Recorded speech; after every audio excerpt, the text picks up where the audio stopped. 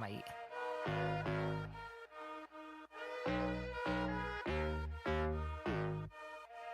Oh, knock knock.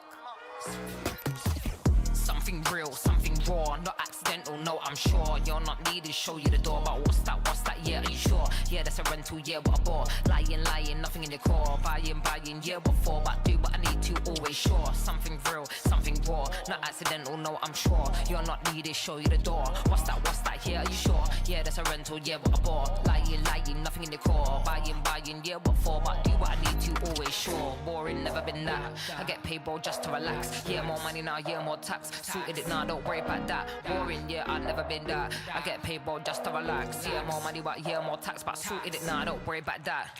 Flexing, yeah, but your soul is empty. Dripping in diamonds, Fenty. Dripping in vibes, got plenty. Got the technique, yeah, like Jet Li. Ow. One little chop like pow. One little hit like wow. Living for the now, live for the sound. Nice for the dollar, but I'm making a pound, yeah. Worry about that. No, don't worry about that. Worry about that. Worry about that. Like, no, don't worry about that. Something.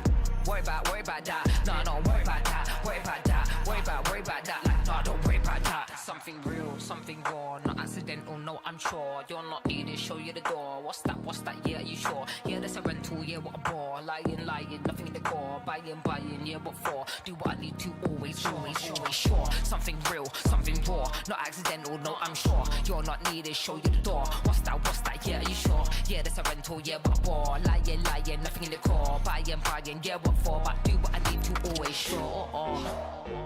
Knocking in the door, knocking in it one time, knocking in the door. Always sure. Knocking in the door, one time, knocking in the door. Knock.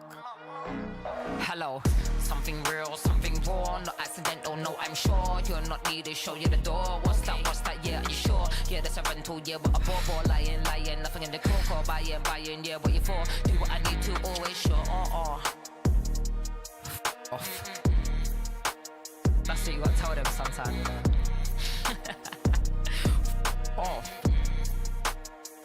See you later, mate. All the best. Something real, something raw, not accidental, no, I'm sure. Something real, something raw, not accidental, no, I'm sure. Nah, I've never been sorry. 1, 2, 3, I don't know who else to be. 4, 5, 6, like they say I can't be fixed. 1, 2, 3, your attention's all I need. 4, 5, 6, don't let it slip. 1, 2, 3, I don't know who else to be. 4, 5, 6, like they say I can't be fixed. 1, 2, 3, your attention's all I need. 4, 5, 6, don't let it slip. I don't have any favorite, just give me any kind. Even if it hurts a bit, I think I will be fine. 24/7, all I do is procrastinate. My lesson. 24/7, all I do is procrastinate. Perfection.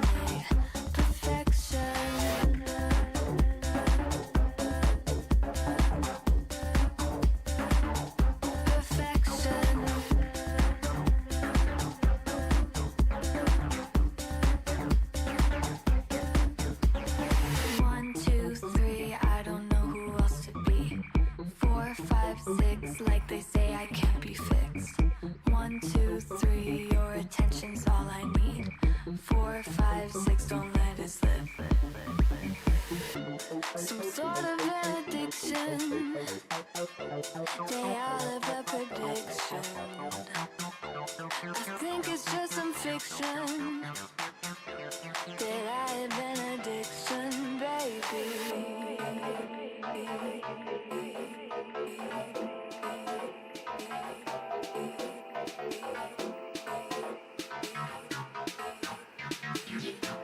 That I have an addiction.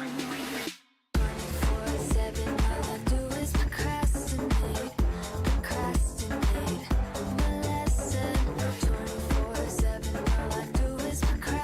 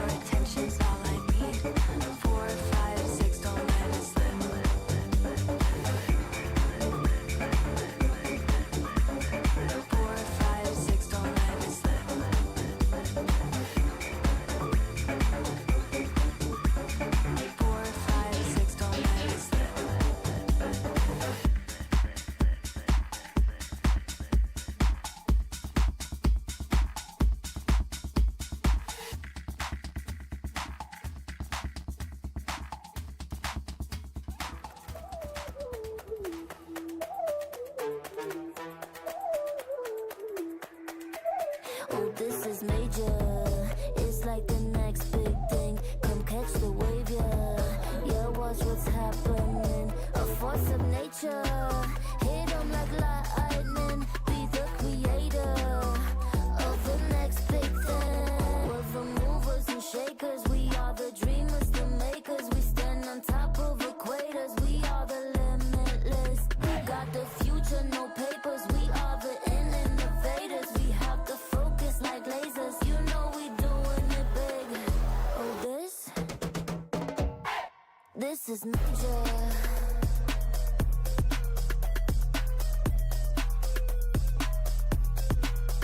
This is major.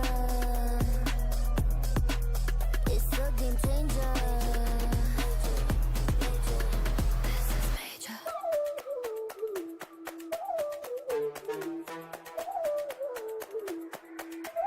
Oh, this is fire. It's like the boom boom pow. Let's take it higher. Like the no now. We're the movers and shakers. We are the dreamers, the makers. We stand on top of equators. We are the limitless. Got the future, no papers. We are the innovators. We have the focus like lasers. You know we doing it big. 'Cause this is major. This is major. We are the movers and shakers. We are the dreamers, the makers. But this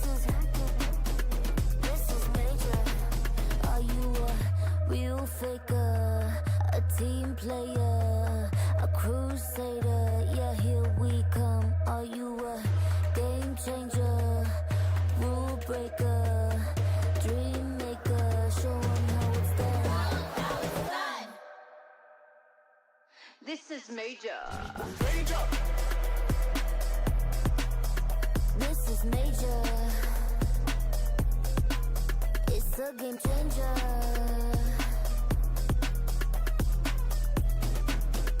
This is major. This is major. This is major. We are the movers and shakers. We are the dreamers, the makers. But this is major. This is major.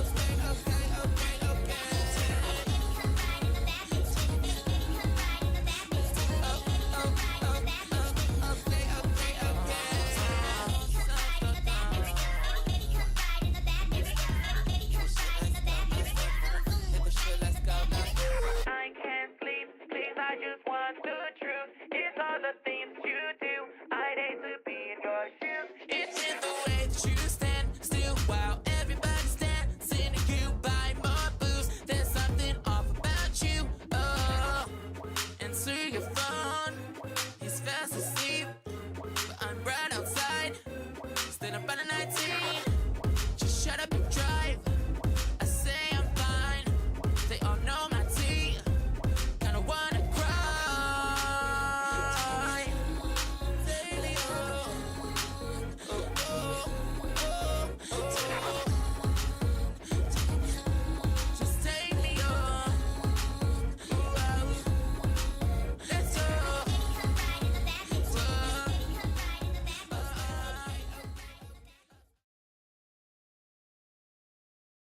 This stream contains fast flashing images that may affect viewers who are susceptible to photosensitive epilepsy and other photosensitivities. Viewer discretion is advised.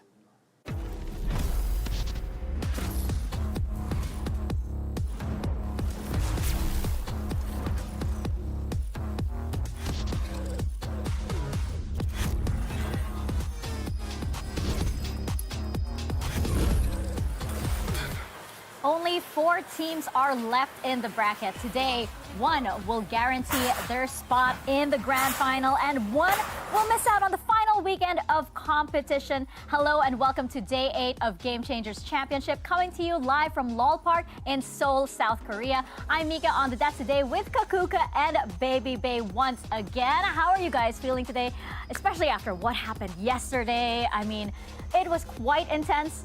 I couldn't sleep. Yeah. You know, I was still thinking about those matches yesterday. I got to the hotel and I was like, what do I do now? Do I go out? Can I? I was like, the adrenaline was so high. I think especially with the first match that we had and everything, and also the showing that we had, like having Konir here as well, and seeing her so emotional to finally make it to that top 4. It was a day. I mean, history was made right there, right? Yes. I mean, that was insane. But yeah, I enjoyed yesterday, and I know today's going to be even better. We got some banger matchups coming. Yeah. But we got to talk a little bit more about what happened on that stage, because it does have some bearing on what's going to happen today, right? Because we had back-to-back elimination matches. First, it was MIBR staging an incredible comeback. The score was 10-2 on that final map in favor of G2 Gozen. What are the possibilities of a comeback? MIBR says 100%.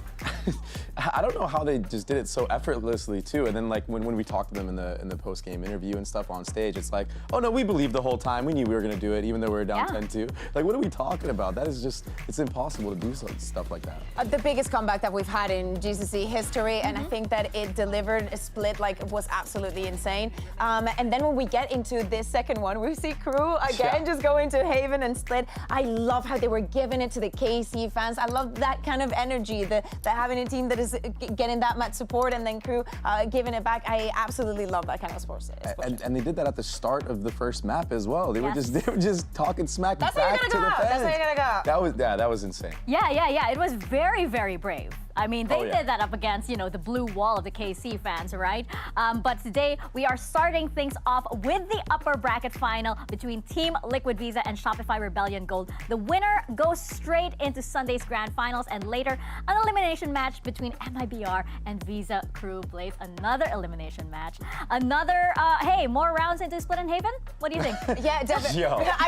Can we jump into match 2 so we can see the map select, because it is definitely possible. Why not? If I see another Split Haven You will. with Crew, What are you gonna do? You shave your head. no, I'm not gonna do that. I'm not gonna do that. You know what's funny? I was actually thinking about saying that, but then I was like, wait, I gotta be careful what I say right now. Yeah. So I won't do that, but I don't know what I'll do. You'll have to think of something that I'll do. Okay, I'll think of something. Okay. Yeah, we'll do something tomorrow. You've declared it on broadcast, so we're gonna come back to that a little bit later. Okay. And that brings us to today's Mastercard fan poll. Do you guys think Baby Bay should shave his head? Maybe. The answer is yes. So let's use the keyword for something else. No, we want to know which team you think you guys, which team you think you guys will make it to the grand finals? Will it be Team Liquid Visa or will it be Shopify Rebellion Gold? Scan the QR code right over there to cast your vote. And make sure you use the hashtag VCT Game Changer so we can feature you on the show as well. You know, those little tweets going on sometimes during the break. You know, you could be on there too. So please do use the hashtag. And of course, we have, as we get into finals weekend, we have some amazing performances and we have one of our remaining squads that will lift the trophy on Sunday, but only one will be the winner of a very special prize, the MVP bracelet, and we actually have it here right now. It's been there right in front of your eyes, and oh my gosh, I'm so nervous right now. It's always been there, guys. Be careful. It's always been there. You're psyching me out. Yeah, be careful. Be careful with It's that, right okay? over here. You might get blinded by that too. Open that up. It's pretty. It's know. beyond It is pretty. beautiful. I mean, Look you at know I that. love jewelry. I have to keep it away from Baby Bay. He Yeah. told You me. have to. You know I He's love been jewelry. crying about Yeah, it. he told me extremely- earlier. Just look at that. It looks Extremely jealous. He absolutely has, beautiful. very I wore the strong one in potential Champs. too. I have not worn this one, but I can tell you, it's Okay, heavy I and need it's to keep gorgeous. this away from these two over here because they have a quite I had a strong chance to steal potential it and I didn't do it. He fine, is the fine. problem. Are you the problem? Hey, Yeah, I mean, listen, you know I love you. jewelry. I got my jewelry on, and I'm jealous of whoever's The answer gonna was, be it's doing the that. problem, it's me. Yeah, I you am guys, the problem. you guys I am gotta the help me problem. keep an eye on this, all right? But and speaking of the MVP bracelet, who do you think are our front runners for winning this lovely, lovely bracelet? So thinking about, especially the first match that we have today, I know what you're gonna say. I know what you're gonna say. Yeah. I'm gonna go with Daiki. I think that she's absolutely insane. What we saw the other day is just cemented what we have seen for the past years. Yes. It was so sad not having her last year in GCC, but to me, the Daiki that I'm seeing, especially the progression that I have seen since the first time that I ever heard and actually paid attention. I remember, I think it was in 2022, and I'm sorry because my memory is not very good, but I remember this, the final that they had to even make it to Game Changers Championship when they literally had to reverse sweep, and, Yes. and she had this Yes. amazing speech that I watched. I got goosebumps and I was like, she's a kid. She's literally a kid. So the years are passing by and she's only getting better. So I would actually really like for her to get that bracelet. Oh my gosh, now I'm sold. Now top now that. I'm sold. Come on, Dre. I'm sold. I don't know if I'm gonna do all that, but I will say I think Noya is gonna be the one that gets this bracelet I because do think that is the Noya- clutch yeah. queen herself. Her stats have been impeccable, and every single time Shopify is down numbers, you can always rely on Noya to bring it back. And I think that that's so valuable when you're trying to get a championship. Yeah, I think that the consistency that Noya has as well, you need to, just a report for you guys, Dre is sneaking a peek at the bracelet right now. So, and he ran away with it, but he's back. It's okay, I fought him. But Noya over here, she is just so consistent in every single match that she plays. And for a lot of the players here, of course, they'll have their ups and downs, but Noya, every single time she's in the clutch, she manages to win it. And the chamber was awesome. I was impressed because I had questions about, okay, what's the operator play gonna look like, or the outlaw play, which is so crucial in playing chamber, and she was killing it. I mean, she answered all my doubts, and I think she looked great on the chamber. I think that the key for me in that match is that so many things were changing. Like we saw KC that changed compositions on Haven as well. Then we move on to Sunset and his ASR doing something different. So seeing someone so effortlessly fit into so many of those needs is what makes her definitely a contender for that bracelet. Yes, I definitely agree. We're gonna have a lot more time to talk about that. But before we get into today's first match, let's play a little game. Let's play a little game that's all about the numbers. It is called Over Under. So we have some GCC stats, and we just have to guess whether the answer is over or under. It's over. Okay. This is right. Yes, this is correct. Over or under, and that's it. And you guys can play along as well. Just thumbs up or thumbs down, and in spirit, maybe cheer us on or something, or maybe you just want bragging rights. Sure, you can do that. And we have our first one up here. Is Noya's KPR over or under 1? Ooh. Oh, I don't know. It would be like Over, one for sure. like It has to be 10, over. one like It 12, has to one be like over. It has to be Has to over. be. 1-9, one Has to be. Oh, should we guess? What did I say? I mean, I'm gonna say you want between 9 and 12, like 1.09, 1.09? 1.12, like between that range. I'm gonna just go straight up 1.09. I don't know why it was so inspiring when you said that to me. It really stuck out. Like, just 1.09. Okay, if it calls, 1.09? okay. Yeah. Okay. You Oh know my what? God, it's under. no You were right about the way. 9 though. Oh yeah. You know what? You were focusing too much on the listen, the listen, second part. listen. Yeah. I think Because the last time that I like manually got my stats, it was before last match and probably was above that time. Oh. Okay. Maybe. Yeah. That's why. That's probably why it stuck out to me thought too, that. for sure. For I'm just making excuses for myself. I don't even know how to. No excuses. We'll move over to the next question we have. Is Vizera's ADR over or under 160? Ooh. Over, 100% over. I think she's top 2. She's within the top 2. But now, That I'm going to give. After the last one, now I'm I like will die doubting on this hill. myself. Today I'm dying on a lot of hills, I'm guys. literally doubting myself now. Like I'm like, yo, after the Noya one, I'm like, oh no. Okay. Yeah, I know that threw Do me I off. really know ball? Like I'm not sure. I mean, you're just trusting me. I'm gonna go You under. want Who am I at this All right, I'll point? go under just to do it. Over. Can we, production, can we do Yeah, I it wanna with over. like 1 or 2? I need to know if I'm right for definitely no reason. Over. Okay, we have over. Next question, please. Is Dodds' clutch rate over or under 40%? Clutch rate. Clutch rate. Okay, Dre, you have to respond. I'm going I under. know what I'm gonna say. You go under. What are you doing? I'm doing under. Yeah, I'm gonna going go under. over because I think that this is a trick question. I understand that having a duelist here is a trick, and you're not gonna mind game me. Oh, And it's oh my over. God. No way, you've I been told doing this you. for I too told you. long. I've been gaslighting too much, You've been guys. gaslit I've too been much. gaslighting too much. No, you're good at this. You're very good at this. Yeah, somehow. I've lost everything. My brain is now just like gone. But have MIBR played over or under 180 rounds? Do not answer first. Flashing Dude, back to Bea, you, you're too good We have to. at Okay, this. okay. Do not answer Okay, first. we answer first. We answer first. let Okay. us. All right. How long was yesterday? I'm going under. I'm I going also think- under. okay. I know they went on this lower You know what? bracket run, but I still think This it's is under. a trick question. This is a trick question. It's like 179 or something. You know, it's like what? What do you? I'm gonna be so all right, wrong. give us your professional opinion, Bea. I'm just gonna say under. Okay. I'm gonna say under. I'm gonna go with All you right. guys. I'm gonna Easy. trust Boom. this. I got. Hey, at least yeah. we're all I'm gonna say aligned yeah. Over. Over. Over. How dare you fail us this time? Why do I have to carry this entire thing, guys? Give me something to work You're the with. smartest She one beat in us this. both. I Give me give up. something to work with. I don't want to play this game anymore. We're just gonna go straight into discussion because this is what we actually want to Chat do. got it right. I know the chat. I know you got it right. Forget that game, okay? Forget that game. We're gonna get into this upper final, and it is a long-awaited rematch. Shopify took down Liquid 3-2 in 2023 to win their first championship. This is one of the most memorable matches that entire year, Bea.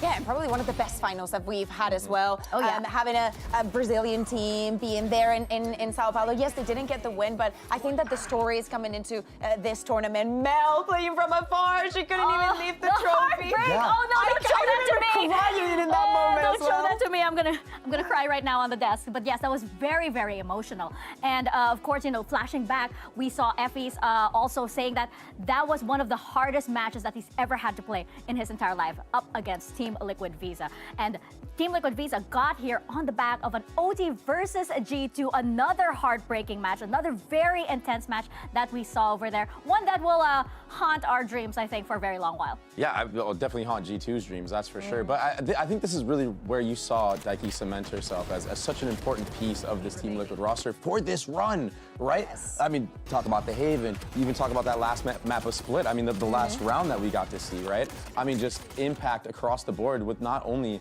fragging capabilities, but utility. A very, very intense match. As you said, they started on Haven, then we got into this corrode, and G2 showed an amazing thing with the Brimstone, all the capabilities that they had, all the different plans. But if something is going to haunt G2 is this round, this 1v3 from Daiki. We see everybody running towards her, being like, girl, you just did that. Absolutely, it is a moment to live. That was a round that should have taken us to the next overtime, but always, I love how Team Liquid is always in charge of their own destiny. They decide how things are going to move. And that composure from Daiki as well, right? To be able to do that, to perform in that way, to take on that match in such a high-stakes matchup in overtime, right? So it goes to show just how much Team Liquid have also matured all throughout their journey. And we're gonna hear more from Liquid as we send it over to Jen Lee and check in with Liquid's Vizera. Hey, Vizera! Come join me over here. Hello. So 2023 Grand Finals. That is when Shopify's dominance kind of started, and you guys had to watch from the opposite side, right? But both teams have new duelists now. So how do you think you'll match up with this version of Shopify today? Eu acho que as duas duelistas são muito boas, mas vamos ver quem que vai ser mais doce hoje. Eu acho não, eu tenho certeza que vai ser a Jelly. E eu acho que a mudança de duelista da nossa line foi um upgrade, e no caso delas eu acho que foi mais um downgrade, então acho que vai dar bom pra gente hoje. Well, I would say that like both duelists are really good, but let's see on the server who is the sweetest. In our side we have Jelly, and on the other side they also have a new duelist. For our case, I think it was an upgrade, but for them, perhaps it was a downgrade. Okay, spicy, but thank you very much and good luck. Thank you. Oh my God! That was elegant. That was That was bold. elegant. Oh. That was elegant. It was bold, but it was elegant. Also, you like we're gonna see who's the sweetest, and, Yes, and we have that's what I Jelly. mean. Oh. No. I like that. The wordplay. Oh, this is gonna be a good match, guys. You can tell already. You know, you have such great IGLs also facing off, right? We talk a lot about Daiki, who is just so talented. She's an IGL. She's a shooter, and in Mimi's words as well, she's the big glue that holds everything together. So she's basically just glue for Team Liquid. Yeah, and big name. Big name. And she's a big name. Big name glue. But yeah, I mean, Daiki was just ridiculous. This entire tournament, by the way, she's leading the stats as an IGL. So again, her capabilities are just ridiculous. The impact that she's having on these rounds, on every single agency she's playing, whether it's the support agents or whatever it may be, she's popping off on all cylinders. In so many of these rounds, you really think it is impossible, and it doesn't even look like she's nervous. She's so calculated. When the tension is very high, it doesn't matter what agent she's going to be playing, she's an amazing supportive character. And I think that for today, she takes everything as a challenge, and she loves a challenge, or at least it looks like it. Yeah, she thrives under that kind of pressure. But I'm also so impressed at the way she's able to like remain so composed, because as we mentioned, she's an IGL, she's a fragger, she's multitasking so many things, and you actually wanted to talk about just what goes on in so many of these rounds. Yes. You wanted to take a closer look at some closer rounds from Daiki. Yes, I wanted to take a look at one of the rounds and on Haven that we saw the other day. First of all, because Daiki is playing the only breach that we've seen so far in the tournament, and she's done it here on Haven. Bear in mind that with the changes and everything, like baiting the utility is even more important, right, baby? Yeah, and breach is nerfed too. Like, yeah, It's exactly. a nerf. So the timings are very important. If you decide to go with a very fast execute, you have to be very convincing, and there's so many things you have to account for, because site is not going to be empty, and especially in a place like Haven, and especially playing against a double duelist like they were doing against G2, things can go a little bit wrong. So let's take a look at this round, okay? It's round number 7, as I'm saying, Team Liquid is attacking, and the first thing that we're going to see is G2 going a little bit of the aggression here outside out the door, and just because we also see the aggression coming from Jelly, obviously very sweet. We see that Akita is going to try and use the hinder and whatnot to get the to try and have some impact, to have to clash both of those duelists, and it's already the scare of like, oh my god, there could be so many of them. So nothing happens here, and this actually kicks in the next gear. You think nothing is happening, as I was saying, but actually somebody's already on site. They are already trying to get the spike down, and it's going to happen just that. Bear in mind, it's only been 11 seconds of the round, and the spike is down. Also very important, they decide to leave Georgina within the side, just leaving this insert. And Petra is actually going to get Jelly down, and they're going to, something that we've seen G2 do a lot, flood the side very quickly to try and just break the tempo a little bit and regain control over the situation. But when we're speaking about Daiki, let's look at what Daiki is doing, because she used her stun at the beginning of the round to help the plant go down over this, I think it's this lane actually. So right now, she's just going to go into garage, and with the information that Georgina is having about the insane amount of noise that is on site, she knows that she's going to be just fine. So within this position, she's going to be able, she obviously makes sure that the corners are clean, and she's going to keep clearing them. And when the spike is tapped, she's going to use her aftershock. She still has a flash. Of course, she doesn't have the stun because of the nerf, but bear in mind what the rest of Team Liquid is doing. Again, this round is happening in an insane pace, guys. Like, I'm pausing this for you, because this is happening within the second. We see 2 players playing for the Hunter's Fury here already. They're safe. So it's just Daiki versus 4 players, okay? With her utility, she's going to delay, and you can also see that she has her ultimate. Round 7, this is her second ultimate of the half. The second one, oh, I can do it too. Second is an 8-orb ult. This is a lot, and she is completely by herself. If anybody pushes her, they have no way of like stopping it. Well, maybe Bizarra can be on the helping side and just playing the rest of the round. The way that they are so comfortable in making this kind of plays, this is such a strong call, and you have to be very decisive with it. You know that the score is very evened out. The G2 is a gun where when they can purchase, when they can have those guns, and using this ultimates in this way, this is the kind of rounds that help you snowball and evolve into the half. And this is the kind of leader that you want on your team. I mean, making that read in the first place to just go instantly B and plant the spike like that, and then just play for your win conditions with all that utility, that's where the poise is, that's where that veteran experience is showing. And that's why Daiki is leading this Game Changers with #1 stats. Yeah, and the ability to be able to inspire all of that in your team also. Like, she's leading, she's doing everything that you mentioned. Thank you for that round breakdown, by the way, Bea. That was excellent example of how Daiki is just able to inspire such confidence. She's like, it's okay, guys, do your thing because I've got this. And they know 100% that she will come through. You have to commit. Like, sometimes the calls, and you know this as well, sometimes it might sound a little bit outrageous, and obviously things are going to happen in the round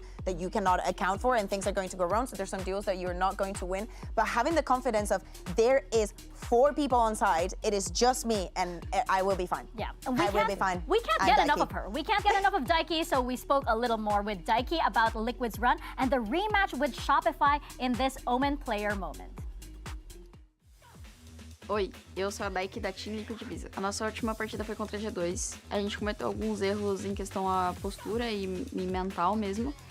São coisas que a gente vai tentar consertar para os próximos. A gente teve algumas surpresas, na verdade, não foi exatamente como a gente esperava. Nós já imaginávamos que elas iam ficar com o Hold, mas a gente conseguiu dar a volta por cima, a gente tem uma split muito boa. Eu acho que poderia ter sido um placar diferente, mas é algo que a gente já estava esperando para esse campeonato. A gente passou por muitas situações que fez a gente se tornar esse time tão forte. Eu acho que a gente está preparado em todas as situações para poder levantar o troféu. A monster this game. And Daiki needs to deal with her and the young superstar Nikita. Daiki! Agora a gente vai jogar contra a Shopify. Eu tô muito ansiosa pra ter uma revanche contra elas, que ano passado eu não consegui chegar no Game Changer Championship, mas agora o nosso time tá pronto pra bater nelas dessa vez. Vai ser muito legal encontrar você de novo, Mel. Eu sei que a gente joga um pouco diferente, vamos ver quem vai ter a melhor leitura nesse jogo. Salve Cavalaria, muito obrigada pela torcida de vocês, muito obrigada pelo carinho. Tem uma tropinha aqui, mano, torcendo demais e dá pra sentir um pouco da energia de casa. Então, muito obrigada pra você que também tá se acordando cedo pra assistir a gente. Um beijo.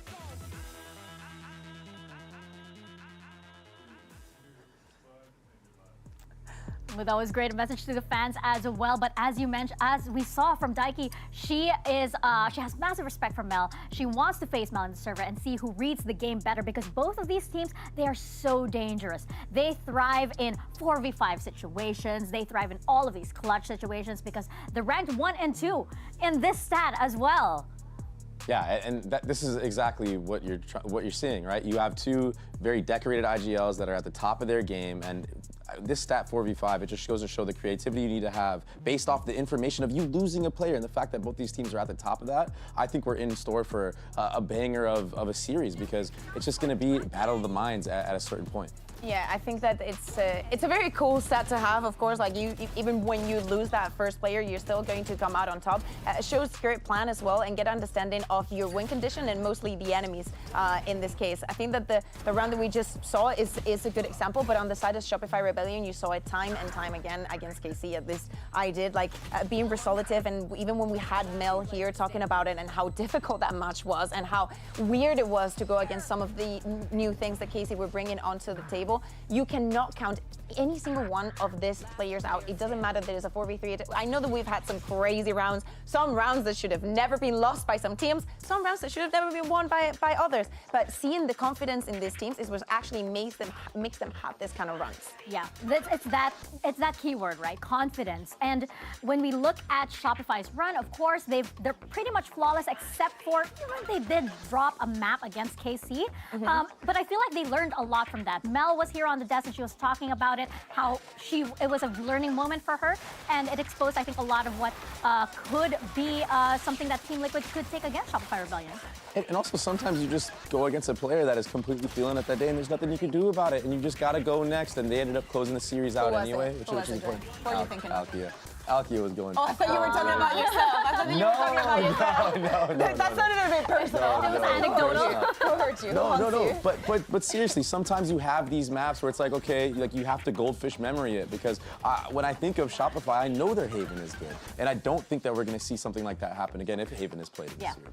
I agree. I don't think Shopify Rebellion are going to let that happen twice. Not especially for this series. This has a lot in terms of like historically for GCC, but also who the winner of this match will of course advance into the grand finals. They want that extra day. They want that extra day to sit back and the double watch ban. their opponent. They want that double ban. All of the advantages coming in. So for sure, Shopify Rebellion, they need to know that this match definitely is going to be an important one. And I want to hear more from them. Let's send it back to Jen Lee and check in with Shopify's Sarah.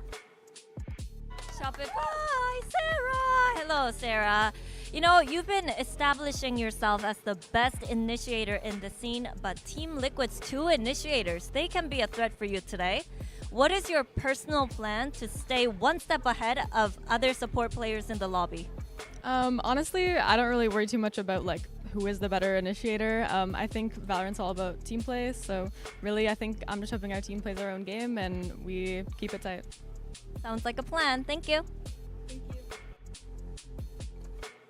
Thank you very much, Jen Lee. I will have whatever Jen Lee's having. I will have whatever she's having. But hey, maybe it's just the vibes coming out of Shopify. Perhaps she was like, you know, oh, this is infectious, whatever it is, because they do have that effect. And a big part of that is Mel, for example. Mel, you know, she has that aura for her team, and she was also shooting this week. There were 3Ks all over the place. Dre, you blinked and you missed so many of them. It just seemed like left and right when Mel was getting active in the server. It was 3K upon 3K upon 3K. And I think that's why this matchup is so cool, right? Because you have 2 IGLs that have the capability of firepower as well. But also, I mean, Mel's just a legend in the game.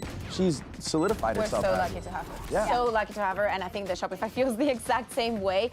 We've seen them in so many situations, and it feels like Mel has everything under control. I was seeing her in makeup earlier today, and she told me that she was, you know, not as nervous. She was obviously very excited, but I feel like they're in within their comfort, and I think it has to do a little bit with what Sarah was saying. It's not about what you're playing in the server. It's actually all of you together and what you have been building throughout such a long time. And I think that with Mel, that is exactly the situation. I also love the fact that she really warms up into the games, and when things are getting, the pressure is getting to you, when you're going into that map number 3 after losing the Haven, she brings everything together and starts having those individual pop-off moments. Yeah, it's so important to see your IGL going through that reset and going through that kind of grounding moment to be able to reel back and say, no, we've got this, look at me.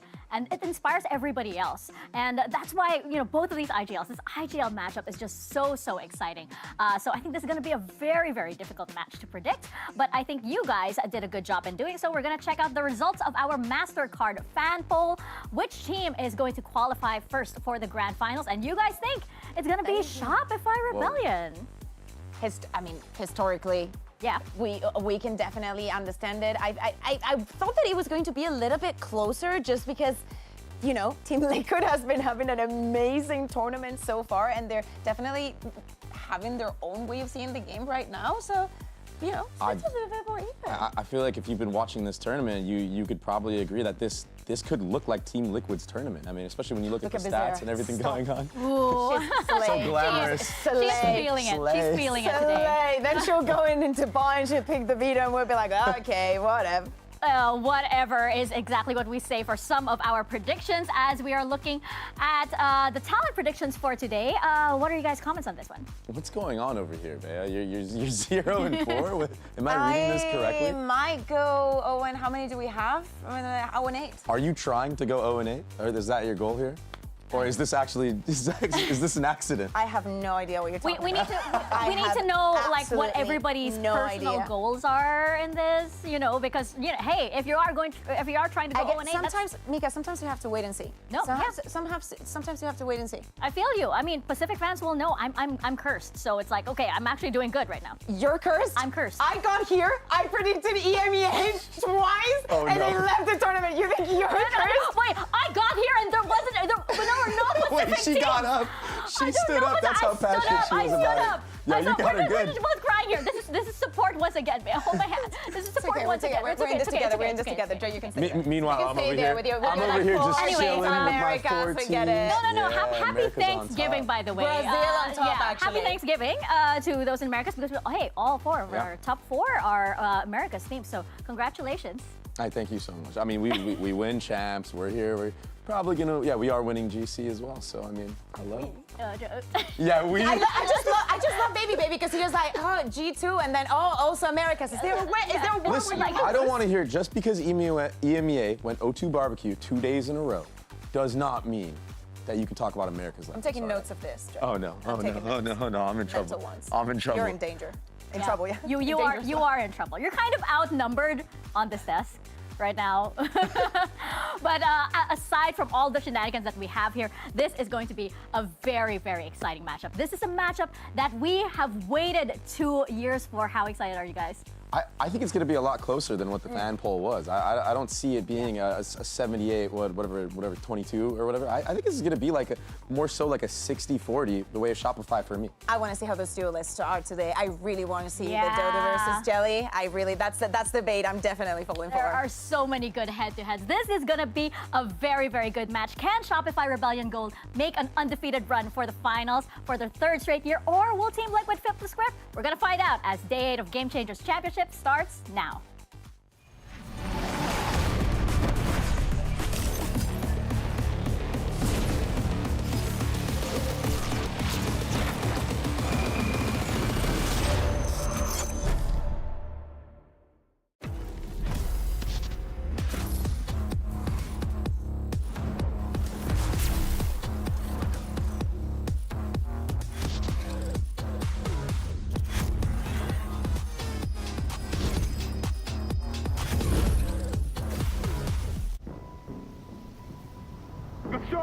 Is lethal. I mean, look at her! She has been the salvation. It could just end everything. Right now they're contacting into SRN. You just can't do that. It's falling to pieces. MIBR deliver a fatal blow to G2's year with the best comeback we've seen this event. Ter ganho a medalha 2, eu acho que foi algo para me provar para mim mesma que eu consigo, eu acredito realmente que tudo está na mente. This team, they had no business winning this game. Zero.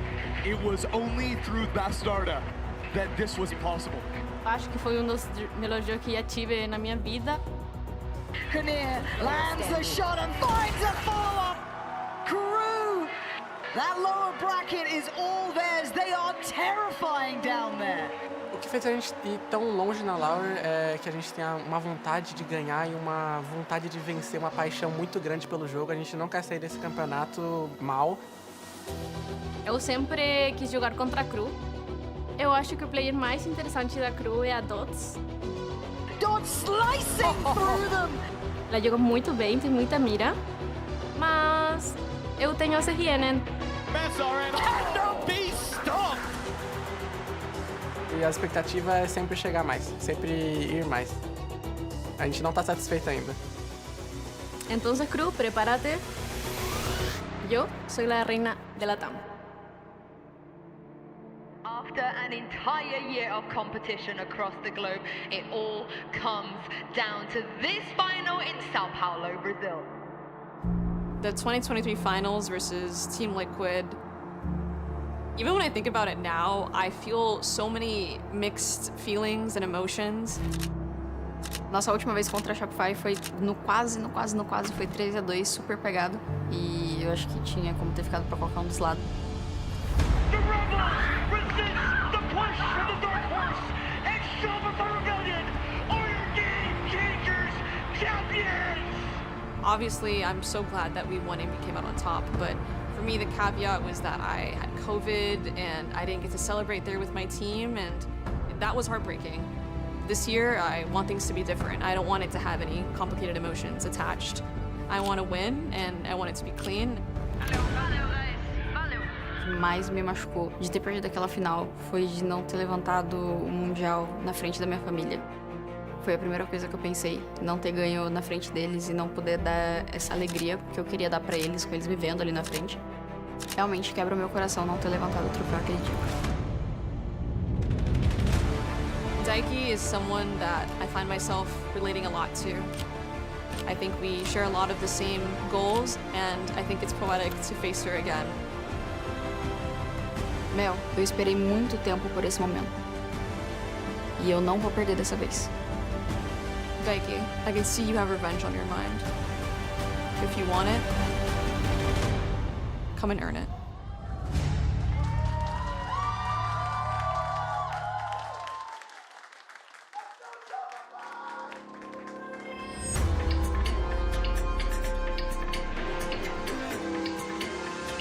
Don't get comfortable, 'cause any minute now.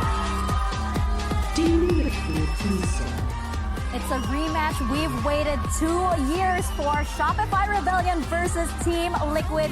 One of the most memorable matches we've ever had to date was the grand final of GCC 2023 in Sao Paulo, where Shopify shut down Team Liquid in front of their home crowd. And now we get the teams facing off for a ticket to the grand final here in Seoul. Who is going to take that first slot?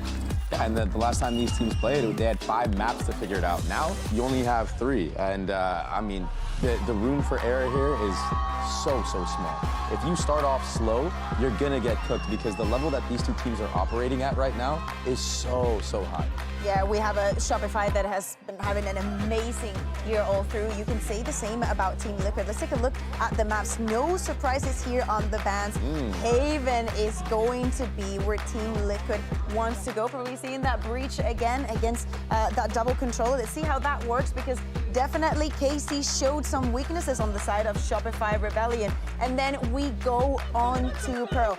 I seriously cannot remember the last time that Shopify Rebellion lost this map. If they have ever in Game Changer. I think that in Game Changer Championship they might have not even lost it ever. I will check before that map. I'll let you know, guys. But it is a staple, and I'm actually happy because ever since we got here, we haven't seen Pro, right? Like I don't remember.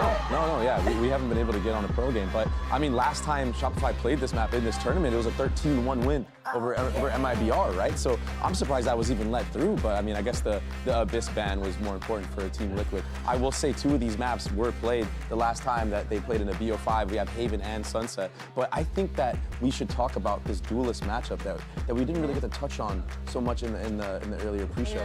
Who are your favorites? I think these duelists, I'm not favoring either one. I think they're so similar. Both duelists, they're not these playmakers that go crazy and out of their way to carry. They actually entry for their team and let everybody else pull the heavy weight. So they're more of the gravity of the situation. Good yeah, tools? Yeah, exactly. Like they're the ones that create all that space for their team to be able to close out the rounds. And I have some cool stats. Dodonut, 17 and 18, first kills, first deaths. That shows selflessness, right? Same thing for Jelly, 16 and 17, first kills, first deaths in this tournament. So they're so similar, and I think that operator play from Jelly, though, could be what distinguishes them apart. Yeah, Jelly actually loves the operator system right now. The player that has played it the most in the entire tournament. So let's see if we are going to see surprises as we jump into Agent Select here onto Haven. Shopify Rebellion is going to start from the attack. What do you think, Dre, are the keys to having a good attack on Haven when you're playing with the double controller? Hey, well, first of all, how do you control properly? Hey. Well, first of all, don't let Jelly pop off like Eskia did. But I mean, we gotta say, I think this double controller is so good at dealing with breach utility specifically. We saw it yesterday with Crew, right? And I think that Shopify is gonna learn from their mistakes in that loss to KC. And I think they're gonna come out really strong here on this attacking side. Because once they do get the spike planted, you have all that utility to kind of like stop the flood from the breach. I want to see if that is going to come into fruition. There's reasons why we do not see the breach so much. We were speaking about the double initiator for the side of Team Liquid. Sarah was not scared at all, and I don't think that Shopify is going to be overall. Yeah, I don't think so also, but let's get this upper brackets final started and send it over to your casters. It's Mimi and Ender. These two teams on the stage have only squared off one time before. That was 2 years ago in Sao Paulo, a 5-game epic for Team Liquid, almost a reverse sweep for Shopify Rebellion, the beginning of their legacy. The sick game from Mel, kill records were shattered, but we are now on this stage for a shot in the finals. And it's so sick to see it, especially considering that Liquid didn't even get to be there in 2024. They went from a finalist to watching from home. But now their opportunity for not only revenge, but to make another final. It's huge stakes for both these teams, and it's interesting too because each of them has something new. Two duelists that are brand new from that last series facing off on each side as well. In what is bound to be the most important match of the year for Team Liquid, for Shopify as well. The stakes are truly huge here to get a fan advantage into the grand finals. And also immediate birth. Those two teams down in the lower bracket are looking real mean right now. So let's start and kick things off between Team Liquid Visa and Shopify Rebellion here on Haven, the battlefield for game number 1. This is the map that Shopify lost. Their first loss in a map at GCC since that final against Team Liquid. What have they learned since? What have Team Liquid learned as well? Choosing to start things out here with their map pick, Shopify Rebellion. Opening up into mid where there's just an alarm bot and a nano on B. And it's a very open site, but this is a Liquid comp that excels at the retakes, especially bringing this breach in. Yeah, drone into garage while Alexis was left front B. Team Liquid have plenty of firepower here, but choose to fall back and play a little deeper on that C site for the time being.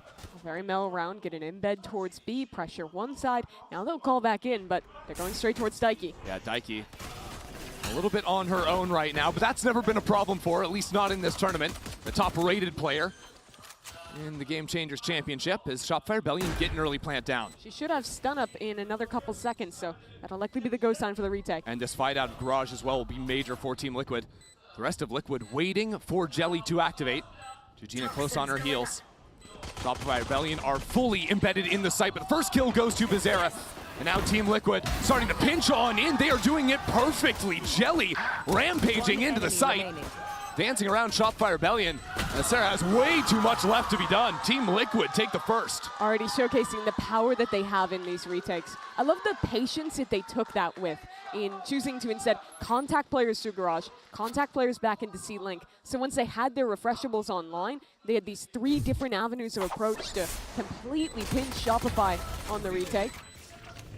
I think Jelly, too, has a couple of lethal shots, playing off a stun and a flash. We're just getting damage down onto those other side anchors.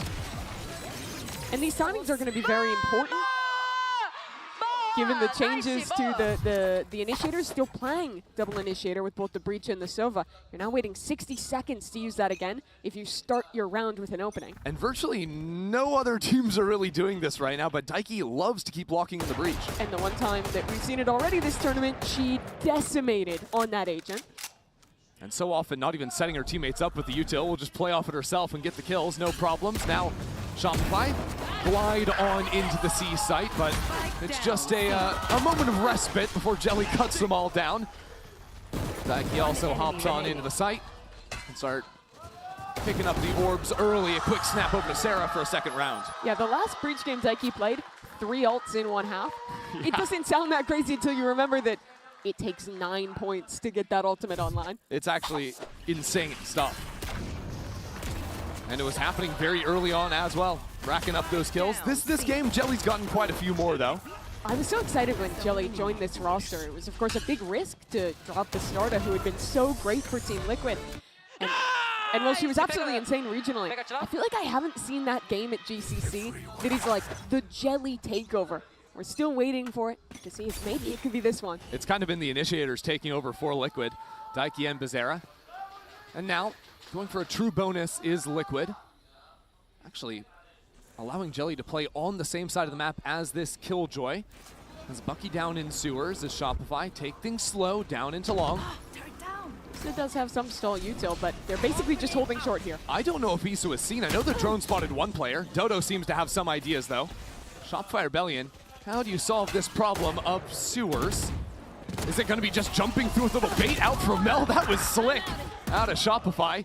Love seeing the on-the-fly calling from Mel, and it nets them a free sight. That's the stuff that Shopify always impress you with, how good they are at freezing, coming up with that next stage of the plan with very little time and still having such high-level execution.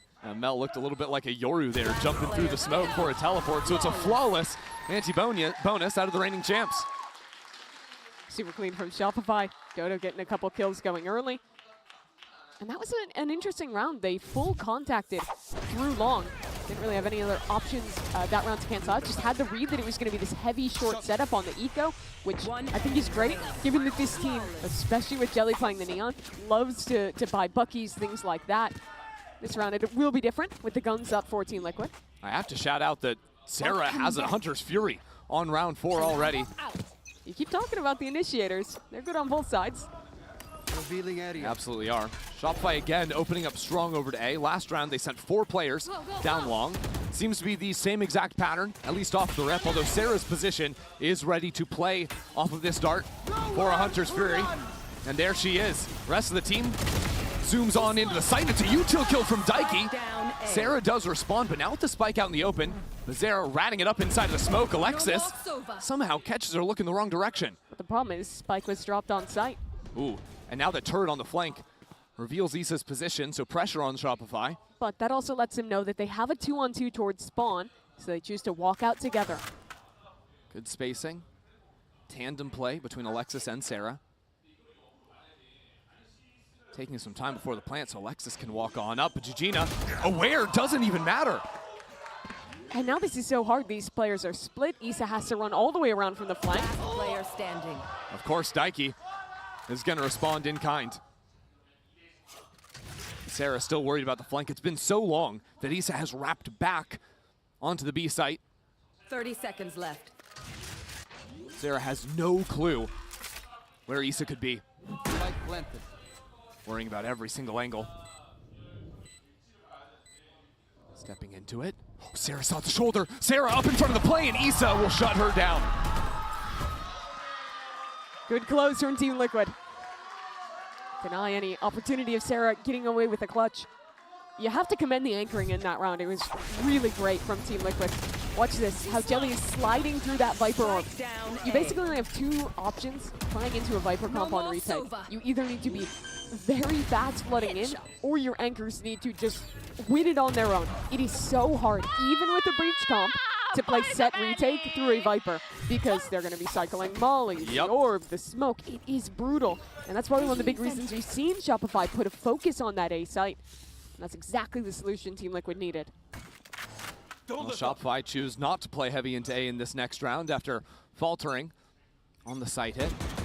Instead, open up down towards C. Gina does like to play this high angle and is punished for it. That Guardian, Sarah was just tracing the bullets back at her. Does Team Liquid want to reply? Make a play. It'll be Jelly. Walking into A lobby. And getting in front of this play too, because Alexis got the lockdown. Jelly, beautiful shot. Now Liquid don't have to worry about the wall, don't have to worry about any of that Viper util in the post plant. So Shopify walk back B, but Daiki's still here on the tight angle. And has a stun ready to go. Dodo up in front of it, just jumping around. Daiki under immense pressure and is somehow still alive. Finally shut down by Mel. Go, go, go. Jelly in the back of sight. Spike planted. Could still be a problem, but Shopify drop down a smoke, teleport on away. They're going to play fully off. Yeah, 4 players in this post plant. Alexis still has mollies. This is now nigh impossible. Deploying drone. Drone sees both. Dodo's already fast on the flank. 1 enemy remains. And now these swings come in. 3 kills out of Sarah. So what, the Hunter's Fury in the last round, now she's just 3 off again. You saw Mel laughing. She swung backside off of that stun onto Daiki. I thought she got the kill, had to go back in, but this is how that round started. Like you mentioned, a very common angle for Gigina to take. Doesn't work for her this time. Instead, it's a fast pivot in. Shot by Rebellion. Sarah Frax, you are so good. I agree. Pretty good assessment. That's kind of the prevailing opinion of most people. Many people are saying have this. watched at least one Shopify game. Well, Team Liquid on an eco, so Jelly gonna rip that ultimate. Gigina up into mid window as well. Very good counter utility from Shopify. Yeah. And now calling away from this aggro that came fully on the right-hand side of the map. Shopify should realize pretty quickly that there is just a turret blocking their path on C. And I think Jelly's going to time out on this ult before she becomes any threat now. Look back at spawn too, where Noya is playing, fully guarding against the flank. And, well, some return fire does give Liquid a gun now. Dodo trying to turn a fight forward. 3 players from Shopify deal with the flank where there is a drone. Jelly has that rifle. If anyone's gonna do it, it'll be the new duelist. Back up the site, Dodo is still hanging out, by the way. Team Liquid wasting so much time, and that's a rolling thunder, hitting no one. Shopify melt the flank, now can turn around and deal with this spike. There's smoke down on it. There's a stick going on through, it's not gonna be in time, hold on, they have to kill the planter, and they're not gonna do it! Liquid defuse the spike in front of 3 players. A truly disastrous round for Shopify as Liquid just hold 4 and win. And it looked like it was going so wrong for them. Dodo alone on the site had created enough pressure to force Daiki to feel like she needed to use her breach ult on what turned out to be absolutely no one. Shopify even won the fight on the flank. But that's the thing about playing offsite C when smokes are alive. Sometimes your spam just doesn't hit. Yep, and the dart was just a little bit delayed. I think it was just coming back off cooldown for Sarah. Part of the reason was Liquid was so aggressive to swing back in, and I'll talk of aggression. Gegina will get an in-bed down C this round. I'm out of here.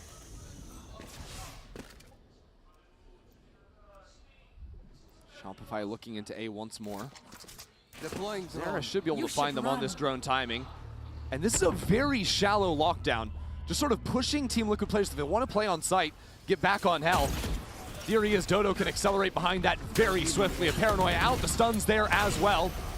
Dodo, a little bit delayed though, and Bizarro's gonna hold it down. Mel not wasting any time as Gegina ults onto the flank. Hold on, Team Liquid have fully surrounded Shopify Rebellion.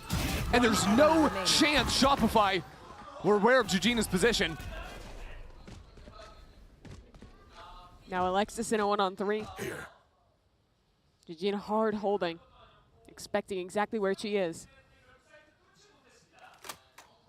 A quick thinking out of Gegina. Strong hold of Bizarra. Has essentially secured the spike for Liquid. And Alexis is down.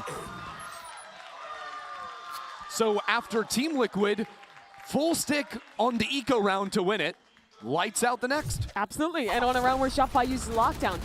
I think the crux of this round is, again, first off, how fast that kind of rotate is able to come in.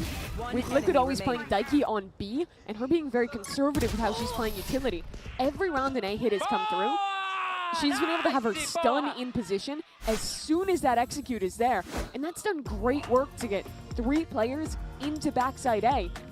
And the spacing for Shopify, because those players front site were hit by a stun, meant it was literally only Dodo trying to fight backside. And as soon as she loses that, there's really no way to win out. Yeah, and that's what I'm wondering, what actually happened to slow Dodo down. I know there was a breach drill coming through, but she had both those players back default stunned. Like they couldn't go anywhere behind the lockdown. Chose to slow it down and path to the left side, at which point, all of a sudden, Bizarra's unstunned. She can turn around and deal with Dodo easily. And while all that's happening, the chaos of the stun, that TP comes in, so Shopify will call a timeout here. Plus a couple of these rounds for the A flood retakes. I think what's alarming for Shopify is that their A hits have been so unsuccessful, even when they're virtually uncontested in a lobby. Sure. Usually, if you can get the A lobby space, it makes it kind of a breeze to take A. But I think the trade-off that is being made for Liquid by playing 2 anchoring on A most of these rounds, plus the breach with fast rotate, is that mid is a gap, and that is what Shopify is going to try and look at here. They had a lot of success on those late B hit rounds. Wow. Teleporting up forward with the sun on an anti-eco, getting wild with it. Cover going out. Team Liquid even dropped down the one way, so Shopify move on to B. Bizarro might have seen something. Shopify certainly did. Not going to dissuade them though. Dodo Nut stuns on through. Gets ready on the left side, and this position back in Gong. So difficult for Shopify to find a solution to, and with this type of weaponry as well. Not going to be able to come up with anything here. That's a round where it's just to find if Dodo can get the entry on the Gong player or not. Unfortunately for Shopify, she doesn't get the kill this time, and it's Bizarra who does a great job of holding down that space. I like that Liquid were trying to change something out of that timeout. I think it was a pretty solid read to think Shopify could go for that faster C hit. I've been very impressed with how much Daiki has grown with her calling since the last time she attended a GCC. If you remember back then, that was her second ever tournament after attending Berlin. She was one of the youngest IGLs at the event, and despite that, brought her team to such great success, making that grand final after having top 3 in their inaugural tournament. And that growth has only really continued since missing last year. I mean, at this point now, she's just a household name, too, being able to fight back, be the #1 squad again, qualifying out of Brazil. And she talks so much about the impact that it had on her to have to really assess herself as a leader, to think, am I being the leader I want to be? Am I being harsh enough on my team? Am I pushing them to the amount I need? Her assessment is that she wasn't, but that's been her focus this year. Being a better leader, being a better teammate, to bring Liquid not just back to GCC, but to try and come back for the trophy they couldn't get in Brazil. And to square off against Mel. The IGL in Game Changers. Once again, now it's Mel being tasked to find the answers after a difficult start to this series. Liquid have loved these C embeds. They've done it the last 3 rounds, and thus far Shopify are yet to test. And it's because they can play Killjoy on A, they're never fighting over there, so good forward information. And Jelly's operator repositions to garage. Dodo might walk right into it. There's going to be a drone, though. And no one to break that, so now Jelly in trouble, trying to sprint away from that one. A good counter stun out of Daiki actually stopped Shopify from taking any space behind it. So now the problem for Shopify really is they're not hugely threatening this garage take because they don't have C-long control. Yeah. Now what they can do is they can go ahead and break that Killjoy turret. It's very deep, though, so they can't even hear the turret at this range. Issa, of course, is just playing off-site with a lockdown ready for the retake. Zero does have the ult to counter that. That would be her second of the game. It's actually been sitting on it for a couple rounds. But we'll see if Shopify want to finish A. They still have this B embed to call back into. Exactly, and the B embed probably ends up trying to break the lockdown if Sarah couldn't for whatever reason. Still an alarm bot in front of Alexis. And here we go. The counter of the ultimates, trading it out. Actually, Bizarro looking for some return fire. And Eugenia now teleports into window as Mel snaps it back over to the B site. This is a mental round. Pivots on pivots. Mel trying to call some circles around Daiki. But the smokes are dead, Christy. That's the difference in this post punt. It'll be so hard for Liquid to get back in unless they can retake Garage, give themselves a second angle. And Shopify are going to have Garage control. Dodonut guarding that for the time being. One way onto the spike. Dodonut comes out to the open. Alexis holds down the line. Team Liquid have to check into her, and that is not an enviable position. Shopify Rebellion bounce right back. Such a great call from Shopify. They seeded that idea so early in the round, getting the deep embed for Alexis. And the extra layer, I think, is after the lockdown goes in, there's another tap from Mel on the spike to further sell that. Only then she calls this TP. It's also, Mel can go for that TP because she knows where everyone on Liquid is, because the rotates are heard by Alexis, and then you also can see the Hunter's Fury and the lockdown on the minimap. But there was almost a solve for Liquid with Georgina's TP. Unfortunately, instead she died for it, and well, now the roles reverse. Already, Jelly on 9 HP to start round 10. And this is the game plan for Shopify, juggling back and forth between the lurks from Alexis and Noya. Ooh, this is a rarity, though, that Noya's all the way down in sewers and wasn't seen by the early dart.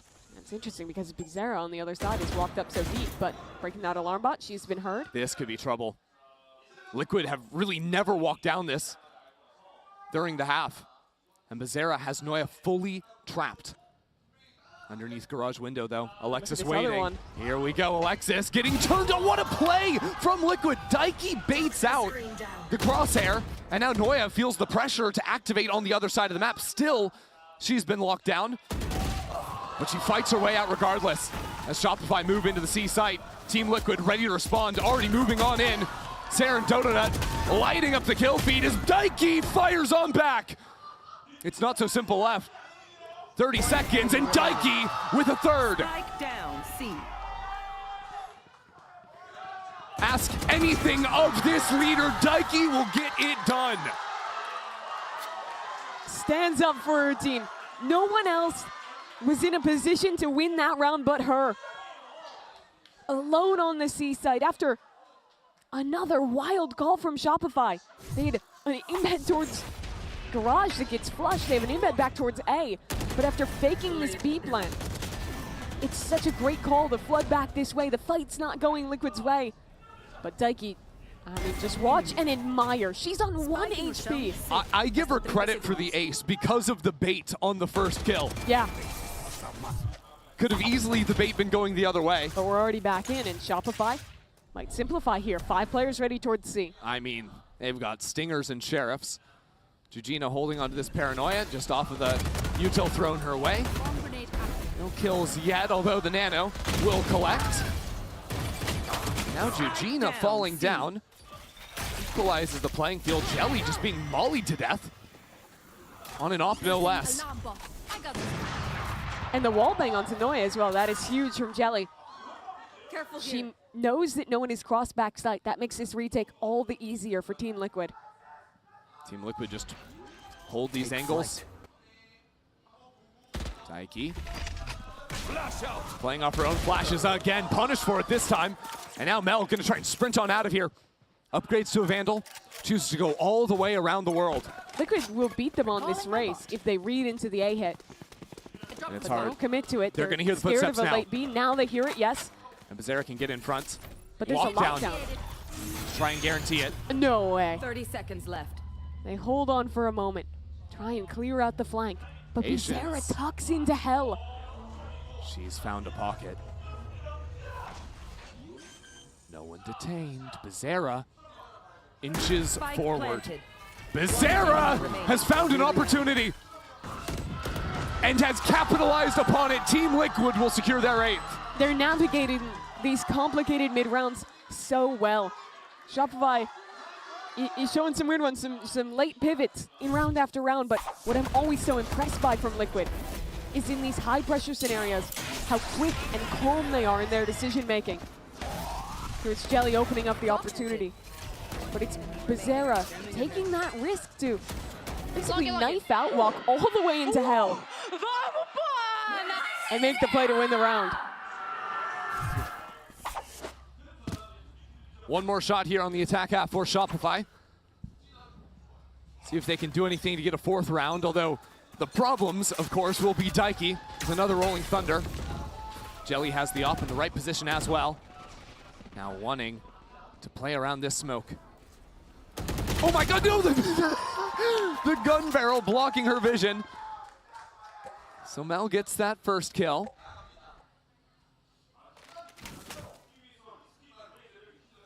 And Shopify hold. They freeze for now. They already have their B lurk that they wanted, but the biggest problem is, again, Jujina with a very forward embed, which means Team Liquid are very happy to stack heavy towards the BC side of the map. Or BA, rather. Yeah, as long as Daiki can float around here with the stun online, with the Rolling Thunder ready, can activate quickly. Now Jujina ulting over onto the A side, chooses to cancel while the plant goes down. Spike planted. A smoke onto the alarm bot. Again, Jujina is the crux of this round. Oh, that's so good. Getting past this will be fully unexpected. No one heard the smoke go down, but Mel is in a good position to hold for it. Rolling Thunder onto the site. Not going to accomplish too much yet. Jujina is right on top of this turret. What can you do, Jujina? 1 kill to start. And now with Becerra pushing on through A, Team Liquid making a go of things yet. Getting nasty inside of the pit as Alexis secures a couple of kills. Issa looking for half. Issa will fall, and Shopify take 4. Liquid make the right choices in how to navigate that round, but it's Alexis's actions in window that break Shopify back out. Alexis having an incredible game, 15-7 in a losing half. Yeah. And we're gonna have plenty more coming up after this break.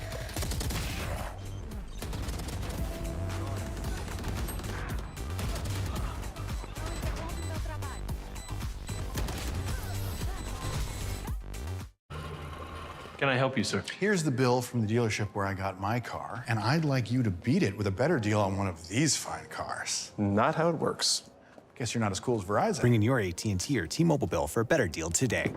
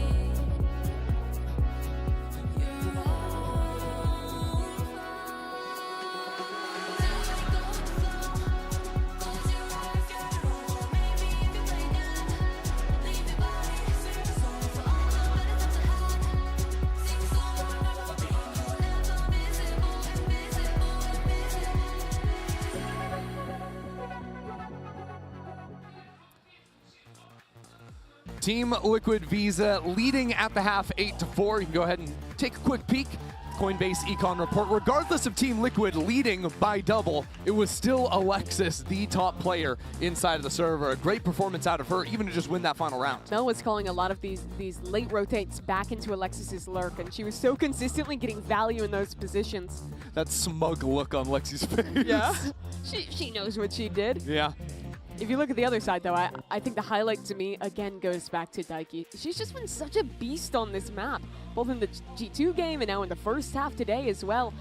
No one else is playing Breach, and no one else is playing it as well as she is. And her calling, too, responding perfectly in this defensive half, which is crazy because it was the attack side where she dismantled G2 Goes in 13-3 a couple days ago. But now it's her turn to show us why they were so good on that attack against Gozen. See if they can close out this map. The map that Shopify hadn't lost in GC until Karmine Corp humbled them the other day. Not a perfect run for them, but still, yet to lose a series ever in GCC. Alexis has a little gap to play with, and the alarm bot reveals Alexis. Now, on the other side of the smoke, 1-for-1. Is all still secure. So C is open, but Shopify were pushing heavy through on this flank. Yeah, Daiki can call from death and choose how to play this out. Not going all the way into A, thinks it's a little risky. And that's a good call with where Sarah's playing from. The weak side will be going into these two players, but can the three turn attention and give an opportunity to Sarah? Paranoia to stall. Now the cover falls. Jujina can get back into it. Mel into the site. Shopify moving on forward. And now, without that player backside, it would just be Jujina.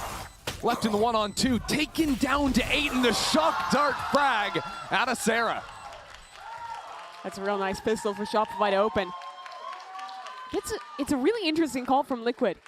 Immediately full contacting into Garage, walking through that smoke with 3. But unfortunately for them, Alexis is just sitting, waiting on the other side. And upon hearing that alarm bot gets broken, she gets a little suspicious, finds her.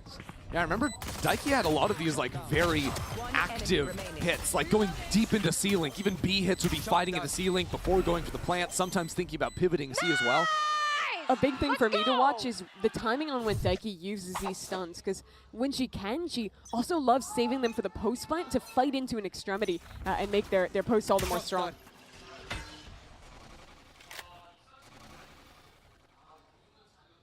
Dodo on the high line. Yeah, not too bad. Well, we just saw the stun come down, but unfortunately for Liquid, I don't think it meant anything in the context of this round. A bit harder to follow up when you're just getting shot from on high. Yeah, go farm a few more. Why not, Dodo? Not too shabby. Noya's going to secure 2. And now Shopify only trail by 2. One of the biggest differences between this series and the last time these teams played is, of course, the obvious one in having new duelists for both squads. But one of those players is tested. Jelly, she made a final against MIBR. Sure, she was playing Initiator then, but has been here, done that. Dodo, well, she's highly experienced, has a huge history regionally in North America. This is her first ever GCC, and she has the boots to fill of Flo, who got 112 kills the last time these teams played. Sarah pushed away by the early flash. With Team Liquid taking their time, Shopify have crept down mid. Deep turret will spot the advance. So Shopify are just going to take their time, hang out for the moment. Oh, Dodo's going deep, but the alarm bot will shoo her away. And now they come fully away. Expecting Team Liquid maybe to go back into mid, use the drone to make sure no one has stepped up in front of window. Little do they know. Shopify expect it to be a C finish, but instead it's just a slow contact up A. Sarah just holding this dart. As soon as smokes come down, she can chuck it out and look for a couple of spam kills on the approach. And here's that drone into mid, like mentioned, just using that to sell a little bit more of a re-clear idea. While the rest of Liquid were thinking about popping into A. I think they're a little paralyzed right now because they didn't actually see any players in mid, so now A in theory could be stacked, but with 30 seconds left, they're forced to fight here anyways. 30 seconds left. Full heave of utility onto the site. Surprise, nobody's home. Apart from Sarah up heaven, looking for those spam shots. Daiki and Issa both taken low, and the shock dart again! Sarah's utility, always a sight to behold. Now gives Shopify the advantage in the bonus. But no way to stop that plant. And even down numbers, Team Liquid have a strong post plant. Counter stun. Keeps Shopify at bay. But as soon as the utility goes down, the stun and the paranoia opens up the entrance for Alexis.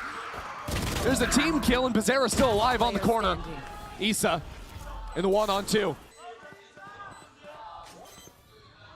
Issa is taken out of the picture. Alexis with a beautiful round. Kills 3.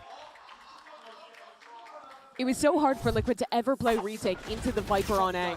But in this comp difference, it becomes a lot better, even with not amazing utility for Shopify to win these, because they consistently have that orb down that is breaking the normal crossfire swinging in from default to help your players towards spawn. When you have the lineup of the Viper Molly as well, it makes it way easier to segment off these players, and Shopify do a beautiful job of just flooding out together and overwhelming. So the lead is gone. Team Liquid now on to an eco. Not the best scenario for them, losing that bonus. They're going to try and simplify, just slam it towards B, see what you can do. I don't think they're actually sending it in here, trying to sell that fake hit with a teleport away. Now move on into Garage, where the benefit of the Viper Wall is you can just play so heavily for backside. Hunter's Fury from Sarah. Sarah has a great angle on that from cross map, so it's another utility kill. Shopify fans getting rowdy here on the anti-eco. But as this comeback has come to fruition in the second half, there's plenty of reason to be proud. I think it's already been proven that Sarah is the best initiator in Game Changers. Yeah, best Sova, period. When she was playing as well as she did at the last 2 GCCs where her squad lifted a trophy, and she's continued that here at this event. It's 3 util kills in this half. We haven't finished 4 rounds. Yeah, kind of ridiculous. Kind of ridiculous from Sarah.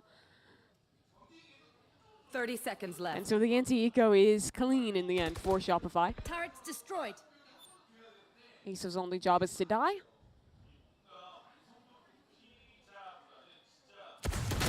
Variable removed. He's has different plans. She'll die eventually. There we go. Of course, it's going to be Sarah to get that last kill, the finishing touch.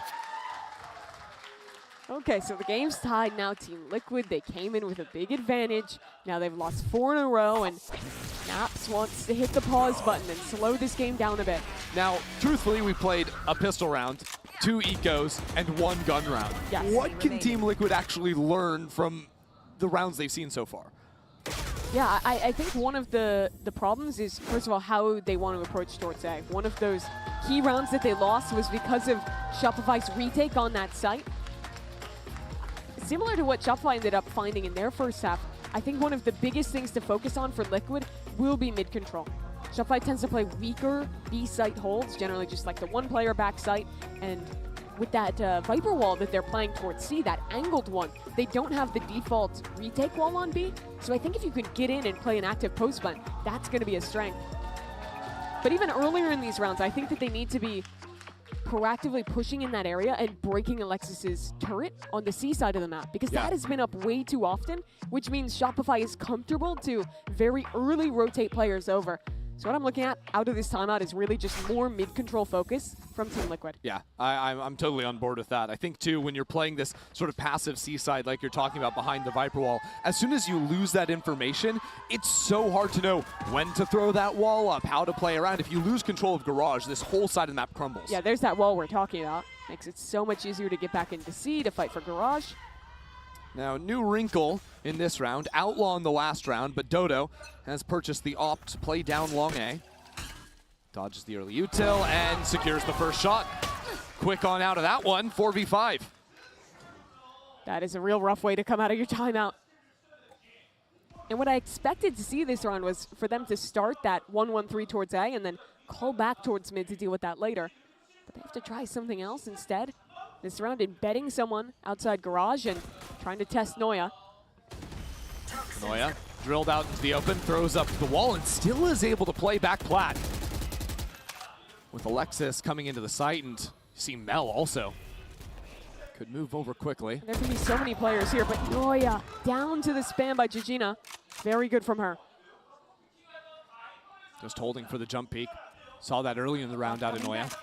But Alexis has taken her position. Mel has shifted over. So still a double site back hold. But importantly, no Viper wall available.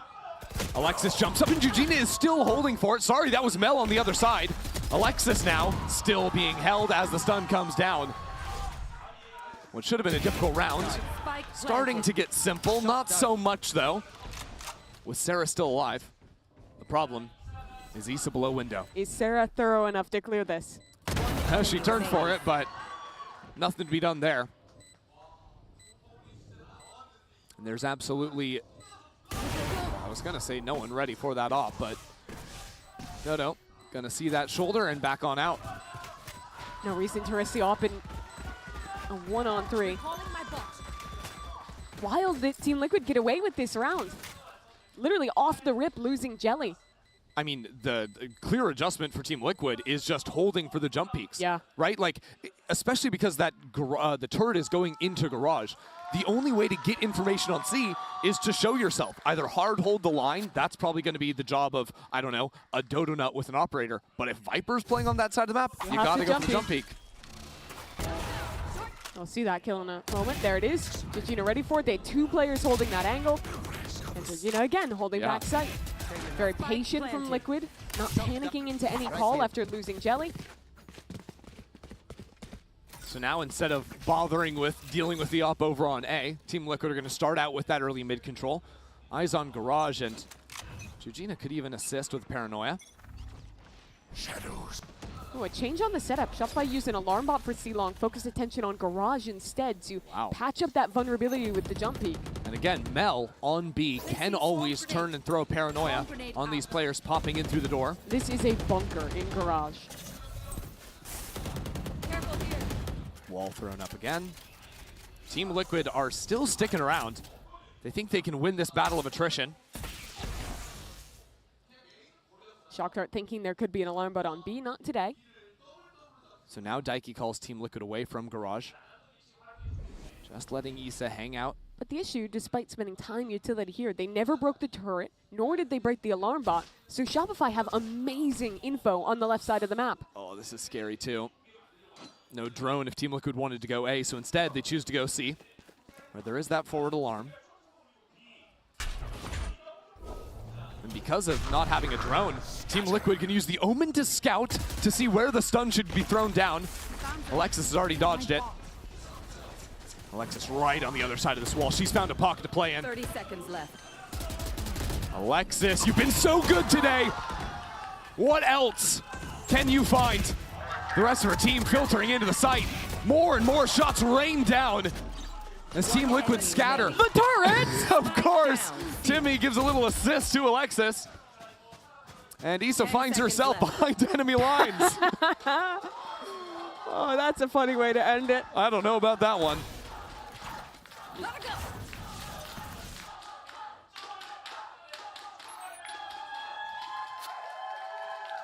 I couldn't tell if that was Dodo Nut or Go SR. I'm not gonna lie, I just thought it was hype. That's all I could determine. And look at what this Viper Wall is doing on C. That is why Shopify have continued to throw this. Think about how tough that makes these angles to clear. Because there can be a player hopping up on plat. There can be a player dancing around where Alexis was there, and all the while, Sarah can be throwing a dart across to scan in front of that. It makes it so much more difficult to go for a C hit. The irony is, after all the early control in Garage, no one broke the turret. So, into round 19 again. An op shot fired towards A. This time, Sarah lodged on the other side. There's the drone. Spam has to come in. Sarah keeps holding it down. And with Dodo to play behind her, Shopify again in the numbers lead. They'll give up A now and play it for retake instead. They expect Team Liquid to call away from the site where they just saw the operator, and they're absolutely right.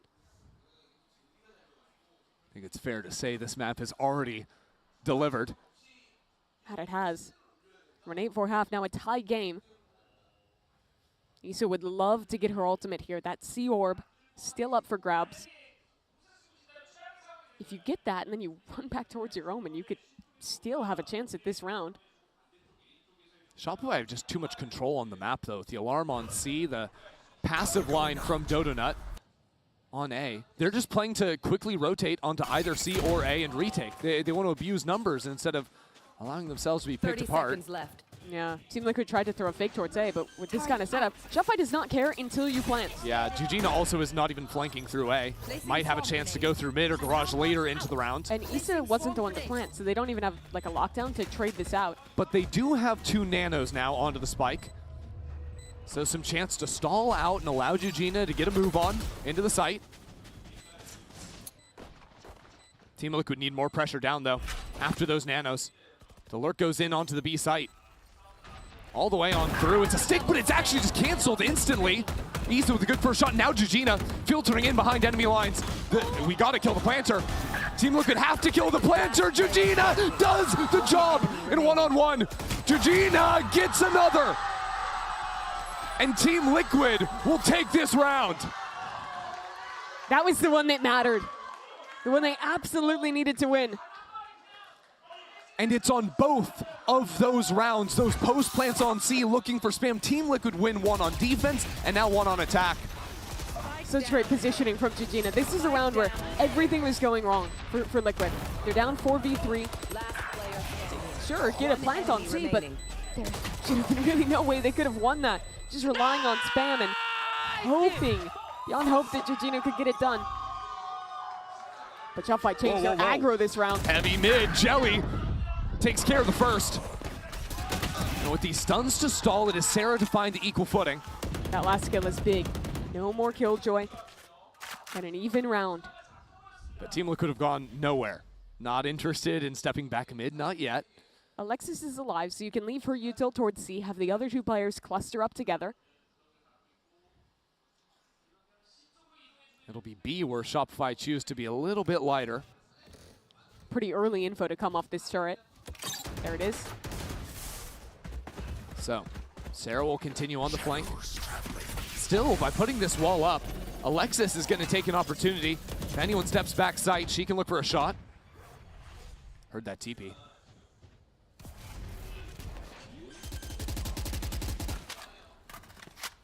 Just trying to buy time for this flank from Sarah. Sarah versus Jujina on long. This'll set the tone, and Jujina took a paranoia out. That wall falls down, so Sarah can strike. Still a 2-on-2, a nice angle. Vizera for another, the stun comes out. Daiki will play off it for an 11th round. And Team Liquid win another one of these chaotic late rounds on the C site. Shopify tried to snap a fast, aggressive play into mid to start this round. But the counter utility is really what won it for them. That stun from Jelly, a second stun to come in from the breach as well. And then Bizarra with 2 beautiful shots. Another wrinkle of that round is I think Team Liquid have found the solve for the C Viper wall. When they exec, they threw a top site smoke, had Georgina TP in, and then dart flash combo to get her out of it. Yep. That's how you deal with Alexis playing in front of that wall. It's very nice. And I think it has led to now Team Liquid winning 2 rounds in the post plant on C back-to-back. Shopify, after cruising through, going up 5-1 in the second half, have now fallen to another post plant on C where they went into it up in numbers. And if you're SR, you have a tough ask here. Their money's in kind of a weird place. They could force buy up around Dodo's ult and try and make something happen, but I think it really comes down to what they call. They have a lot of tools, despite the lack of money. This would be a real blow to Shopify. Remember, they were undefeated in Game Changers this year on Haven until they met Karmine Corps. Lost it to them. And now at huge risk of losing this map yet again. Couple of Buckies, couple of Guardians, and no Sarah. Shopify have changed some things here on the half buy. Funky New Viper wall, yeah. Exactly. I suppose just the normal one. A lot Even more if they teams don't are normally throwing throw this it. now, yeah.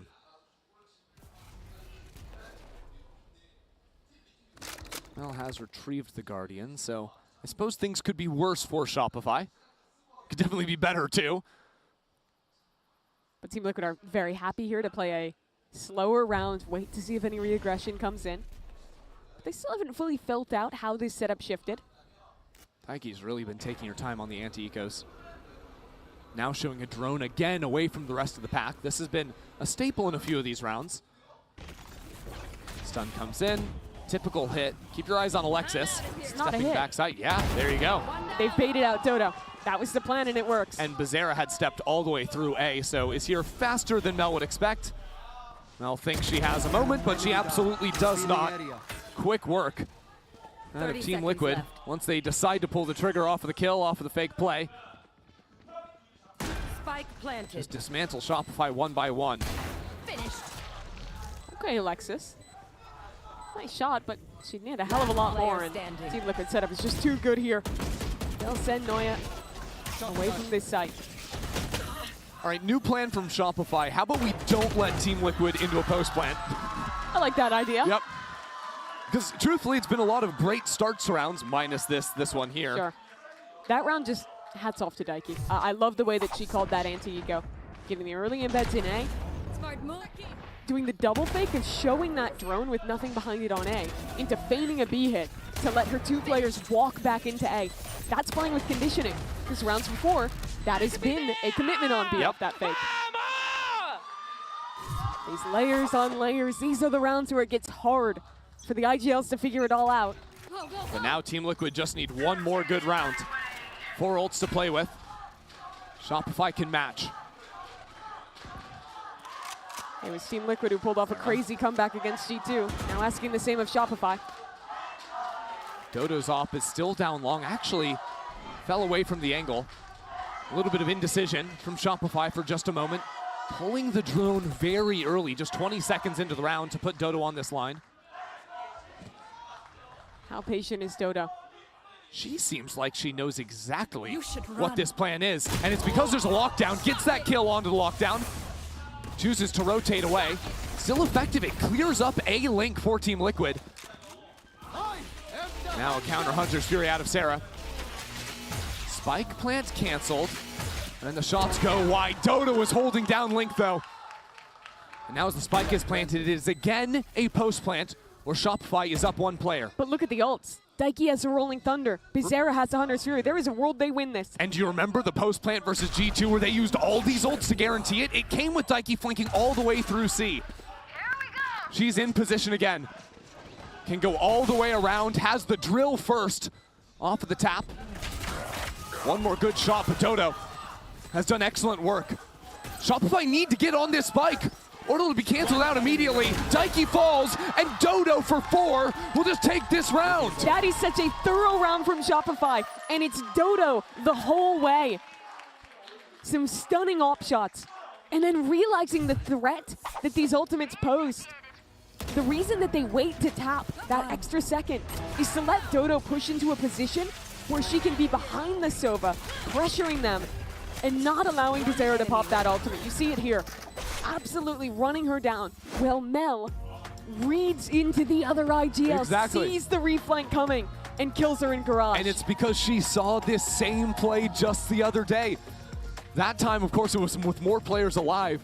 The same idea with those ults coming down. So now, while Team Liquid still on map point, have Shopify Rebellion inching ever closer and closer, and we'll call a timeout.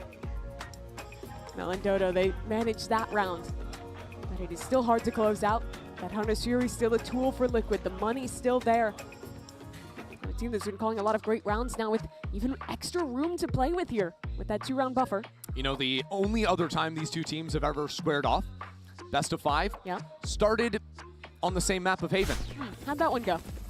Well, it also came down close at the end. Shopify Rebellion forced it into an OT, which they eventually went on to win. That map was the difference in a series that ended 3-2 in their favor, and one that ended in a trophy. Yeah, would have been a win for Liquid if they had closed out Haven.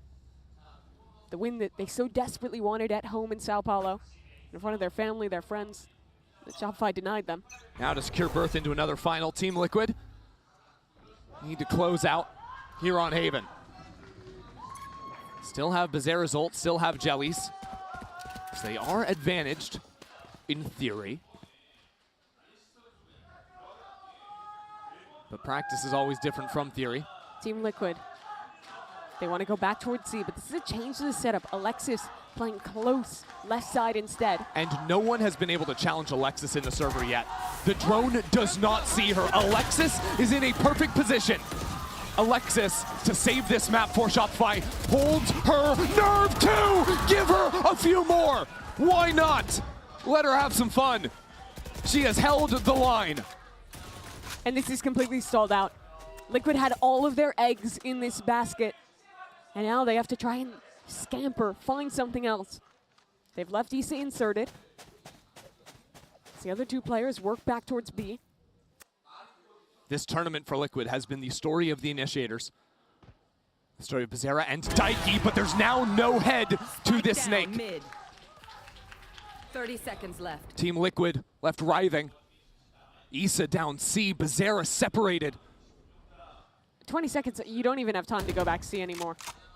One enemy Now the spike down. This round is lights out. It is Alexis again. And even to finish the round as well. What an unreal map out of her. So many times Shopify has asked her to switch to a new role, to do something different, to reinvent herself for this team. And every time she rises to that, on the initiator, on the sentinel, it doesn't matter. Alexis is a forgotten second in that consistent force that has made Shopify so successful all these years. I think Alexis went years playing just Breach, and now this year alone has had to play probably 4 or 5 different Sentinels. Flex over into the initiator as well, but you look at the buy from Liquid. It is a mess. Overtime. Hanging on this round, and already Noya! Good God! That's just inhuman! She didn't see anyone! She just spammed! And all but sent this game to overtime. There is nothing normal about what just happened on your screen. Noya charging forward, Noya for the ace! Secures overtime! Frankly, unbelievable. Watch it back. Blind, blind, blind, blind. Oh, and blind there as well. Yep. That makes sense. That's how you send a game to OT. So after Liquid were able to find all that success in the second half in the post plant, back-to-back rounds, the joint efforts of Alexis and Noya simply say no. My reaction too. Wow. So, again, an overtime in Haven. Jelly choosing to buy the op as well. What a risk in OT on the Neon. Open strong into A. Shopify were given this space consistently in the first half. So often Issa would play on this side of the map, shoulder to shoulder with Bizarra. But the hits were never quite online for Shopify. It is a change seeing that Killjoy play A this round, something Shopify won't yet realize. Some danger for Jujina. Deploying drone. The smoke and the drone come in.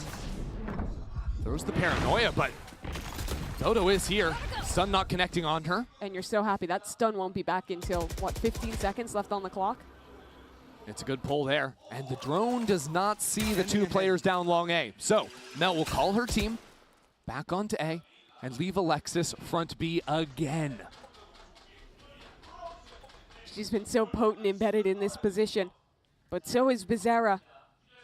Quiet excellence this game. 35 seconds. The hits that eluded Shopify cannot fail now. Not in this critical moment, but Bizarra 30 seconds left. in the corner. Shopify canceled the hit already with 25 seconds left. Alexis, here's the rotates. Turret down, Alexis follows. And now with 20 seconds left, Shopify are sent scrambling. Absolutely no way they should be able to win this round, but Shopify come on in. Jujina is holding for it all. Team Liquid don't drop a beat in overtime. Jujina has seen that round too many times. She knows that Mel loves calling these cancels. Loves having Alexis in that very spot.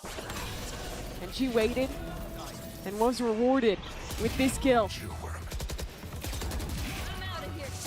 The reposition onto the TP as well to put the nail in the coffin. Team Liquid's anchoring is just too good on defense. The final Liquid loss started with an OT that they could not close on Haven. Now it's their opportunity to make up on that error. Oh, off 1v1, Jelly! Sets the tone here. Shopify already had their backs to the wall. Now down in numbers. Is Mel the one to make the play? Is it Mel? Is it Sarah? Right now contained, and Jelly out again! Casting off the history of this matchup.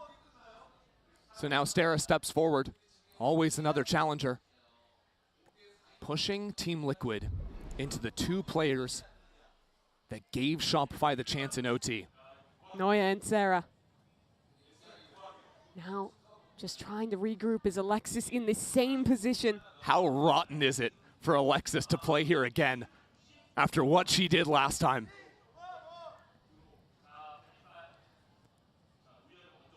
Silent on the approach.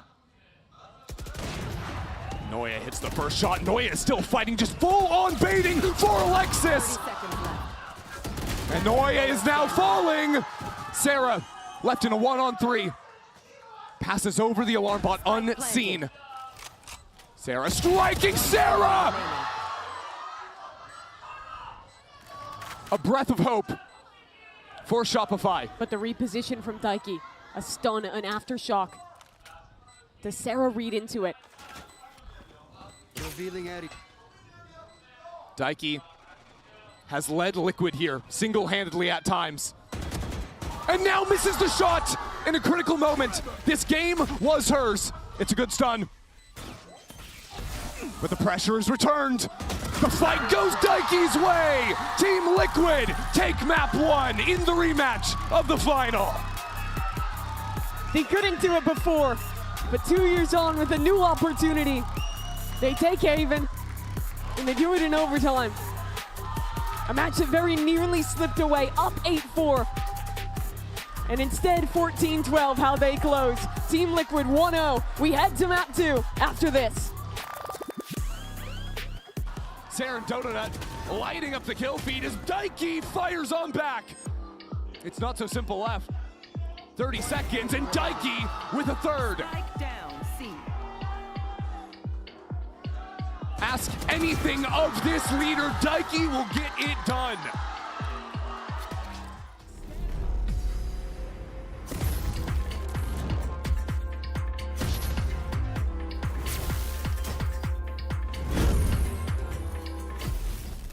An update is required. Financial system updating.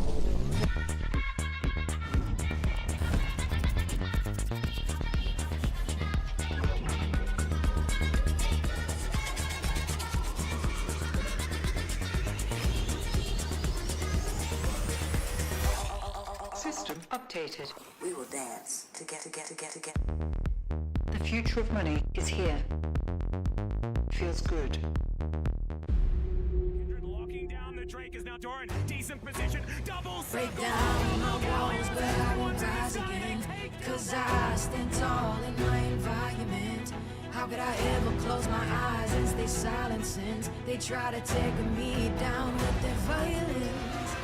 Oh, they go back in. Betcha flashes in, and down goes Knight.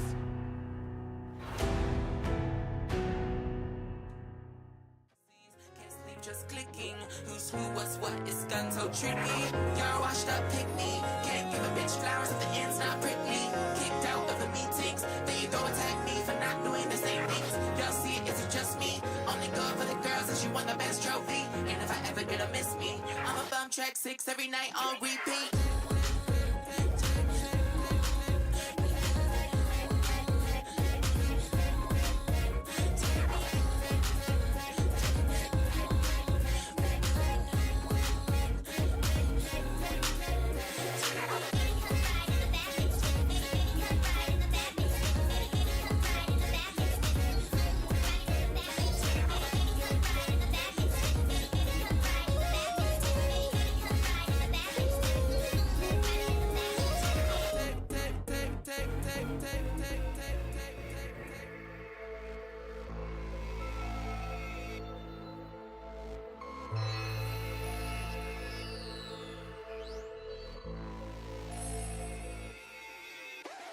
Not let you know, but I'll let you know. Wanna tale non sai coccino. Tengo tilo, mucho tilo. Tu parli italiano, yo hablo español. Saca el pinol, dame el kilo. Cómete la papa con el alocito. ¿Tú me entiendes? No me entiendes. Ok, hablamos francés.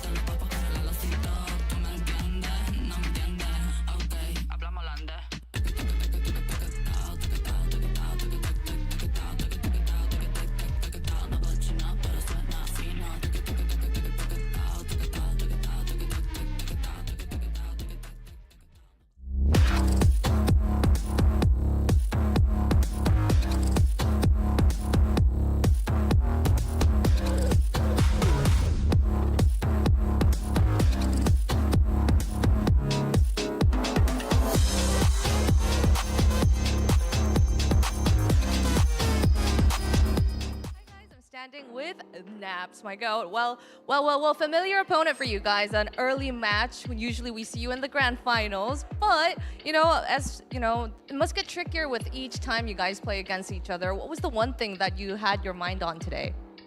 It was my first match against Shopify, so it was kind of surprising the level that they had in this map. But I think we play a little bit on hurry, on hush, so it was kind of strange for us because of that. We take bad decisions, but at the end of the day, we can live with the win. Oh, you did it. Well, if they were surprised, so were we. That map went back and then forth again, and then back again. I mean, at what point did you think that Team Liquid was going to win? And then at what point did you think that Shopify was going to win? And then Team Liquid again? I mean, I thought There was many. There was many. There were many points, Where right? do we start? Sarah and the utility kills, absolutely insane. Alexis, so many rounds that I was like, she ain't losing this one, she ain't losing this one. But we can say the same for the side of Team Liquid. Like there at the beginning of the rounds, there were so many of them that were crazy. And this round, you can just tell the trust that Team Liquid have for each other because of plays like this. Oh my goodness. Yeah, and oftentimes when you have two caliber teams like this and it's very high level of Valorant, it comes down to the mistakes that are made. This should not be a round one from Liquid, right? You have guns on the side of Shopify and everyone is just looking straight ahead to get the firing range. But, you know, you get that ninja defuse and all of a sudden this close score of 12-14 happens and now you're like, oh, that was a big, big drop of ball. Yeah. Zera, 6 first kills, like seriously, like especially on that first half, because do not forget, we get to the OT, but we closed the first half with that 8-4, getting rounds like we saw so many individual moments as well, like Noya getting the ace. I absolutely love the way this match is delivering. It's been so entertaining. I'm so for it. How on earth does something like that happen in a game like this? It was just crazy. Like you mentioned, so many moments like that, and that brings us to this HyperX reflex moment of the day from Daiki with a 4K in round 10. Bea, this just had us on our feet. She's always at the scene of the crime.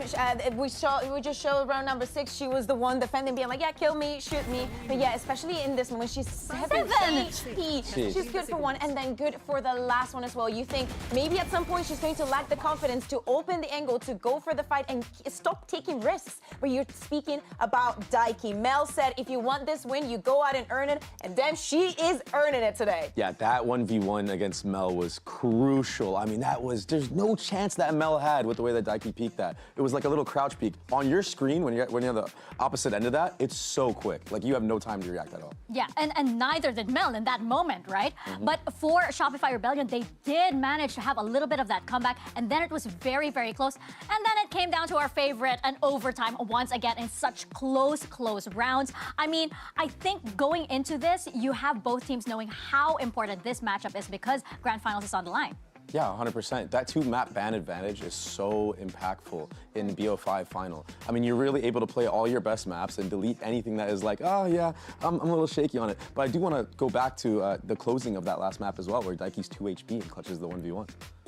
And it just happens again. It just can't stop happening. Yeah, how many times is this gonna happen? How many times are we gonna get a heart attack like this? Well, let's find out from one of our coaches. Let's hear what Effie's has to say ahead of map 2. Hi guys, it's Bella. I'm standing with Effie's well familiar opponent. First map OT already, but I want to ask you, what made it trickier for you guys to close out that OT in your favor? I think attack side, when they were on defense, they had good reads. They know how we like playing a lot, so I mean that made it difficult for sure. I think some rounds could have gone 50-50, and honestly, didn't really go our way. But yeah, I mean they just played great, and a couple rounds were like very small margins, so not too worried. Yeah, I think that Effie's, for sure, he is calming down his team. He's like, you know what? Haven is kind of weird for Shopify Rebellion, to say the least. And it's like, hey, maybe we take that and we move on. But it's just that the score was so close. The rounds were so close. So you can tell in his expression. As you mentioned, he didn't exactly look like he was jumping for joy at that. Yeah, he wasn't thrilled. At first, he wasn't thrilled. But I like the calmness at the end of that interview, though. It does seem like he is going to reel them back. And also, I mean, we got to remember on this Pearl, Shopify is such an amazing showing, winning 13-1. Now, on the other side, Liquid haven't really shown it in quite some time since it's come back in the map pool, right? So I think that you can look at it either way, saying there's not much footage on either side, right? We had that showing from Team Liquid, but that was before the changes in the patch. So maybe like tail, like the tail meta, So maybe we're going to see some tweaking here and there, but we cannot forget the 13-1 that we saw from Shopify Rebellion earlier in this tournament. And honestly, I do not think that there has been a single time in Game Changers that Shopify Rebellion has lost on Pearl. I think that maybe for Team Liquid it's like once or twice. We haven't seen the map a lot, you know, because it's been out for quite some time. We've not been in the curve of like seeing a lot of Pearl. in-game changers, but I think that Shopify has a different kind of taste in this one. I think that they understand perfectly how to move, how to take advantage of the space that they can get for themselves in this map. Yeah, but I think that the potential for surprise here, though, is something on the side of Team Liquid, because we did see how, for the side of Shopify, they were taken aback for something like, for example, KC, when they bring out something that's totally different. And you look at Team Liquid, they do have, you know, it's still a mystery for them what they're going to bring out on Pearl. So that might be something in favor of Team Liquid. Yeah, and that's the advantage that you have, right? Your comp is not hidden, so it forces the other team to have to play their own game. I mean, but then again, Shopify is a team with a lot of veteran experience, so I think they do have the ability to adapt on the fly, and Effies will obviously be there to step in if things get out of hand. But still, I think that Team Liquid do have that surprise factor here, and they can maybe even create like an anti-comp for what Shopify are running. I would love to go back to the duelist conversation because I think Jelly's been amazing. You have to be made out of a different pace to pick the operator on attack in overtime. Absolutely insane to see from there. And we see a Dodonut that struggled a little bit in those opening duels in the previous maps, going 2-8. So I want to see how this translates, especially when we're speaking about confidence for this one. Yeah, and I'm so glad that you brought up this duelist matchup again, because the last time Dodonut played this map, Dodonut went 6 first kills, 3 first deaths. So maybe a little bit more comfortable on this map with the entering, and I think it's because of the supporting cast of having that KO, having that Sova. You're not on the Neon and kind of on an island a little bit too ahead of your team, which I feel like Dodonut is at sometimes when running that Neon. But if you look at the side of Liquid right now, are they going back to that Teo? I mean, I will say this, I am a fan of the Yoru on this map. Bizarra is insane on anything she plays. The only change that we're going to see here is Isa going on the Killjoy instead of the Vice, but we can understand why. Again, to me, the head-to-head has to be on the Duelist for this one. Well, we're going to have to find out if that head-to-head will pull through, because this is for that ticket into Grand Finals. We're going to send it back to your casters. Here's Mimi and Ender. This is unique territory here for one of these teams on the stage. Shopify Rebellion, one more map lost, and it will be Team Liquid sending them to the lower bracket, taking away that finals berth, and waiting to see if the rematch would approach. But of course, Mimi, first they have to get through Shopify's Pearl, which is not an easy task. Yeah, this is a challenging map. As you saw in the KC series, beating Shopify on one map does not mean you are winning that series. This is a very hard team to put out. But despite how successful Shopify are on Pearl, I like Team Liquid on this map as well. I think the Fade Teo combo is very cool. I think they have a lot of great ideas with how to synergize that utility as Jelly is diving into these sites, and I'd imagine they're going to have a great game plan. This is a very predictable map pool. It certainly is, and I also just think it's interesting, though, that we are on Pearl and we have two very different comps in terms of the agents being played in the roles, even between Jelly and Dodonut. Kukuka was talking about these two players on the desk and seeing if we get a little bit more out of Dodonut on Shopify's side. On the Waylay, some options to play a little bit more aggressively, but once Jelly gets the op, always going to be fearsome. Early advantage of the Teo. It's so easy to dominate A main control when you have that agent. I'd expect Team Liquid to constantly be farming that orb. Liquid are just going to leave Jelly around there for now. Has a teleport to escape. Chooses to get tagged anyways by the knife. That's a cross-map knife thrown by Alexis all the way down on the B site. Yeah, Kev's great for that kind of information from pretty much anywhere. Team Liquid are going to walk 4 back into Arden. Set up for a pretty nice split here. There's a turret to watch this. Shopify have 2 players. Back Secret. And Noya patrolling in mid right now. Team Liquid starting to zoom on into the site. As Mel drops this smoke, just anchor in back site, bring more and more teammates in. There's 4 players here as Spam onto Jelly. Alexis will get a kill on through the smoke. A couple more for Shopify. As Liquid put into the most uncomfortable situation. Jelly is stuck here, low on health. So hard to get Oh, there goes Dodo too. In and out, Isa and Jelly connect on their shots. All of a sudden, an equal playing field. And a Shopify swing on back in. Noya and Alexis, just like last game, getting the job done. One of the keys to that round was Mel's anchor smoke. That did so much for those players holding into Secret together. Normally that's a position that can be pretty hard to anchor, when you're playing into a double initiator comp, especially one with the Teo. They'll normally be Astra you to all these tools to root you out, but that's the smoke I'm talking about. Yeah. They instead get to tuck back, and as the rest of the team rotates in from CT, they have one avenue to approach from, and when they throw the initiator util front sight, it makes it so much easier to fight Liquid where they're holding instead of being fought into. You're always going to see Shopify playing back Secret, trying to look for the spam shots there too. In that round, it's Sarah with a drone tag bullying Jelly, but once we start to get the Odin's online and just the heavier weapons, it's not easy to plant the site on A if Liquid do not get backside control past that smoke. Same opener for Liquid this round. Again, just putting a priority on getting themselves ult orbs. Only has a judge here. Yeah, I don't like Isa's odds. You sure? Pretty sure. I don't think she does either. I agree. All things considered, like to make the matter clear. Dodonut has an outlaw over on long. That'll be one good shot. Spike down B. Dodo's pretty much always going to be playing on this side of the map. What is going on the minimap, by the way? Team Liquid have 2 players in art trying to hit the A side at the same time they're making noise on B. But where's the spike? I guess that's the question for Shopify. Well, it could actually be going down. Yeah, they are just taking a war on 2 fronts here. Historically doesn't go too well. Yeah, you want to Concealment. 30 seconds left. unite all your troops right now, especially when you're outgunned too. I can't say I saw the vision on this round, but that's okay. Team Liquid are gonna have a better shot once they have some open your eyes, okay? I'm trying to go through all the different realities, the universes, the timelines. I think the universe where they win is just, well, we kill them 2v2 on each site and see what happens. Right, okay. Yeah. Or maybe you get a pick earlier. Just that simple.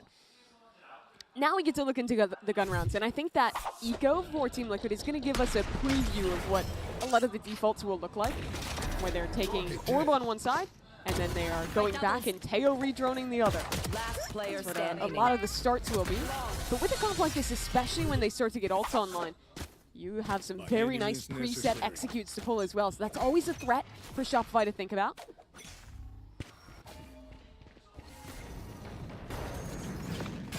Team Liquid have full heavy armor after seeing the outlaw shots in the last round, even at the cost of 1 Guardian. And here's the exact inverse of that A default. You start B, get the orb, and then they'll go back and clear elsewhere with the Teo drone. They also saw this judge in the last round out of Noya, so if they work into the mid-space, expect them to be diligent. Daiki still has a Prowler left, so makes playing these close angles really tough. Yeah, you have great tools to clear this, but even still, a judge is dangerous. Yeah, Flash is turned away, and Team Liquid aren't even going to bother fighting into Noya. Heard the one shot. Good setup for Shopify and Art. They have 3 players here. A hinder could be huge. A hinder, I mean, Alexis still has the knife, ready to cancel out any utility. And a flash 2 for this swing. Dodo swings straight into it, but Sarah is there along with Alexis. Regardless of the team flash, Shopify mop the floor with Liquid in Art.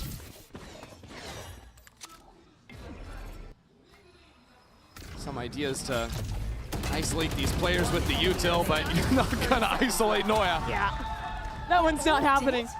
Out of charges. It was very muddy getting team blinded there, but it just shows how good the play was that it didn't even end up mattering. That hinder hits onto 2. Everyone else who was trying to swing away from it is getting flashed as there's that stun coming in from the Astra. And Melkin calls this because she anticipates Daiki not wanting to mess with the judge on the anti-bonus.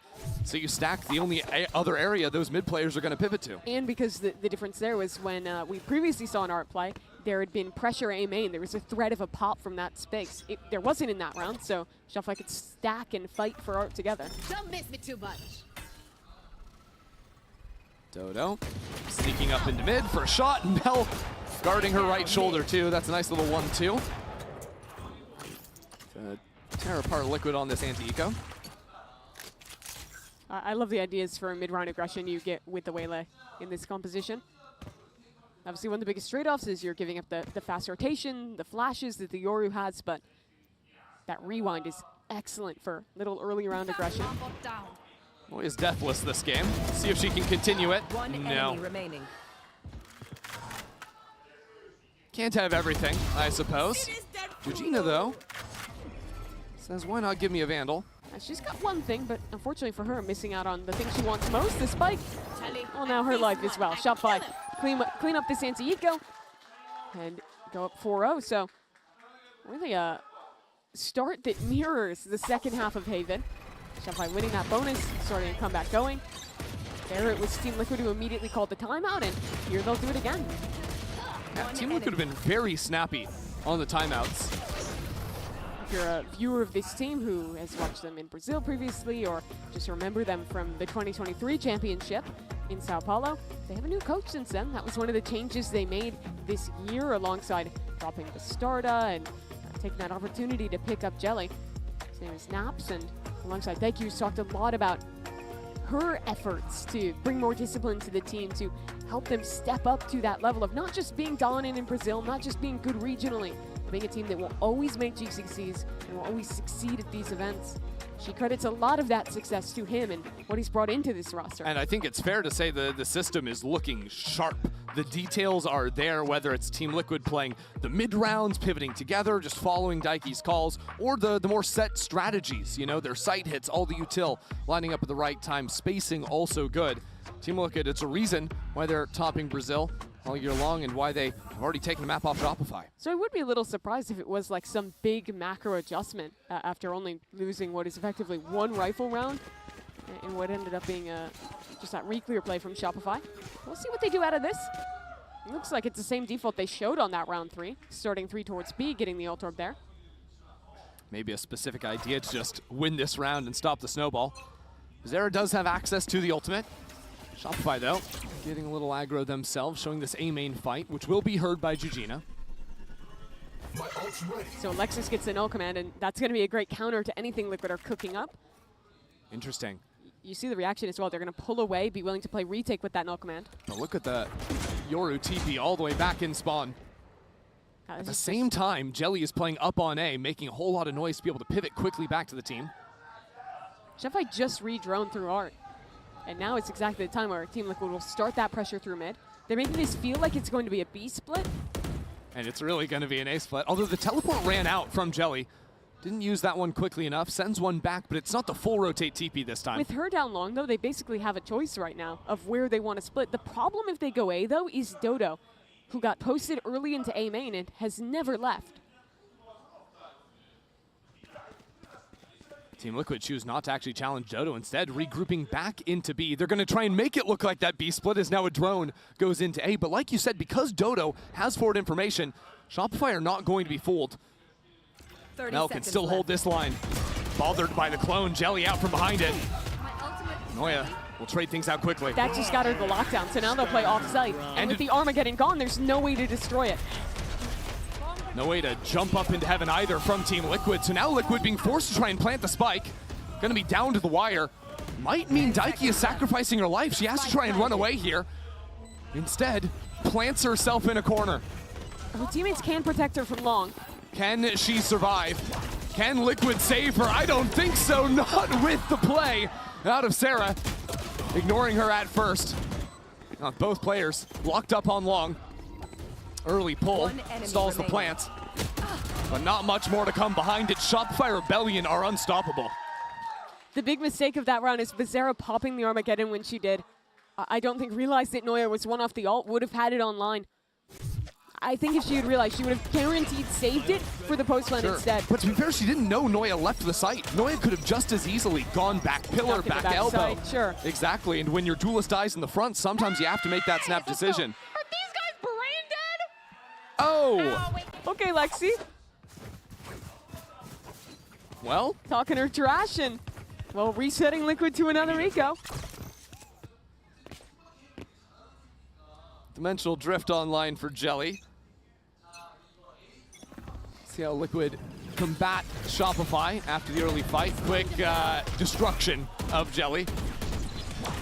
Shopify running that look back 2 times in a row. I don't know if Liquid were ready for it. Yeah, you almost feel bad for Jelly just teleporting into her death. Right there. Liquid will have walked their way into Art, but Alexis is aware of this. just jiggling on that angle. And on anti-eco rounds, you'll often see teams do this where they fully give up mid. Don't risk taking any fights, as there could be a timing. No. Yeah, this play never works, I feel like, from attack going underneath. Hey, if Alexis hadn't been there... Right, yeah. That's a big if. There's always going to be someone holding that angle Yeah. in the setup like this, unless your opponent makes a big mistake. The thing is, if no one is holding you in mid, you've got to know someone is back there, but sometimes worth taking the risk anyways.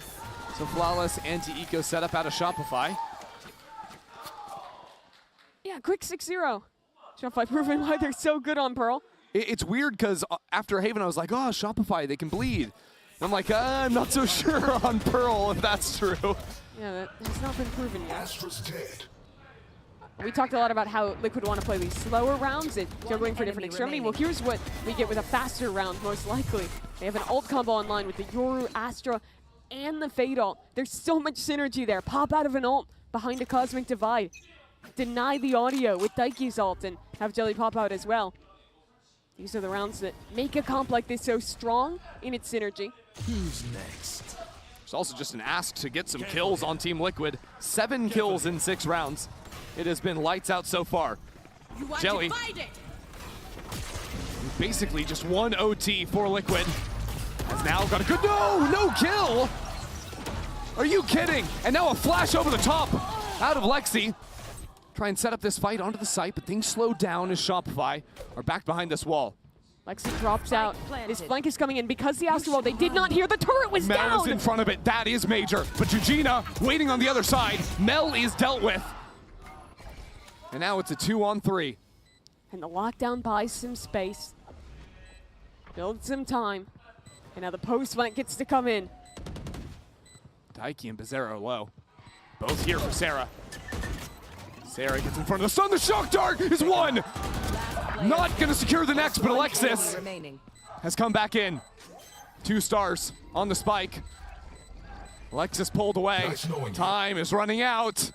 Time is not going to be there. She gets the half stick, but cannot secure the round. Georgina the one to shut it down. 3 kills for her, and Liquid finally on the board. But that round was still terrifying. Look at the way it starts. Noya full turns the flash, destroys Jelly. But this is the moment. Taking that timing to push through on that fast flank. Shopify thought they had them cooked, but Georgina wins it pretty much alone there. Yeah, Georgina and Daiki getting the kill on Sarah. Yeah. Making it the pure 1v1 gives Georgina that chance.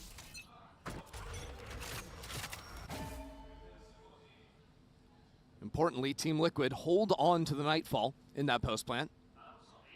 But they haven't broken Shopify's money. Dodo will have an op, and Team Liquid go back towards this art control that they had in some earlier rounds. This time putting a lot more utility behind it, afraid of a re-clear play like they fell victim to on round 3. Shopify, after going for that play early on, just have not cared about mid. They showed the aggro look out of double doors too, but are going back to typical plans, playing deep over on the A site. The cross-map knight from Alexis, clearing away A main. But with Shopify showing their A main fight 2 or 3 rounds in a row, both teams have kind of been conditioned to stray away from that space. Team Liquid having lost that fight twice. Now they'll finally go back into a re-clear with the Fade utility. But it's coming a little bit late, and Bizarra is also on the other side of the map. Gonna throw a drone down long to try and convince Shopify of something, but I don't know exactly what that's going to accomplish for them. Backsite has been and always will be the problem for Liquid on these A execs. 30 seconds Sarah left. has a dart. Sarah has an Odin. And Sarah has support. Face your fear. Nightfall to lead the way for Team Liquid. A dart into sight. Still though, Shopify entrenched. And now some spam from Sarah. Sarah goes down, Jelly tracking her through the wall. Oh, with a numbers advantage. Shopify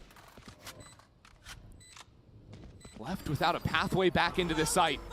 The wall down could be the start of it. And these kills coming out from Georgina are massive. Back-to-back rounds out of the Astra player. And now Dodo, just with this operator, getting pushed around from every angle. Now Bizarra delivers a blow to the back of the head. You're giving credit to Gina. She did have an amazing round, but I think that comes down to Jelly and the play she makes. Shopify had that same smoke in rounds where those backside players got so much value, but look at this. Jelly just walks around the corner as that smoke is sent back and gets that timing onto Sarah. If Sarah lives there, she is such a problem with that Odin.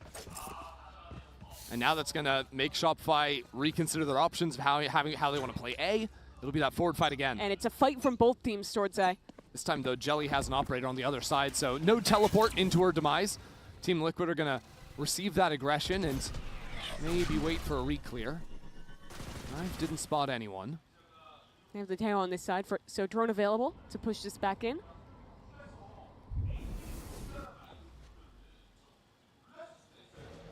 Here come Liquid. Sarah breaks that Prowler. So the Seize is thrown back as well. Liquid throwing down heaps of utility. Sarah is out of the picture too. So after that refight goes Team Liquid's way, have plenty of options for the remaining minute in the round. Jelly with the operator had wedged herself into B long, so in holding that space all round. So Liquid freeze. See if Shopify go exploring anyway. But with the Killjoy set up on B and these two players holding hands on A, Shopify pretty unlikely to move here. Yeah, Noya is never going to be going for jump peaks until actually the turret was just broken by Jelly before teleporting back into A. Shopify is still committed to the setup. Mel is here, Alexis alongside her. There is 1 star I'm counting for Mel. Alexis doesn't have any flashes left either, so Alexis has to choose the right timings. Another one? Not to be. And Mel on 39 HP, marked up by the fade. Spike planted. Completely trapped in this corner. Right there. Noise arrived to the fight. Team Liquid unflinching. When's the timing gonna be, Shopify? You can't wait forever. And the timing is taken by Liquid. Snapping forward. Now Noya! There's no way. Noya, Daiki with a jumping shorty to take 3 in a row. Lucrative locked back in this game. It started so wrong. 6 rounds lost in a row. Couldn't even figure it out off of their timeout. But here they've had all the right answers. This re-clear into A main is very well done. And despite Alexis's heroics, they're just too thorough in the way that they're playing these late round executes. So now the script flips and it's Shopify. Yeah, Daiki, give it to him a little. I mean, it wasn't 3 rounds ago that Alexis was calling him brain dead across the stage. I didn't understand, but I heard the Noya name drop. I know that was what was going down. I got the vibe. I got the picture of what she was getting at. So it'll be Shopify Rebellion. Pump the brakes. 3 more rounds left in this half. It was going so well for them in the early rounds or the mid-fights, whether it was the full-on aggression, whether it was the trap play on their bonus. But now as Team Liquid have really slowed down the pace, it's seemingly Liquid that are finding all the timings to take some aggressive looks themselves in the mid-rounds. Yeah, outside of that round with the big ultimates, right, where they ended B, it has been a lot of these later round A hits. I wouldn't hate to see Shopify, instead of playing these like heavy back sight plays, go back to playing a little bit more for art. I thought that was very successful when they were refighting into that space and then had position to kind of flash back into the site as they retake. Could be the call. Late round, Alexis has the ult to stall, but my eyes are on Dodonut. B-Link right now with an operator purchase. When she played out of this space, in round 4 I think it was lethal. And Shopify actually showed, I believe, the KO knife over towards A, some early attention. And now with Daiki moving up into Link. Daiki heard the shorty, so she suspects it's an op, and she's just going for it. Gets the headshot through the wall. Dodo on 25 HP. Daiki is single-handedly taking B-Link. Absolutely mental. Now the Cosmic Divide. To divide Noya away from the site. Noya is stuck in back sight. But that is her playground. Tethered up. Shoulder to the wall, wrapped from both ends.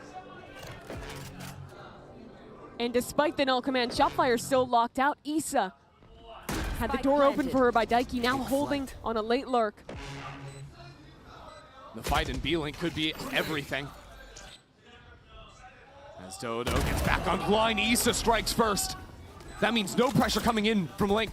Shopify stuck in this choke point and cut down by everyone on Liquid's side. Hell of a call from Daiki. Sends a Prowler into Link, and reading that Shopify have been playing light in mid, and hearing a shorty, she thinks, this is an operator, I can make this play. Sends it straight in, and that immediately welcomes her team to B. There is no player in the scene that plays as aggressively as Daiki off of her own initiator utility. It is a treat to watch, whether it's the breach or the fade. And the confidence to seize those windows. If you hesitate for a moment, you're never going to get that timing. And we have a chance here to go from a 6-0 half for Shopify to a 6-6-1. Team Liquid have them again reset onto an eco. And Daiki's just figured this out completely. There's a knife thrown down in A main, cross map by Alexis, saw nothing. There's a quiet stack on B. The drone did not see anyone. But Liquid will clunk towards A regardless, and actually making the right call to navigate this. Wow, a dimensional drift just to make sure it's impossible for Liquid. Oh, there she is. Luna's had a pretty good game, but now has to deal with Jelly and this shorty. The utility there was brutal. Yeah. There was a stun, a seize, a molly. What can you do if you're Noya? Look, Shopify are trying to play quickly through this smoke. It's not necessarily working, although Jelly only had the one bullet in the chamber. Still, with both these Sheriff players spotted and an excellent post plant for Liquid. This is looking clean. Just a ridiculous turnaround from Liquid. Last player standing. Mel picks up the Vandal. Try and give herself a chance, but there just isn't even the time. Outside of getting her alt orbs, damage doesn't matter at this point. Team Liquid are so rich. 5 rounds, 1 in a row, you're right. Couple of ultimates behind this too. Seeing a Nightfall and an Armageddon. Out of the timeout, they played a lot of slower rounds for Team Liquid. Nike managed to figure out the setup, and now, looking at the very last round of the half, they have 2 of their biggest ults online again. And now Daiki can think. Do we want to speed something up? Do we want to threaten something else? They'll start a similar default, but there's that ever-present threat if you're Shopify. Shopify's read out of the timeout has been to put the operator in mid, so Dodo is in art. Look at Daiki again, Chrissy. She's just single-handedly taking street. It's her read, right, is that no one's going to be here. Seas doesn't see anything, so she feels real confident. Of course, there's an alarm bot in her way.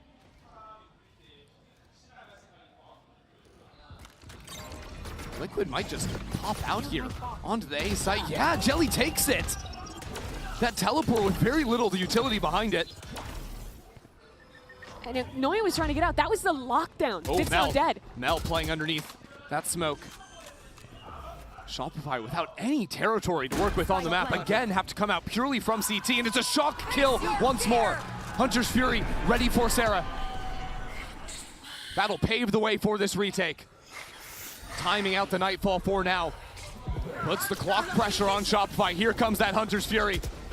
Mel leading the charge, a teleport away as Liquid decimate Shopify.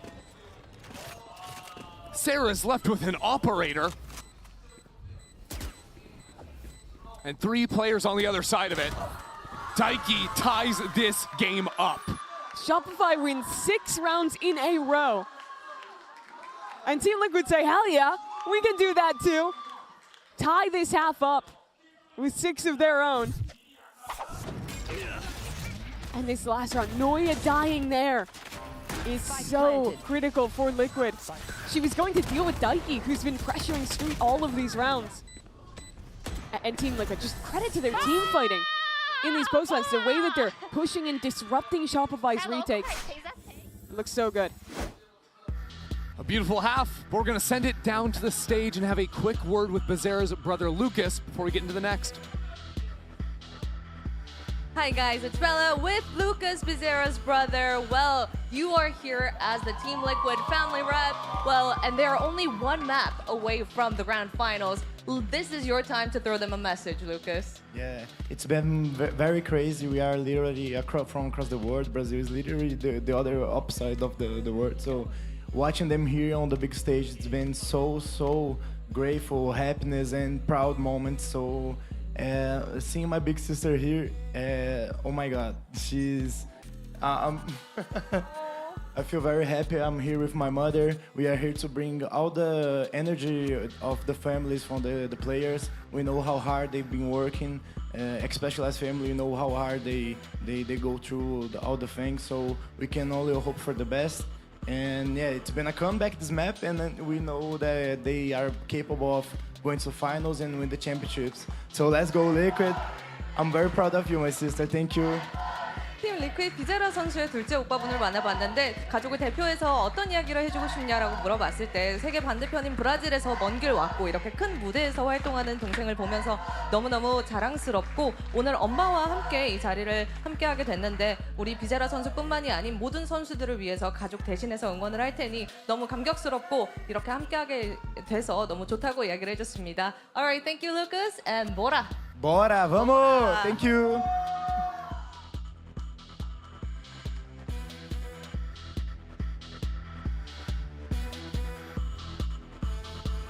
It's so good to see Team Liquid have that opportunity to play in front of at least some of their family.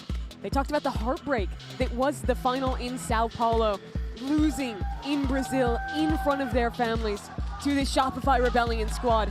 Now their chance for revenge here today in the upper final. It's all tied up right now. You can check out the Coinbase Econ report where Noya had a phenomenal first half. Again, it's Team Liquid that steal the thunder at the end with 6 in a row. But you can't mistake her brilliant work on the Sentinel. We got to start talking about this game in quarters because the first quarter was all True. Shopify. Second quarter, 6 in a row for Liquid. Now, the defining pistol round here in the second half. It's a map that has historically been excellent for Shopify. Remember, they have not dropped a series at GCC. The closest opponent that they ever had was Liquid in that final 2 years ago. Now a huge opportunity for Liquid to actually close it out, this time on Pearl. You win this map if you're Liquid, you are sitting in the finals. A chance to play in that position again, this time with the advantage. A little map ban in the upper bracket. But they have to continue off that first half success, the second quarter success. Very quickly, Jelly has walked all the way up B long, so Team Liquid are stacked heavy on the A side of the map. Issa wants to play here in art. Calling Bizarra over for these players. They're thunderous with the footsteps and have already crossed over from Bizarra. Shopify Rebellion pushing now into the A site. As the hunt comes out, Jujina looking for a moment to step outside of the smoke. Shopify actually don't go for the plant. Those missiles forcing them away allows Eugene into the site. Now Jelly on the flank. Liquid waiting for one player Spike planted. to find an angle to get back in. Jelly's so patient. Concealment. Taking their time, but Eugene is down. Now Jelly will be that player. Asked for another kill in main. That'll be necessary. And Mel doing circles around with a knife to the heart of Bizarra. That's how we end that round. Just an absolute standoff in the post plant. Liquid had great information from the beginning of that round. Jelly had walked all the way through B. They had the right rotations. They had the flank. But so much attention is drawn to main that no one's looking at Mel. Hang on. What the fuck? Yeah. Yeah. A knife kill like that. Ridiculous. So Shopify win their second pistol. That 6-round win streak broken. Team Liquid have a unique strategy they're bringing into this pistol round. Stacked 4 players on top of each other, sorry. Yeah, the high, low, medium, high, medium, low. Yeah, Daiki is not part of the circus. She's gonna do it on her own in A main. Teleport away. Hey, we take those. That's a free orb. Yeah. That's a bit of a win for Jelly in a round where it doesn't look like Liquid should have too much more. Okay, Shopify are getting a little funky with it. Noya, didn't you see Daiki? I'm not sure. I think she might have been just flashed enough to miss the cue. Okay. Daiki not holding the right line, still snapped over for a headshot. And he just gunned it. It's highly respectable. Not sure if it matters in any real fashion. I mean, if they have guns, I think Team Liquid literally just win the round. Everyone's hitting headshots, but the classics aren't getting kills. Yeah, well, Shopify, they had to lurk back towards B. Mel has opened the door and, well, now shuts it in the face of Team 30 Liquid. seconds left. No, he's just going to hang out here a while. Since it is the 5v2, well, Last player standing. you hate to see it, truly. But while You were saying? Shopify and Liquid, they're both playing very similar comps in terms of roles. We've got double initiator, right? Yeah. The actual agents, they've got 3 different unique agents. How do you sort of look at this half playing out with Team Liquid having the Waylay and a little bit more exec tools, I feel like, than Team Liquid had on their own attack side? Or Shopify, that is. Shopify, with sorry. this attack side. I think what they have really good is, first of all, they have amazing mid-round info with the cross-map darts or knives. I think They've that also is so got good. great synergy down Yes. there on B long. They do indeed. Hanging out together. But back to the topic at hand. Sure. Ask me a question, The get comps. distracted immediately. No, but I think these initiators are going to do a really great job at being able to provide support from pretty much anywhere in the map. But when they go for the execs, I actually like this comp so much better for the executes. On a small map like this, where, especially on A, you're normally trying to play either on site or like in secret to spam. Hinder is such a brutal ability to deal with. Because if you get caught out back A, anything like that, if you're, say, an Astra player, you have no escape because of that Hinder, and you pile that up with double initiator utility, of which you're having to break a knife, you're having to break a dart. It means that these execs are always such a big threat from Shopify. You'll also just watch Dodo not even take the gun out, just dash in there, throw it in the Hinder. Good spacing behind her for the trades, but Team Liquid are tasked with cleaning up shop here on the anti-bonus. Failed to do it in the first half, and that's what started the snowball. Interesting interaction. She actually rewound, but I think still was seized through the wall or something along those lines. That was a nice attempt with the seize tail missile.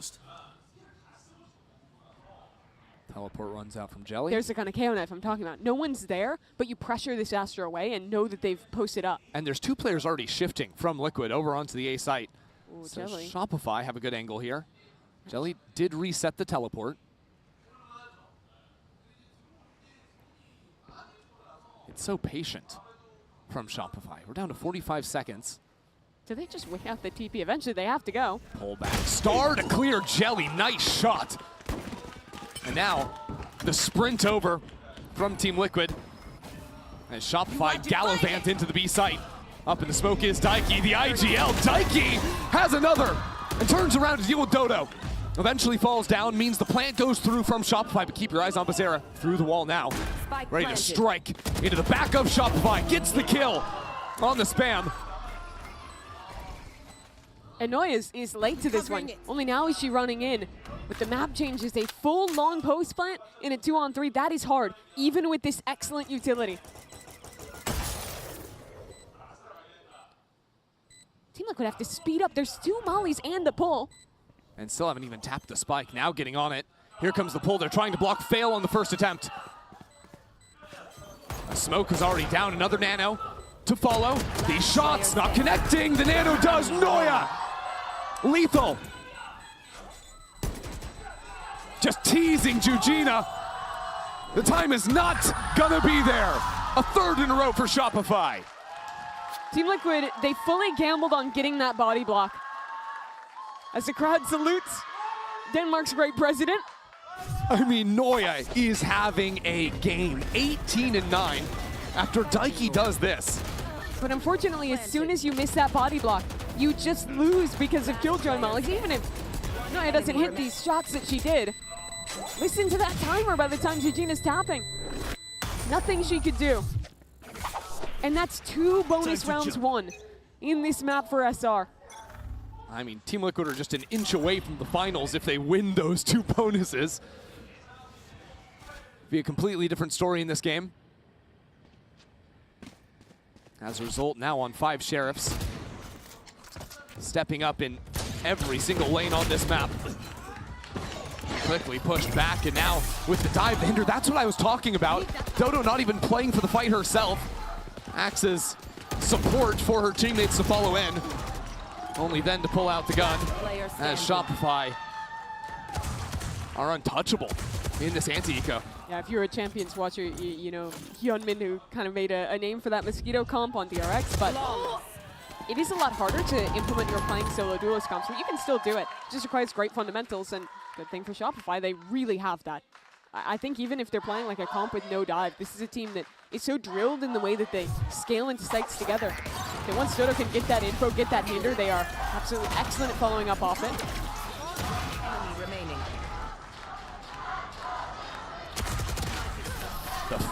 The fans are loud today, too. We've heard the Casey fans popping off, you know.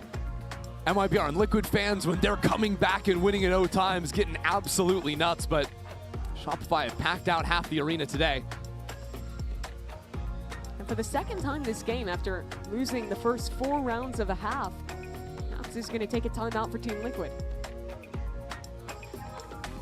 So you already talked a little bit about how effective Shopify's comp is for diving into a site or even just seizing space over any part of the map with the waylay.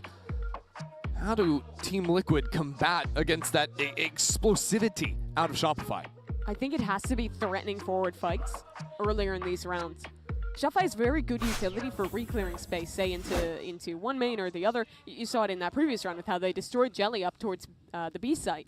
But I think if you're Liquid, you have to constantly pressure them and threaten that you're going to have someone fighting forward. And even if you're getting shoot away, that's eating up some of that utility.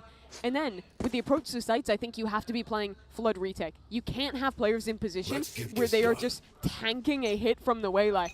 It'll almost always go wrong. A big part of Team Liquid's second quarter revival was getting a little more proactive when they were the ones seizing the reins in the mid-rounds. That's where they looked their best, but hard to seize the reins against a lockdown. You still have spam through that smoke. Can stall out, and if there's an anchor smoke drop down for Liquid, Lisa could get back into the site. Instead, Liquid choosing to play offsite entirely and retake his 5. Dodo's just taking Art alone, though. That's so big for Shopify. That's huge, especially because there's no flank pressure coming in out of Liquid. They only have 2 choke points to break back into the site from. Shopify are deciding to play entirely offsite. 4 players in Art is a huge number. Very unexpected, especially with Nano's already placed down onto the spike. A star there as well. Gigina needs kills and needs them quickly. The pressure has to come in, and it's not quick enough yet from Liquid. Now some fire in response as Nightfall flushes out A main. Back onto the spike as Dodo lays down the entrance path. Daiki again. Really, Daiki, what can you do? She can do it all. 4 kills and immediately answering back for Liquid. Daiki's just been so clutch this tournament. The G2 game, where they only won it by a hair, requiring overtime. It was her winning clutches to keep her team in it. That was a 1v3. Yeah, another one against the back-to-back champs. You can really laud this player for everything. Her aggression, her clutches, and her leadership. The caller, the captain of this team, picking them back up. She is the entire package. That's why Liquid have been at the top of their game for so long. Think about the damage they could have potentially done even last year. Brazil had been allowed a second seed. Now she gets some momentum back from Team Liquid. We saw what could happen in the first half. Need that back. So does Shopify have an answer back? Heavy setup towards A. They just want to run this back. Daiki backed into the corner there as Dodo flies on up. The utility is perfect out of Shopify. There the follow-up comes in too. This is the issue I'm talking about, Christy. When you try and hard anchor and play front side against a waylay, it's honestly bound for failure unless you can get ahead of that hinder. You saw the retake ideas perfectly executed by Team Liquid in the last round, but as they try to remain unpredictable, fall victim to that exec out of Shopify. I wonder if the idea is to play close on the smoke, try and like push into it and fight past where that waylay's coming. But the issue with how Shopify play is Dodo is never actually trying to take site. She's just going into hinder and leave. So it's very rare, I think, that that play is actually going to come up your way. Look at Mel laughing. What are they saying? I don't know. Shooting sprays, having way too much fun. It's kind of the charm of Shopify, though. You know, Shopify is a team that it's so rare when they actually do find a team that will challenge them in the server. They've been so dominant both domestically and internationally for so long. And yet, even when they falter in map 1, even when it's not clear-cut they're going to win map 2, still keeping the energy up, keeping it light. They've really earned that demeanor, I think, because when you're talking about their dominance, they've also taken some very hard losses this year. The first all-women team to qualify to challengers of anyone in the world, and then to go down, get relegated, lose out on that opportunity, have to fight your way back in. They've really been grinding for it at so many different levels this year. Trying to add a trophy as the cherry on top here at GCC. It's always been the way of Shopify to play in every tournament they can, whether it's GC or co-ed. But Liquid's that team as well. They were so close to qualing to challengers in Brazil. Just missed out on what Shopify could do. Will they miss out in this series against them at GC? Both these teams have been favorites in their scenes, have been underdogs. But in this match, two Titans. And Liquid just watching this game start to slip away. Forced onto a light buy here. What they do have going for them is this stack of 3 players. But the weapons are just not great. Shopify are taking their time as well. Here it's gonna come. First wave of utility, a Hunter's Fury 2. Issa up in front, quickly shut down as Mel wreaks havoc onto the site. Spike down B. Astra player finding the entry is a little 30 silly. seconds left. There. Other than a Yoru ult or just a sacrificial lamb, I think that Waylay is the best agent to defuse an anti-eco stack. You send her in, you get the info with minimal risk. Last player standing. And you break your team out of any blockage that you may find. So Shopify are gonna jump up to 12 rounds here. A lead of 5 is plenty of cushion. That's more than what Liquid had in the last game. The Liquid did win 6 rounds in a row to tie things up in the first half. Now they only need 5, Mimi.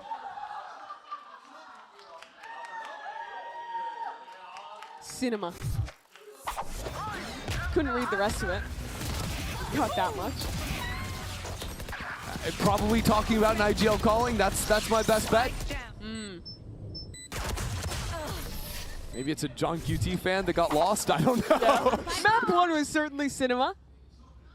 Let's see how much of a film Team Liquid can make this half. And they start to amble something together. They've got the ults, they've got the guns. Now they need to find the answers. Yeah, 5 players on light armor, though. A little bit less than ideal, especially as Shopify seizing some mid control already.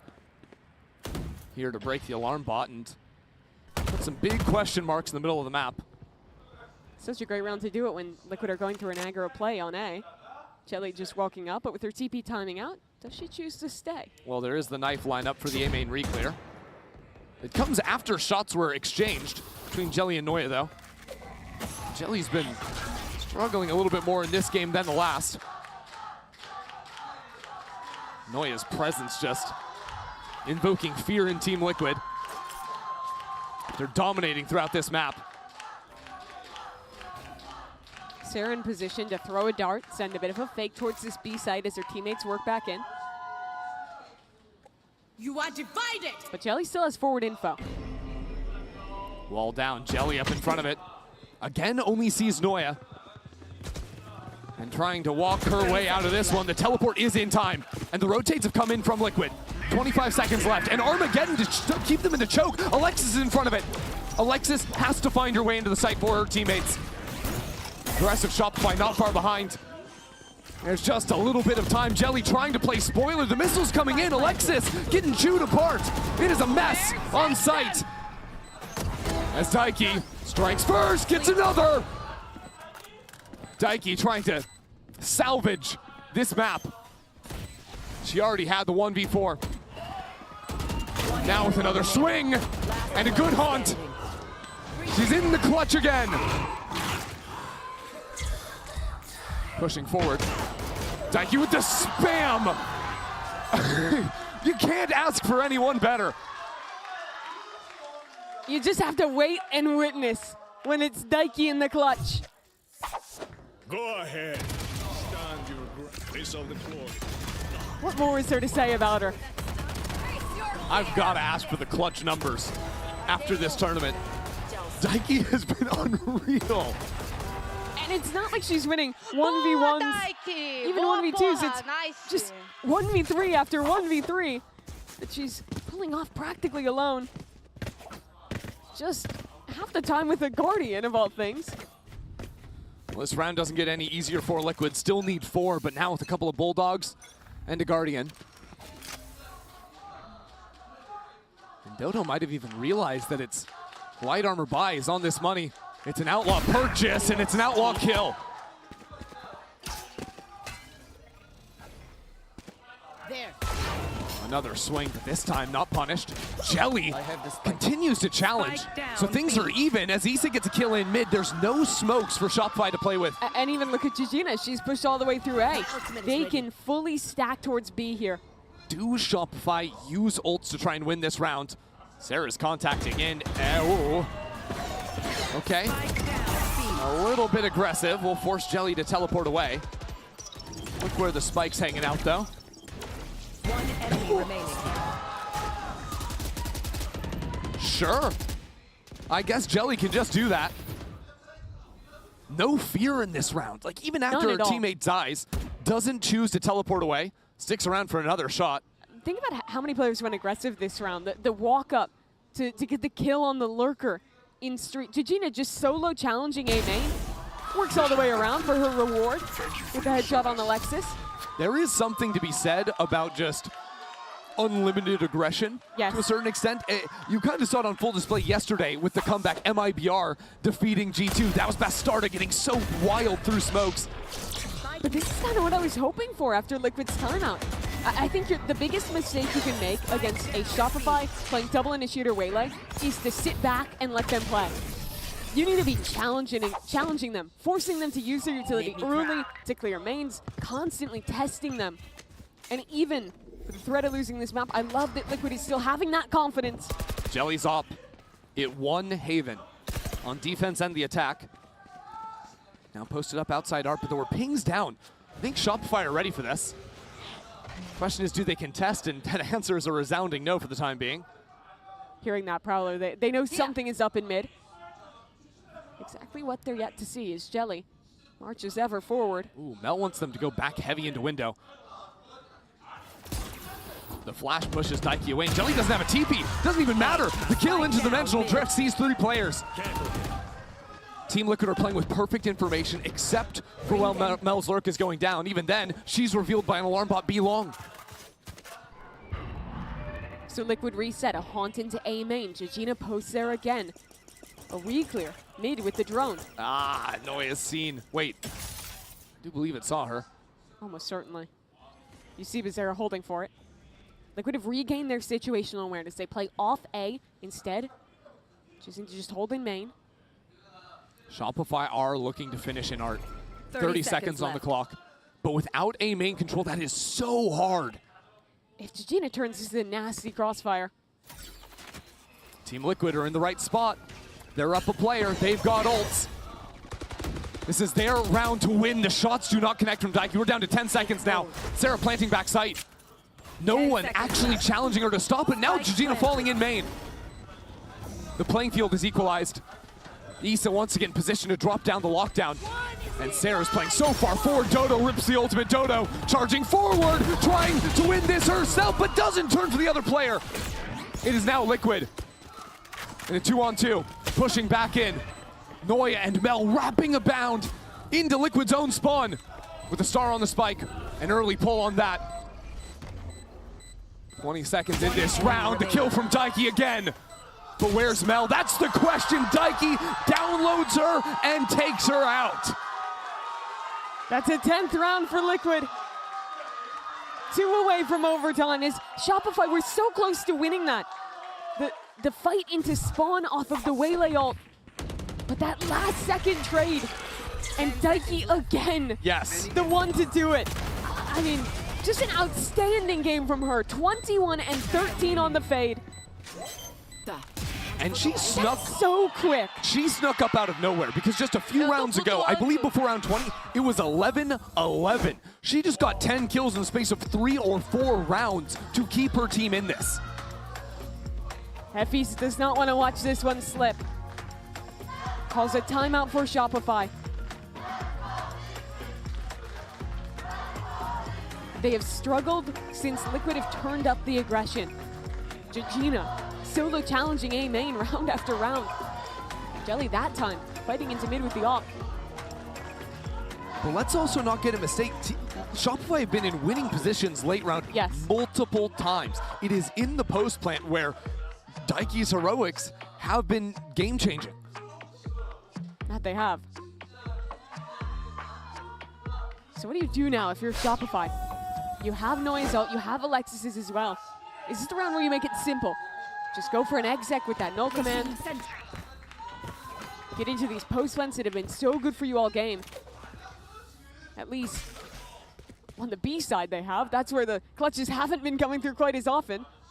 I mean, you have 3 ultimates after Sarah gets another orb. Surely you have some of those in the post plant, and it becomes so simple.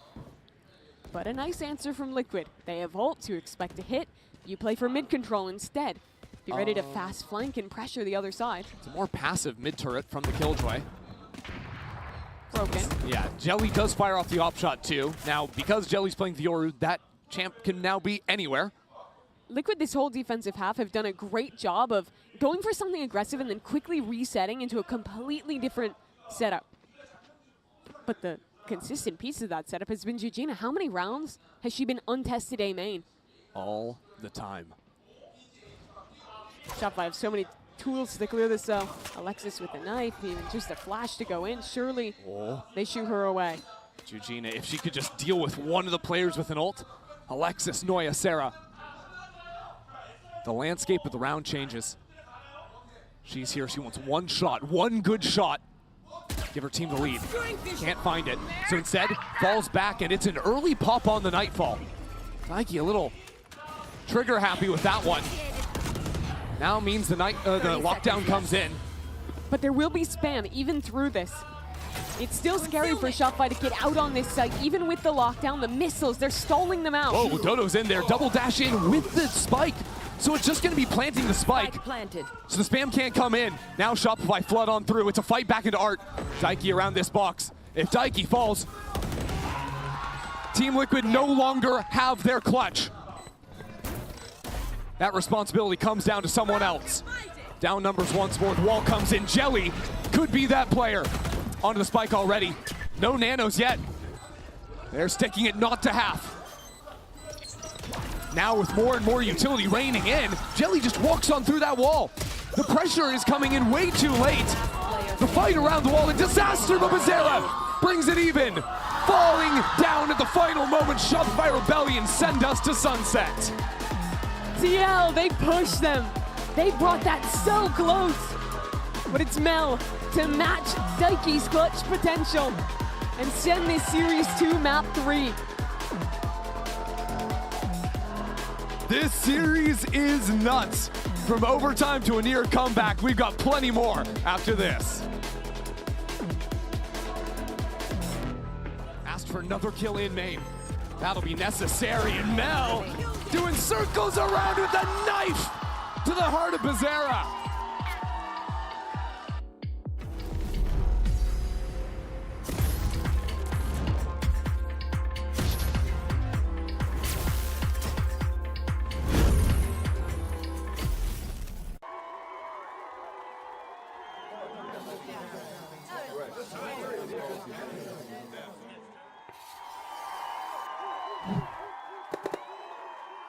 Red Bull gives you wings. feels with the money you give me for free. But being tied down, we make sure you can do you and that I can do me. I feel like Rapunzel, I am your secret treat that no one can see. If you wanna have some fun, call 415-1999. I'm thinking it's another way to call it my line. I'm out and five, this cookie is free. Oh yeah, but it's something about you. Love the way you giving me brain, but he never gon' say, cause that's gon' make me go and say, hush. Keep it on the hush. Yeah. On the hush. On the hush. Oh yeah. Keep it on the hush. Keep it on the hush. Yeah. On the hush. On the hush. Oh yeah. Call my phone all like that. Hey, I see you stuck in my page. What you doing up so late? I be loving the trade. I got this one on the way. Big headed, he'll eat it, he do it, I say. He like to hear it a crate. Saying for me, he gon' fight. He's catching a fate. Giving, but he never takes. Where you at? I can't take you when you sim. I think that he's an imposter. I'm thinking about driven ship. Really call it a toss-up. I don't know if it's clipped. Got me thinking I lost ya. Eating strips to the whips. Tell me lobster with a monster. Keep it on the hush. Keep it on the hush. Yeah. Shh. On the hush. On the hush. Oh yeah. Keep it on the hush. Keep it on the hush. Yeah. Shh. On the hush. On the hush. Oh yeah. Shh.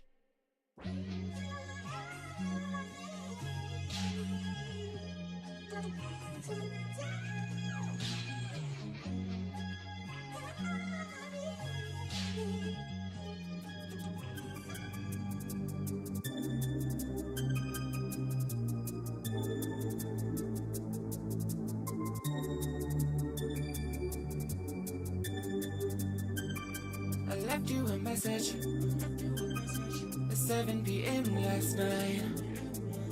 On a whim, you ignore my call. I'm over the ghosting.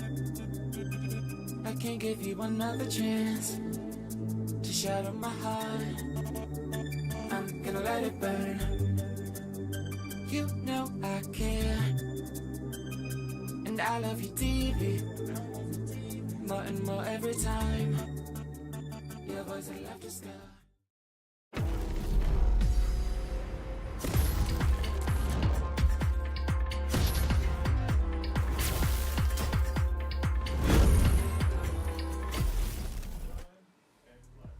We are going into a map 3. Shopify Rebellion takes Pearl, but just nearly. This series, when we said that it was going to be very, very close, we had the first map going into overtime, and then we have this where every single round was going back and forth. Shopify Rebellion win, but just nearly.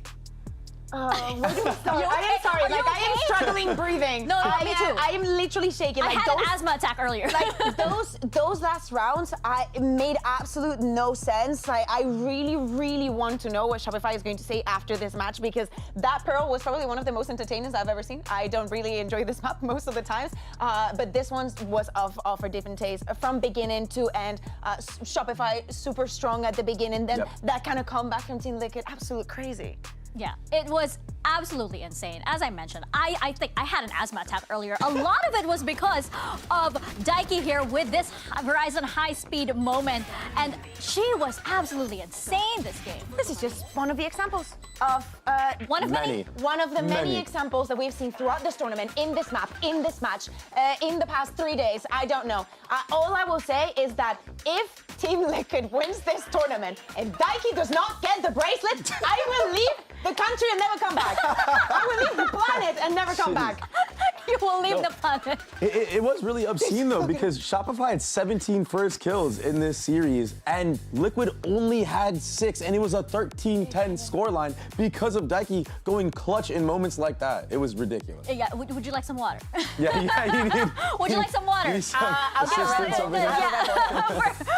I get a Red Bull, and if I die, well. But because the thing is, we're not done just Okay, yet. There is, I mean, this series is insanely close. Oh, thank you for That is that. fine. Sounded nice. ASMR. Yeah, Sounded yeah, that sounded very nice. But there's so many times wherein, for this, Team Liquid, they put themselves in what seemed to be an unwinnable position. Yes, because remember, like, look back, let's think back to what was happening at the beginning of this match. At the beginning of this round, we saw SR just taking the orb over on A. It has so many ultimates to play for this round. Team Liquid is already still not have any of those rounds on the board. They wait until the very last second. They used the Tejo ult way too soon. So then when Noya has her ult, who was doing a beautiful job defending this B side, everything just becomes too complicated. Beautiful kill right there for Sarah. But yeah, in this first 6 rounds, they were struggling so much. And at some point, they became like their own worst enemy. Yeah, there was a lot of momentum on the side of SR early on, but you just have to believe in that comeback potential from Liquid, that the way they steel themselves in order to bring the score this close, Dre. Yeah, I mean, there it is. I mean, the first kills tell the story here. But I'm still so impressed by Liquid, even though they lost this map. The fact that you're putting up 10 rounds with only 6 first kills is astonishing. I mean, 17-6, and it's a close game. Yeah, it was insanely close. Of course, Noya, we talk a lot about Daiki, but Noya on the side of SR just... We keep talking about how consistent she is in the clutch. This was no exception. This is Noya just going on and on with this kind of playstyle. If you think that this is a one-time thing, you might put like the highlights from the other day and this one's together, and you'd be like, oh, she just had a great map. No, it is her map. No, it is her territory. We also have the 1v3s. Like, there is something that makes this map completely made for her. This clutch right at the end, the turret, the nanosword, everything. Like, we understand and we know that the plan coming into Pearl from Shopify Rebellion is going to be amazing and very well structured, but it would be, I feel like, nothing without Noya. Yeah, I mean, on the defensive side, just completely locking down that B site, like you said. And then even that judge play in mid, it's so cringe, but it wins you that bonus round. And that bonus round is so impactful to start that snowball, get that ultimate online. And then on the attacking side, she always finds that timing. It's like she always finds where the gap is and wins the 1v1. Yeah, and that's when you get those rounds, right? When you talk a lot about that momentum coming in. When Team Liquid started getting those rounds in, you felt actually that the momentum never even left either team because the rounds were just so close. And now we go into Sunset for our third map.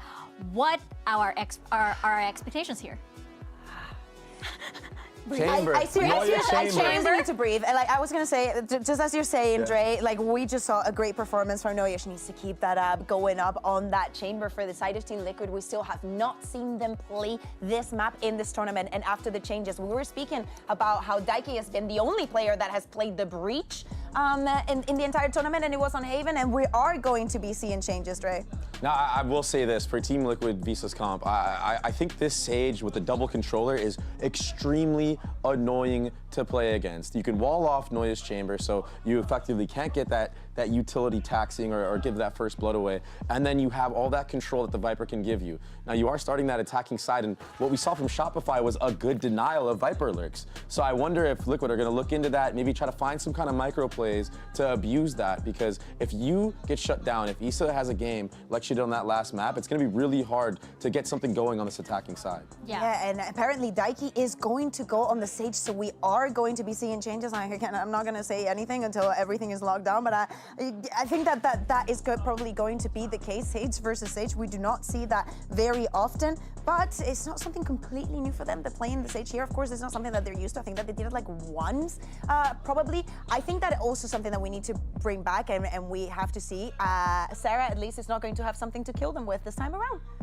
Because otherwise it would be another utility kill and nothing would make sense again. She's had so many shock dart kills this series. Yeah. I mean, if she gets good tethers, who knows? Hey, who knows indeed. It is map number 3, and the winner moves straight to Sunday's grand finals. One last time, here's Mimi and Ender with the call. This map, everything is very simple. We're playing a best of one now. Sure, it was best of 3 earlier, but everything is hinging on the result of Sunset. Both of these teams have been in finals before. They've been playing versus each other, but today only one of them gets to head into another final through that upper bracket. And it's always been Shopify dominating the upper brackets, making it into their own finals. GCC last year, they did not lose a map, really, to make it there back in having that opportunity to lift their second trophy. But exactly. After that, that's when Liquid wasn't there. Now Liquid's here. Liquid, the team who's already taken a map off them alongside KC, to now try and win a series. Team Liquid lost a little steam back on Pearl, but they never lost the clutch factor. The player to watch from Liquid is Daiki, this time piloting the Sage, a very different look for her. On the other side though, Noya, the star of Pearl, with the chamber this time around. Already, Team Liquid testing into mid, but calling out of it early. Yeah, you see Shopify was worried about some kind of mid-split. Those are very potent with Sage comps. Instead, it's just the chamber anchoring. Noya holding down the fort on A. Playing an off angle. Giving them the cross, now steps straight into Bizarra. And that's the encouragement. That's all Team Liquid need to know. No Noya, no hold, as they blitz into the site. This retake will be so challenging. Sage Wall is one of the strongest abilities in a pistol, and that simplifies the post plant for Liquid. The only real way in for Shopify will be Dodo Nut. Issa guarding, and does so nicely. Now without more pressure onto the flank. Did they just do a gun swap? Yeah. See Alexis smirking about it. She's like, Sarah, go get some kills. I don't want the pressure of it this round. I'm just the Sage. One enemy remaining. Unfortunately, while Sarah's blinded up, it means Team Liquid will get a pistol, something that eluded them all through Pearl. Yeah, they lost both pistols, both bonus rounds on that map. Not the case here. And well, the setup was strong for Shopify. They were waiting for something in mid. The crux of it is that you just can't get owned if you're the chamber, right? You are such a pivotal piece of that round. And well, unfortunately for Noya, she just got executed. A stunning shot. Pretty much wins the round there and then for Liquid. There's going to be a lot of more pressure on Noya too, trying to play around the Viper utility, whether it's the wall or the orb into main. It's a little bit tougher to find your angles. And the last time they played this Sunset, she was excellent. Shopify are on a full walk down mid. And now with Dodo distracting. Well, I tell a lie, Dodo gets the kill. Daiki is just going to wall them in to try and guarantee the cross on over. She only has a ghost in hand, so will fully stall out the flank while the rest of her team takes some liberties back into Shopify spawn. There's an extra 8 seconds for her. That's enough to send Shopify packing. They'll go all the way back through spawn, but Team Liquid have fought forward in this post plant, have very strong angles with their rifles. There are only concerns for Liquid if Jelly and Bizarra run into trouble. That's a strange angle. Shopify realize it now. So these players on Liquid start inching backwards, not overcommitting. If they die up there, they give up a gun. They play on their utility, they can just farm, but it's another shot. A good one out of Shopify in the utility, overloading Issa backside. The response is there for Liquid, low time on the clock. And with the finishing blow dealt, Team Liquid will take this second round, but lose another player on the way out. All things considered, Shopify won that round. They may not have it on the board, but the money is ruined for Liquid. And this is how it started, down mid. Some great movement from Dodo. And a couple great shots from Noya with that damage.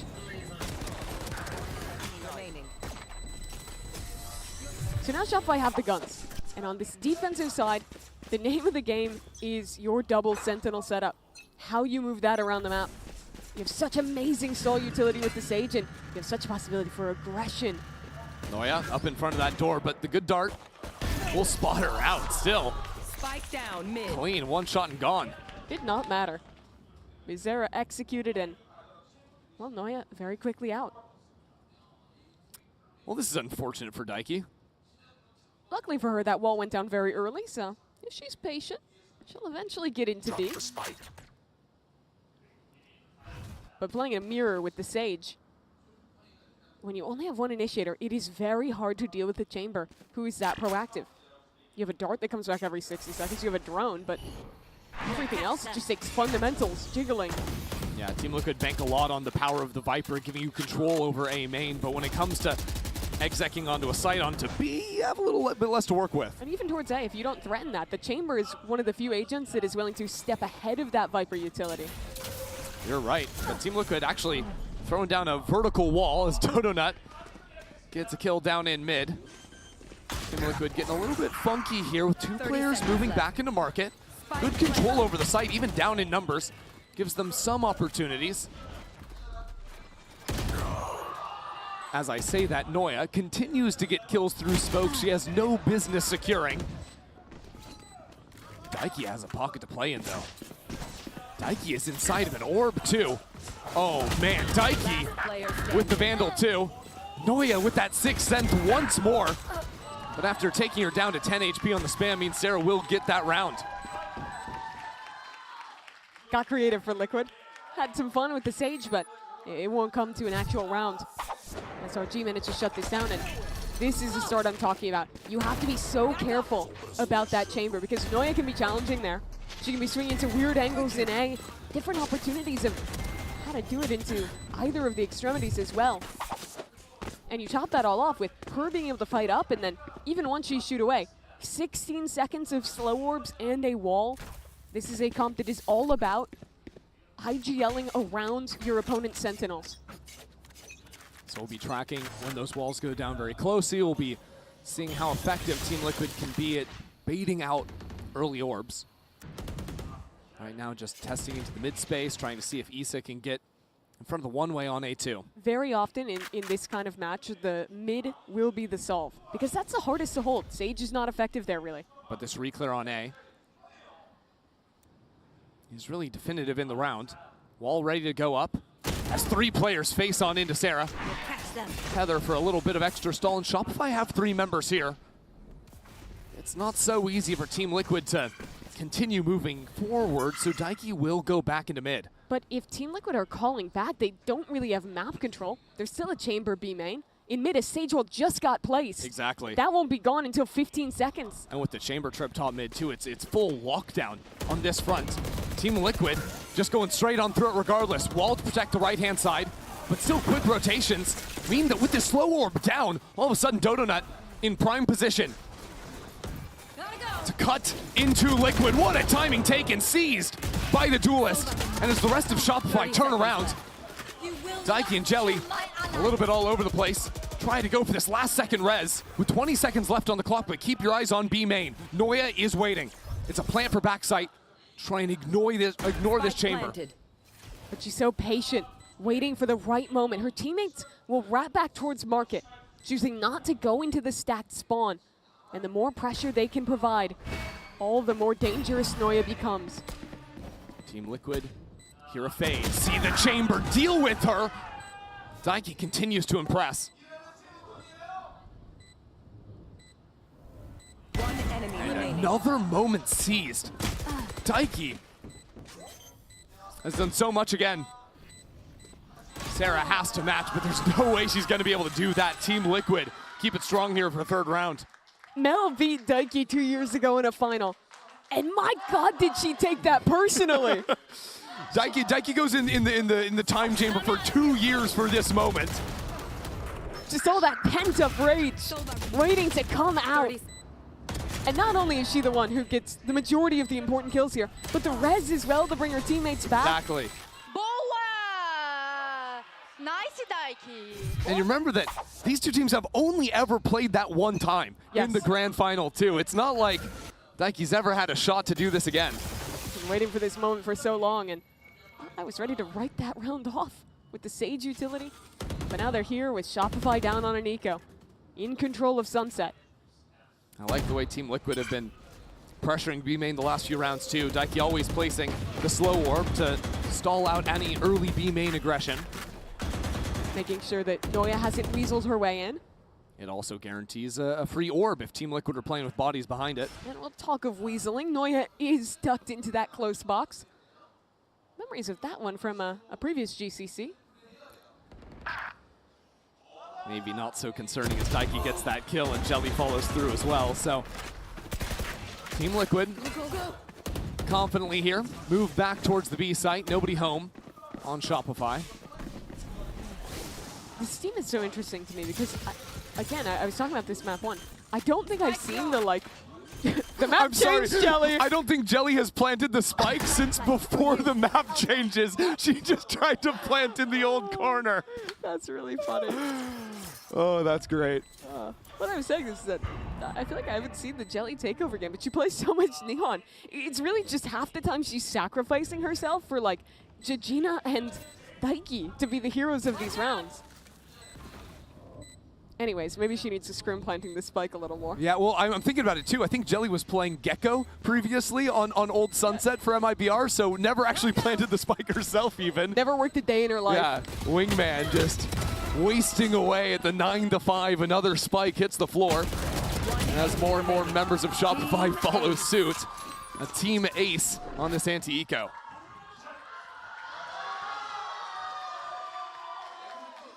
Four 1 up now for Liquid, and they've really been winning, at least on that rifle round, with these late calls. That one where they went up towards mid, the pistol as well. Ooh, gnarly shot. Daiki 8-2 right now, by the way. And same on to the kill on Noya. So Shopify were going to call a timeout here. Good comms. I heard Boa at the end. I understood that. Yeah. Well, Team Liquid are laying down some really interesting comms, some great ideas in the mid round. Certainly. Shopify gonna try and call a timeout here and figure out what exactly is going wrong. What's interesting to me is that Noya has not had an opportunity to buy an operator yet. Normally that's one of your biggest things when you're playing Chamber. Here she has the Chamber off. But what makes it difficult is playing into a Viper comp. Normally every day of the week, she will be in A main, hanging out with refreshable one-ways, living her best life. Here it's so much harder. You have to take a big risk stepping through. So instead, you probably look to set her up either somewhere in mid, or you need to send helpers to get her on a line in A. Yeah, or maybe do it later in the round. If you hear a Sova drone go down, all of a sudden there's no more scouting because Team Liquid are playing with only the one initiator. But of course, Liquid know this, so you see how they're setting up at the start of this round, leaning heavier towards A main, this time with a new Viper wall in mid. This is wild. Some ideas to just isolate the market fight where the operator is. Noya steps in front of the door again. Last time was punished, this time waits out both pings and just barely misses. That was a haircut onto Jelly. She's lucky to be alive. The orb is still here on A main, so Liquid can walk back in and claim this space relatively easily. Wall down at 40 seconds. So some insurance bought for now on Shopify. Sarah also has the Nightfall, so Team Liquid are going to try and keep it quiet and sneak up on the fade. Careful here. If they make too much noise, that Nightfall instantly stops the hit. It's essentially going to be a 2-on-5 on this site. The wall's still here for another 15 seconds. Stun's coming in regardless. Paranoia onto the site. Jelly slides on in. But as Sarah turns and digs her heels in, Sarah rips Team Liquid apart. What a round. From the fade, Shopify Rebellion's come back swinging. Alexis got no kills that round. But what she had was a slow orb. And that's how Sarah could so perfectly isolate each and every one of these fights. As we watch it back, her movement is absolutely impeccable. But the main reason it's possible is because all of these players were fragmented up. There's one, caught in the open, no swing, a TP, and, well, it's easy pickings for Sarah. And also, as you mentioned, that wall never dropped, so Dodo could slide on in and support her team and essentially get a funnel for the flood.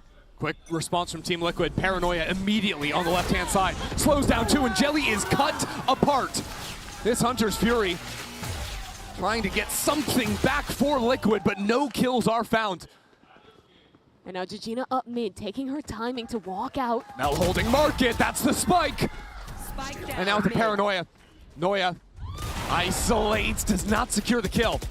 This round is getting ridiculous. A teleport back into spawn, exactly. Jujina is waiting for Alexis, takes her out. And now Jujina, constant problem in the backhand side. Team Liquid fight back through B main. They have themselves a sight. And a pit as well in the post plant. It's a tough ask for Shopify to retake. But Sarah has 2 Prowlers. Sarah chooses to flank herself.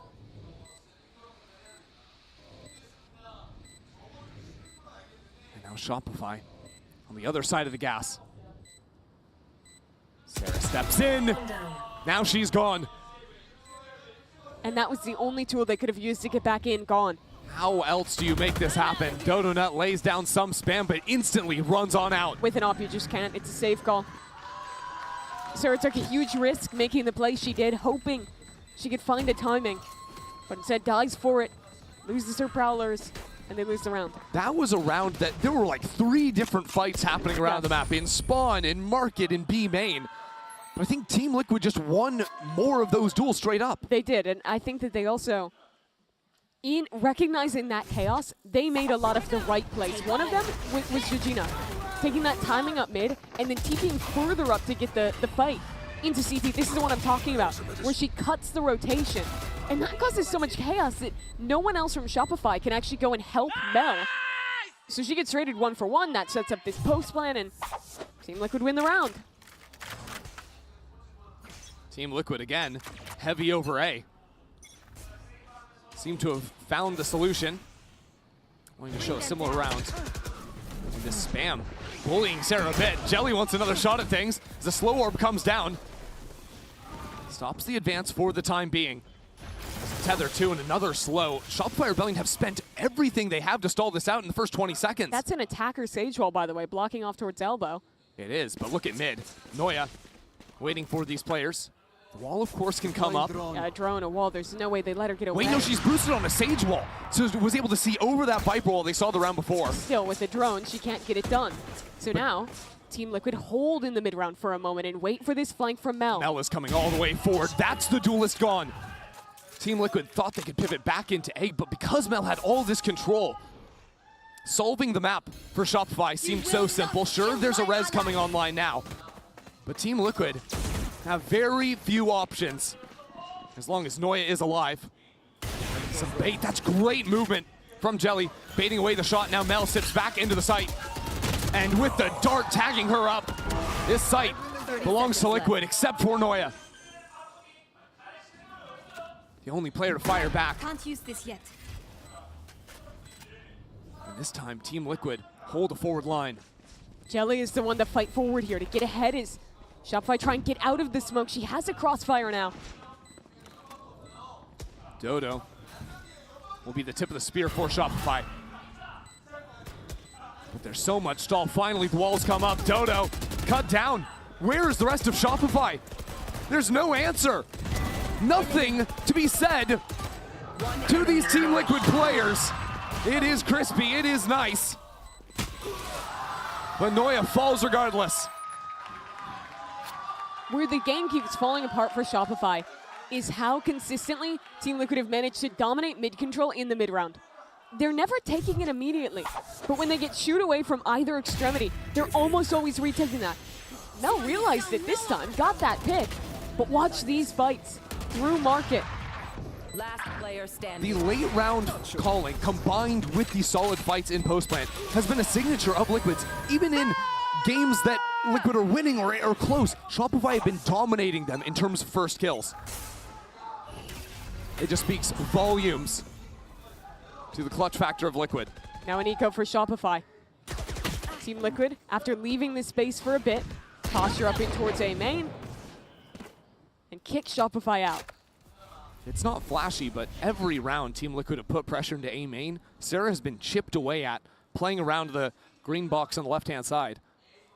Noya has started mid a lot of rounds, but she's never there really in the late round to actually be able to get something done when these rotates come through. Because look, again, Shopify will set up for the mid fight.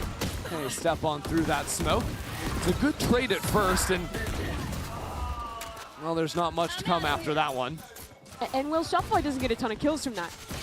Oh, I say that too soon. Dodo has cut this to a 2-on-2, and guns are down. That's the thing, right? Spike secured. Noya chooses just to play with the Headhunter, wants to get back onto this A site quickly, going all the way back into spawn. And look where Jelly's going. Walks upstairs. But that leaves Bizarra alone. Circles around one another. Spike planted. Noya Seen by this drone. Yep. And that's going to tell Jelly exactly how to play this one out. Now Dodo facing the wrong direction.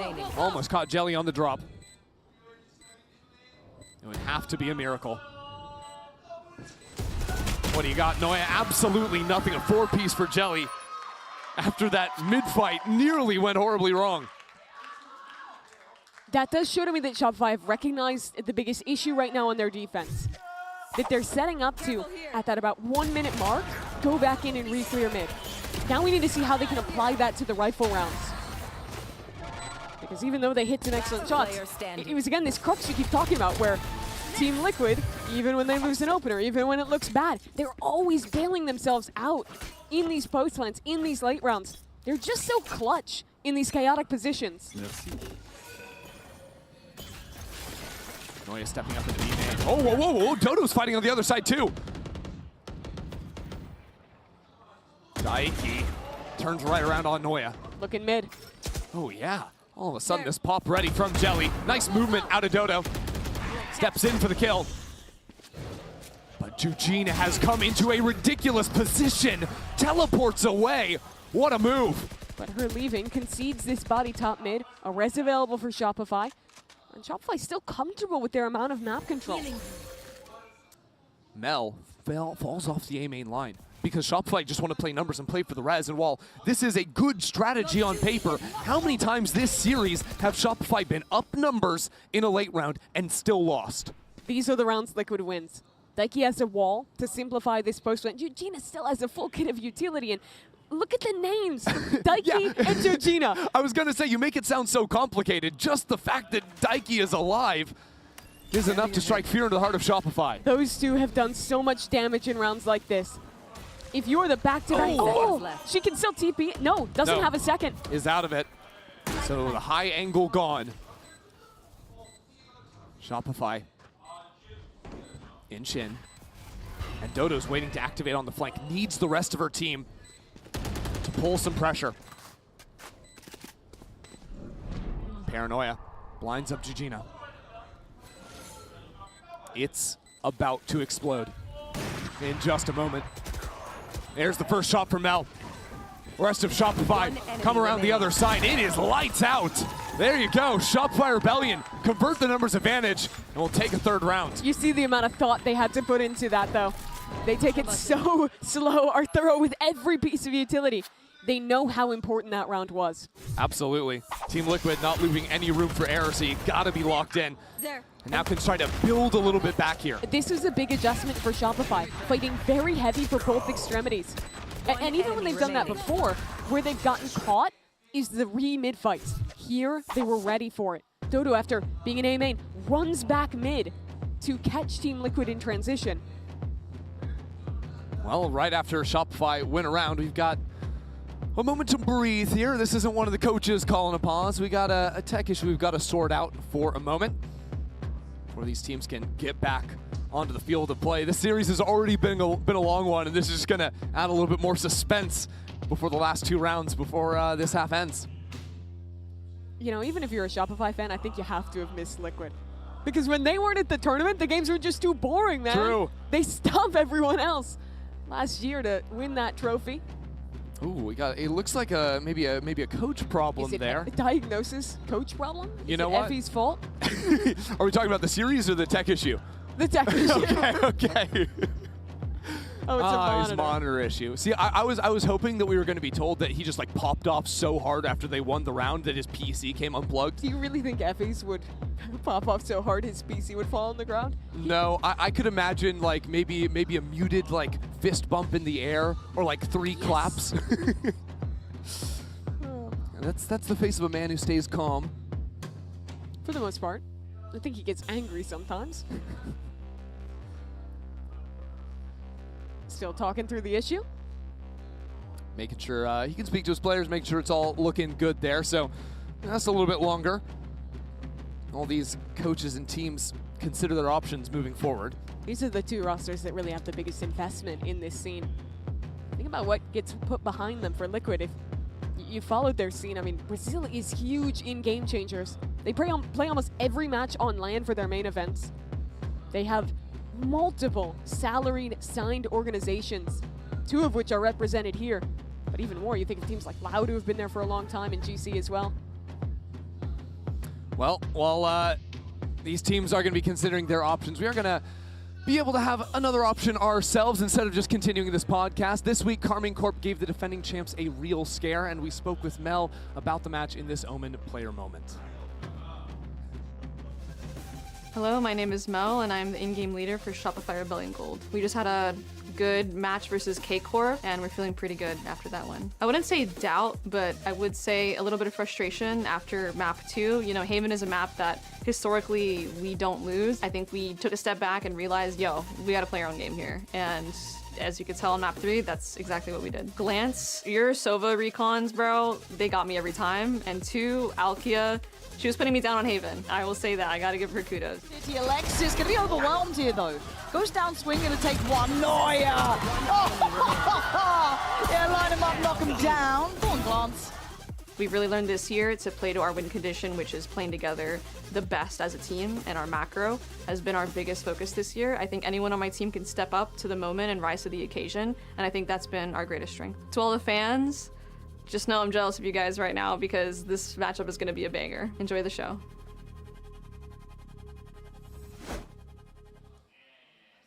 Well, Lisan Mel Gaib knew that this match was going to be a banger. Me, I'm enjoying. It's a good one. It's a good one. But it is Shopify Rebellion trailing by 4 rounds. You know, she was talking about how anyone on the team could step up and be the hero. And while we've seen that in the first 2 maps, this map has not had that one player at the tip of your tongue. Maybe Mel could be that player herself. Look at this Nightfall pushing the players into Mel. Up into tiles. Mel held by Jelly. And this round falls apart. Careful here. Such a bold play to make out of a timeout. But it fails. And now Liquid, they slow down. Play this advantage out. Shopify, how can they even try and get back in? They have Noya on one side. He's barely been able to have this up online, but on the other, their look at aggression is already droned out. It could honestly be as simple as Noya getting the pick in B main. Maintaining pressure there. It could be as simple as Dodo stepping up A. But that's going to encourage them to go back into the op now. Team Liquid might be calling against that idea, as a matter of fact. Well, it's because they have the resurrection now for Nike. Just wall, get your teammate back. And, of course, you are trading off map control for this. You see they don't have B main. They're losing mid. And this is a read by Shopify, expecting the res. I really like this. Instead of fighting an A main, you fight through tiles instead. And with res in hand, the shot comes in. Still the res, and Sarah with a beautiful shot. A little bit of brilliance. And now if you're Shopify, you go back. You leave your chamber to flank and you group spawn to be ready to absorb the aggression because you know Liquid want to flip the map. Jelly stepping forward, the slide on in. Jelly holds the line, and now the lasers too. Jujina still there, trying to teleport into the corner. Team Liquid, so little to work with here. Completely separated from one another. Now trying to regroup, play across. Nice shot from Noya. And now to step out, Sarah will get 3 on the round. It's the shots from Sarah, but it's 3 different reads that round that are all good from Shopify. First, they expect that heavy play into A main. Go for that fade alt play for Mel to TP up behind. That doesn't work. She gets owned on the opening kill. That's this fight here. The next one is expecting the res and walking behind to punish it. And the third, upon seeing that pressure, is being ready in CT as the Liquid try and flip the map. That's that macro that Mel was talking about as a focus in the interview we just heard. Even when she's dead, still putting beautiful rounds together for her team. Now one more would make this half not so bad from Shopify. And that's going to be a tough ask. Noya does have the chamber up, of course. Sur défaut. Impeccable. Fans would be proud. Now Team Liquid splitting it up into the B side. They have not acted very decisively early in rounds. This could be one of their quickest yet if they choose to speed up. Dodo is down. And now Alexis fully isolated on the B site. A smoke to try and work around as the wall is broken, and Mel refights into mid. This stun onto Lexi. But she's still alive. Mel is just doing it all herself. Shopify Rebellion wasting no time, sprinting back into the site. Sarah and Alexis are dominant. And Jujina is way too far away to have any say in the matter. It is 5-7 to round out the half. Mel's putting on her best Daiki impression that round. Round goes wrong for you? Nah, you're the ITL, just run around and kill everyone. Hit some stunning shots, and from a half that was going so poorly for Shopify, they closed it out with 3 rounds won in a row. One enemy remaining. Alexis as well just closing this one out, and what was a great way to end it, but for this halftime, something of a little treat. Jen Lee, she's standing by with someone who has been here for Shopify at every GCC, one of their best super fans. Hey guys, Jen here with Sarkon, Shopify super fan. Sarkon, you've been showing up every single time Shopify plays. So, you know, what about Shopify inspires you? What is your source of passion for rooting for Shopify? So it started in like 2022 with Cloud9 White and the magical original C9 White roster. Really was a huge fan of them back then. And then when Mel and Lexi moved over to V1 and now SRG, I just really fell in love with how the team dynamic is, the chemistry, the teamwork, and how much they encourage and support each other. And as an athlete myself, I just really find that endearing and the right way to build a team and the right way to have a relationship with your teammates. And I feel like SRG are like the quintessential the quintessential example of that in GC. You've seen it over the past 3 years, how much they support each other, how much they fight, and how much they want to not only be the best team in GC, but to be the best team in the world. They want to make tier 1. They want to be the team that qualifies via the Ascension tournament and eventually makes champions. And I know they can do it. I know they can do it. And so many SRG fans, as you can see in the crowd, believe in them as well. And we know that that is their ultimate goal, and we will support them until they achieve it. 네, 먼저 멜산소와 알렉시스 선수가 2022년부터 클라우드9 화이트에 있었던데 그때부터 보기 시작해서 이 두 선수를 따라서 이제 쇼피파이까지 쭉 응원을 하게 됐다고 하는데요. 좋아하는 이유 중에 하나가 이 두 선수가 어떻게 팀을 꾸려가고 그리고 그 단합력과 그 서로를 챙겨주면서 성장하는지를 지켜보는 걸 굉장히 감명 깊게 봤다고 하고요. 같은 선수로서 뭔가 이렇게 팀과 함께 성장하고 만들어가는 걸 너무 중요하게 생각하는데 그런 부분을 너무 잘 보여주는 것 같아서 계속 응원하게 되고 또 쇼피파이 같은 경우에는 어쨌든 정말 체인저스를 넘어서 3년 동안 너무 열심히 압도적인 모습을 보여줬지만 어센션을 통해서 정말 VCT 1티어까지 올라갈 수 있는 그런 힘을 가진 팀이라고 생각하기 때문에 이 소리콘스이 아니라 다른 팬들도 함께 응원하는 것 같다고 그런 가능성을 정말 높게 본다고 얘기를 했습니다. 이렇게 해서 소리콘님 만나봤습니다.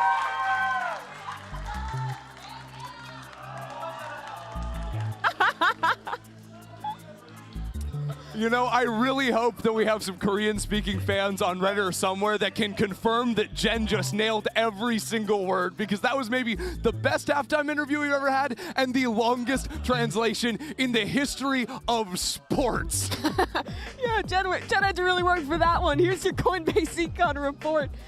Oh, I mean, I couldn't said it better myself. That was beautiful. I love it. Completely sets up this second half from Shopify's perspective. Of course, been there through thick and thin, but Team Liquid also have stayed as a core of a roster of 4 for so long. This team also with similar heights they want to reach, but this champion title has always eluded them. That it has. Memories of falling short at their last GCC, of disappointment at the first in Berlin. Now an opportunity ahead of them. One half to beat Shopify. What a strange round from Liquid. No one on A, 4 players behind the wall. It gets brought down, Noya with the kill, but Daiki is always going to be there. But Shopify have seen this. They'll quickly call a pivot. The door is open to A. So then we look at what tools are available in the post plant. Alexis has a wall and a slow. There's still a stun from Dodo. They get the spike down. It's going to be hard to play this one out. And Dodo is going ahead of it. That wall, it could make you think it's the other side, but no, they're fighting CT. Double swing. Chips away at Jujina. Team Liquid have to craft a way to play this retake against a strange wall. Do they go back in front and break it? They just go full back spawn. Right now, 1s and 2s. Alexis still has slow orbs. Dodo with the stun, swinging out in front of it, but Jujina just never stopped moving. And now it's Shopify that are a little bit split apart. Sarah's on the wrong side of the wall. It's just Alexis. Here's another wall gets put down. Broken, as a matter of fact. Now Daiki charging forward. 3 kills for her. A wall drops, and Sarah is here for 4. A monstrous Red Bull clutch. She could not have done that better. The wall falls perfectly to get that pick. The timing of the drop is insane. Literally too perfect for Sarah. And this is a round that started rough. For Shopify, Daiki does damage in mid. Last player You think it's over when Alexis dies in this mouth. Only for Sarah to pull out the most improbable Red Bull clutch. Unbelievable start to this second half. And it comes with a chance for Shopify to tie things up.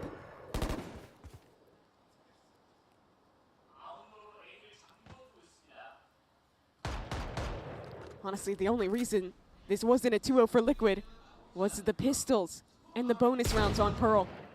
Shopify won 2 of each. This time the pistols are even between these teams. Nike now stunned up. A great follow through out of Dodo. Playing nicely behind her own utility. No B main control though for Shopify, so gotta be strong as they come back into sight. Could even just plant for backside and hold on to Boba. And that latter option will be their call, just leaving this late re-lurk is... Yeah, I mean, fighting for backside and for Boba is so easy when you put down that Sage wall in mid. Cut off the extra avenue of rotate. You saw Liquid try and do some of those ideas on their own attack as well. Putting that wall off as Gigino will throw away one outlaw. But won't be too much of an issue. Shopify had 4 other guns to hold.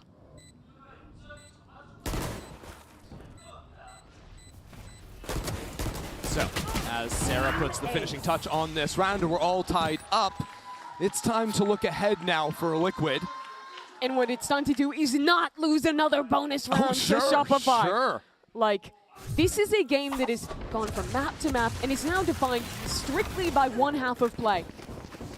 And if Shopify start running away with momentum, if you lose this bonus round, the implications are huge. Remember, the final up for grab. Oh my God.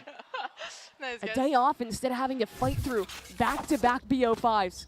And when 2 teams are as closely matched as Shopify and Team Liquid, that double map advantage is huge. Going in as the upper bracket, it's the advantage Shopify had when they faced off in that best-of-5 in Sao Paulo. So now, can they convert on the anti-bonus? Issa's in a nice corner, but that stun gets that shot in first, and with Issa cross-firing alongside Jelly, couldn't do it any better. Great work from Issa. The patience there to get that opening kill on Dodo sliding in right as the stun's about to hit. And while they're playing very similar comps, the one real wrinkle is that on defense, Liquid get this Viper, and it's so nice to have that bunker set up with slow orbs, with a Viper wall, with an orb to hold one side of the map here.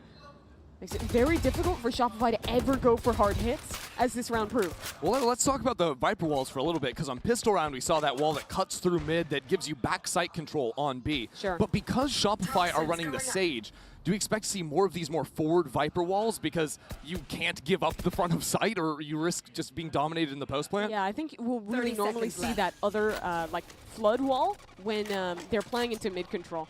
For the most part, it will likely be this one. This also threatens someone walking forward in main, makes Noya's job a little bit harder when she's fighting for that space as the chamber. Exactly. Maybe even pull over Sarah if they want to fight for B main. That's an instant prowler at the start of a round. For sure.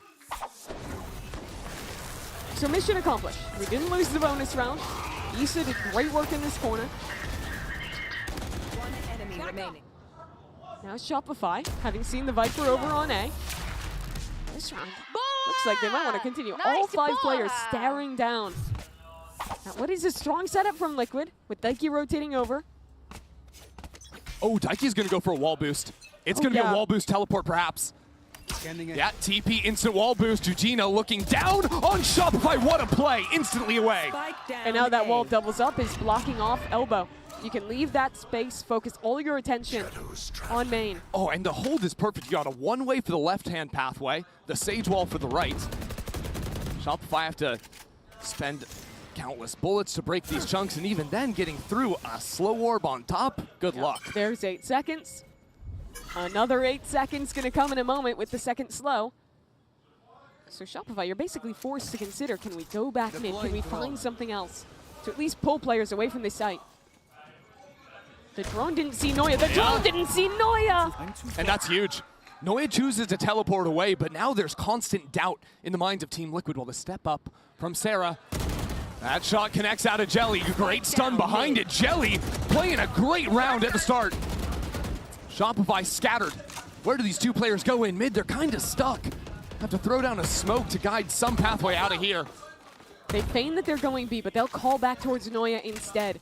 This is already being anticipated by Bizarra and Jujina. A quiet rotation from Team Liquid. Daiki has the download on this round. And now Jujina steps in front of that smoke. It's a beautiful shot. Now she can lodge herself in sight, set up this crossfire with only 10 seconds remaining on the clock. How can you even hope to accomplish anything? Team Liquid take this round with ease. Such a stick round for them to pull out. The Sage Roll boost at the very beginning. Finds such a massive player in Alexis. You can see it here, TP forward, wall up. And once she's dead, going for executes without that Sage Roll in the post plant, without the slows to help you out, is so much more of a challenge. But what really impresses me is the later reactions. Being ready, recognizing that of course Shopify's gonna refight mid. Of course they're gonna feign B and finish into their lurk on A. What is this? There's another wall ready for Daiki. Just a reactive one this time. As the dart doesn't see anything, steps forward. Pushes Noya back. Dude, she has a res and is challenging up. Who else but Daiki? Daiki is just doing it all, isn't she? And now she's in such an aggro position with slows, with a wall. She can single-handedly hold 5 players back. That's nice. Do we refresh the one-way now that the smoke is, or the slow orb is down? We absolutely do. Just great stall. Dodo gets in front of things. Daiki with a good shot. Mistake was pulling away the gun, taking out the wall. Shopify will pick up that gun. Is there an orb to be taken in main? I'm not sure. Could be a res if Alexis grabs that one. Instead, they're giving it to Noya. So instead of playing 5 players, they want the gun. That's a big decision to make. Yeah, it's time for her to prove why. Jelly's still holding. This outlaw could cook. Face your feet. Nightfall down. Jelly pushed away, and it doesn't seem like the decision is mounted to anything. Noya's not even in the fight. Jujina back in sight, and now the res is there. Noya creeping forward. Jujina is still out in the open, still killing Shopify members. So now, do we make this ult pay off? Doesn't mean anything, Shopify. Is there even time? Stepping forward, one more kill. Noya needs it, can't do it. Issa is better. It gets so close, but the ult just barely not enough. And it's that slow field from the kill that stops Noya from getting a quicker swing. That is what kills her in that one-on-one. Her own weapon gets the better of her. And you can see how the round started. Daiki got so aggressive, caught off. Made Shopify feel like there was a chance. Your duty is not left. Slow field down. 6 seconds, she has to swing into her own slow. And dies for it. Nossa senhora. That could have been a series-breaking round. Shopify know it. Effies will call a timeout. Shopify have been losing out on a lot of these kind of early main engagements. I think even when Liquid is falling away, they're constantly putting pressure there and succeeding. I give especially credit to Daiki in a lot of these rounds. So what does Shopify want to do? I think for one, a focus on mid control would be good. Team Liquid did a lot of these rounds where they were blowing up mid with the Sage Roll. I think you have to create more of a threat. Make it feel like Team Liquid aren't going to be able to just play this passive mid setup heavy into the mains. Because unlike the double Senti comp from Shopify, Team Liquid don't really have any info tools to hold that down. So putting a smoke there, threatening that someone can lurk in, it basically has to pull players away. That's not necessarily something you need to start with, but I think showing that in some of these mid rounds Definitely is a good idea. I'd also love to see Moya let off the leash a little bit. Let her find some opportunities on the lurk. This is a map she's taken over in the past. Now Shopify. Up in front A main. I'm talking about mid control, and Team Liquid have immediately seized it. Oh, good tracking. So much damage onto Daiki. But with Bizarra in the corner. Hold on, Bizarra. Brilliant. Out of Liquid. The slow play from Shopify means nothing. A wall goes down. Shopify sent packing. Liquid is winning this game in the main fights. They are decimating Shopify there in this second half.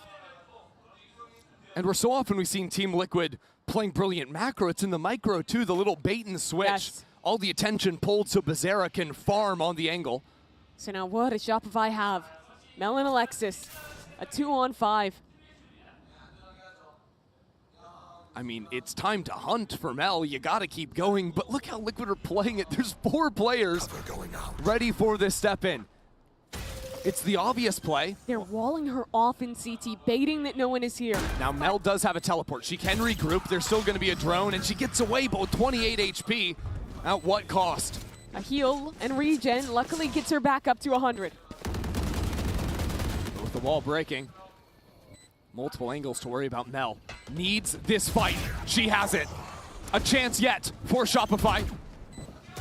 A chance more as Alexis gets that kill. Now the res though, making it nigh impossible. 3 for Bizarra and an 11th on the board. That old duo, they made a valiant chance. But Team Liquid had basically already won this round. They dominated the fight in main. They played a very structured retake, 4 swinging together. And there's that micro, such great bait from Daiki. To make the heroics mean nothing. And this is such a change-up of what you've expected from this series. This is a Shopify on the back foot. A team that does not even lose series. Rarely maps. Team Liquid are about to be on series point, and it's Shopify on the eco. A half buy for them. Use the paranoia off the rip, but it's always this early slow orb invalidating Shopify's util.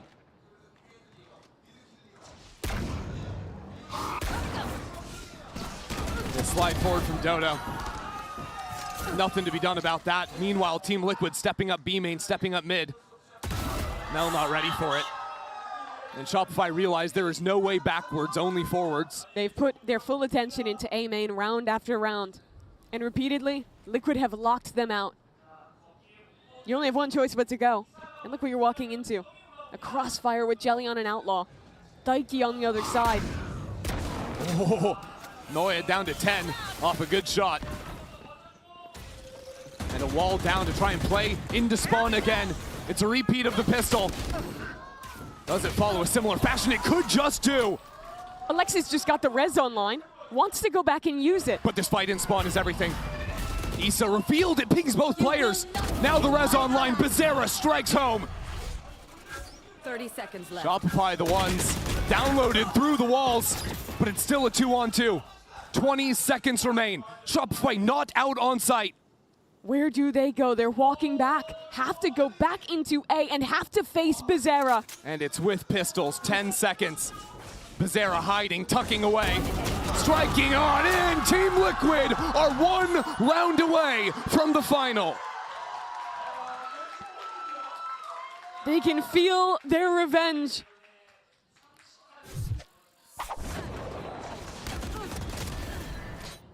And again, it comes at a close round. It comes down to Shopify almost winning on their heroics, but failing at the last hurdle.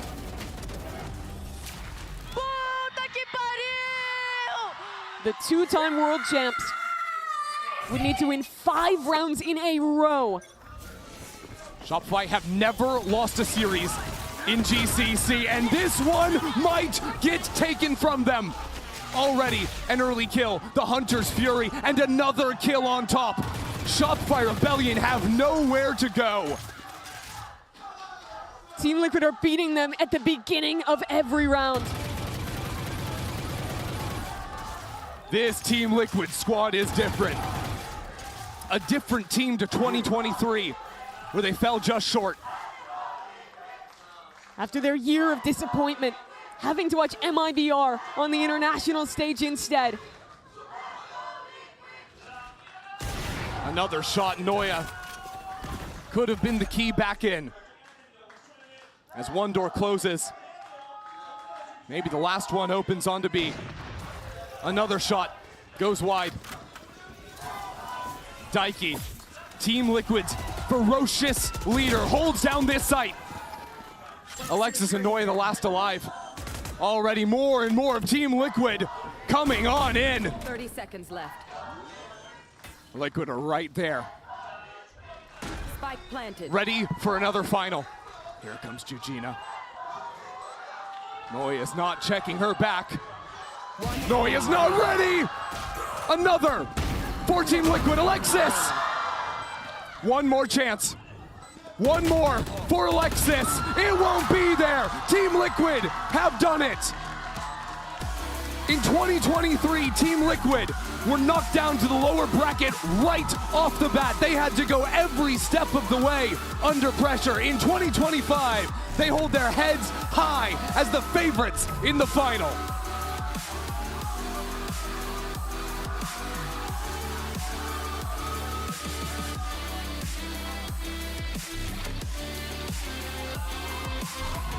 Shopify Rebellion suffering their first series loss at GCC.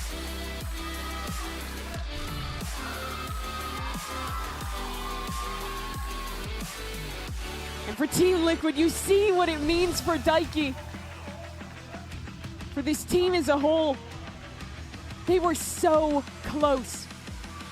A round or two the difference, and it would have been them hosting a trophy in Brazil. But instead today, after waiting 2 years for their moment, they get their reward.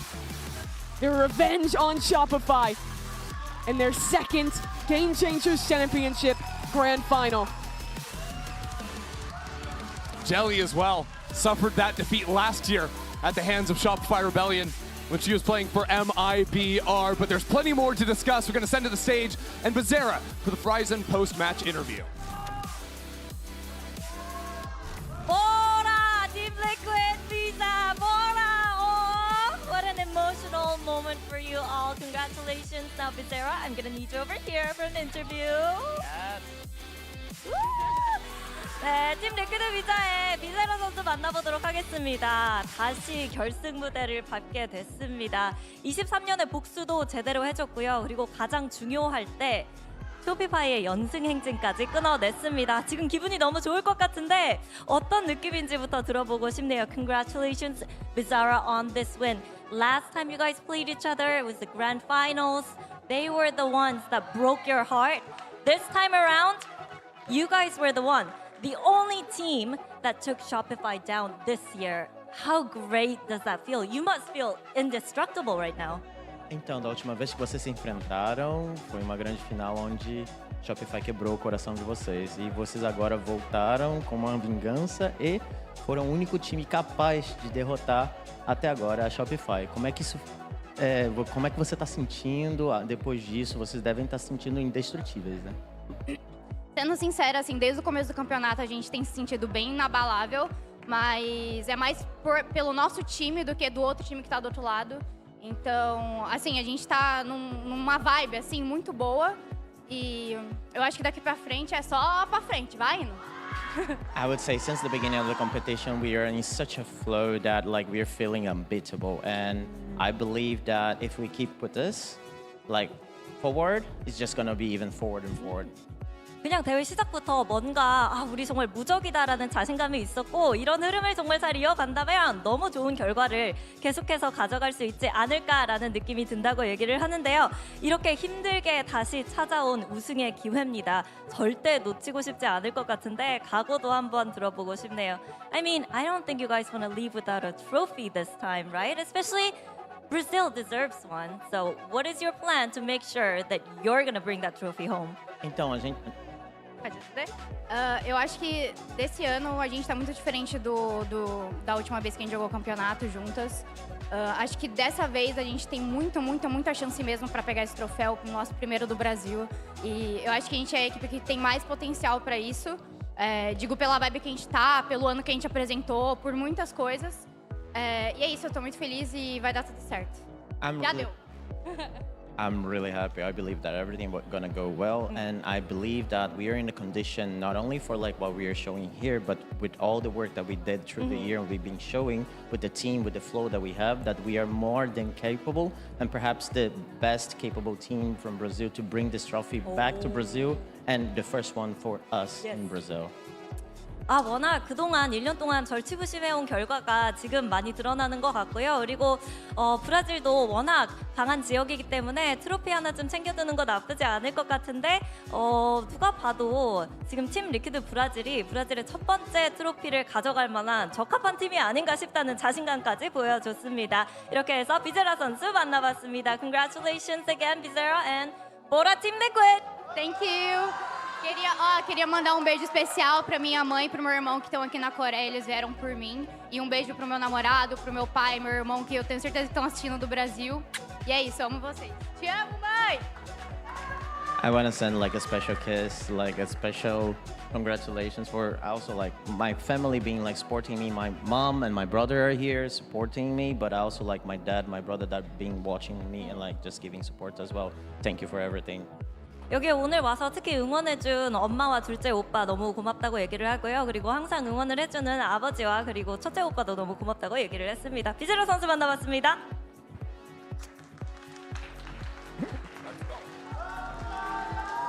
Have to go back into A and have to face Bizarra. And it's with pistols, 10 seconds. Bizarra hiding, tucking away. Striking on in, Team Liquid are 1 round away from the final.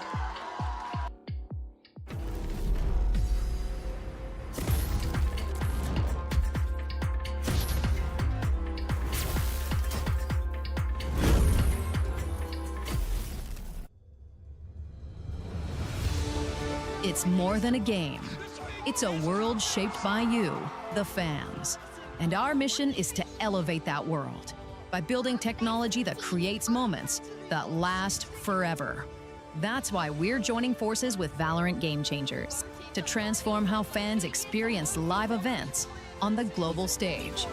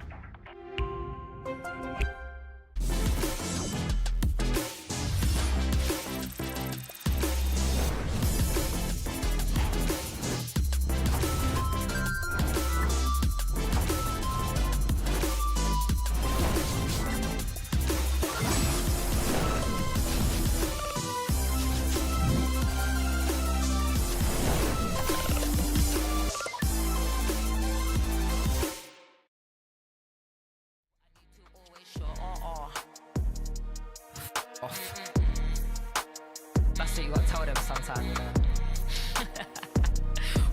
Oh. See you later, mate. All the best, all the best. Something real, something raw, not accidental, no, I'm sure.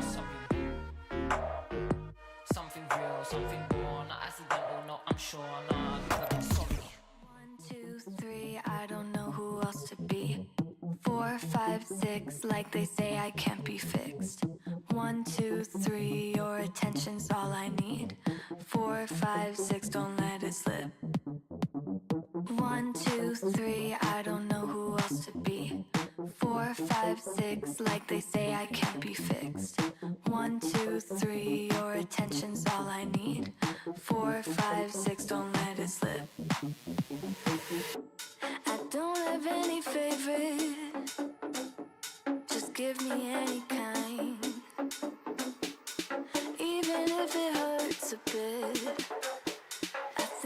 you'll be fine.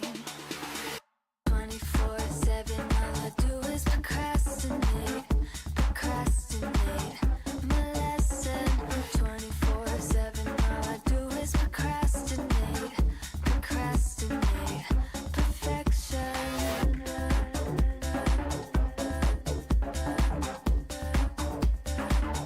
Perfection.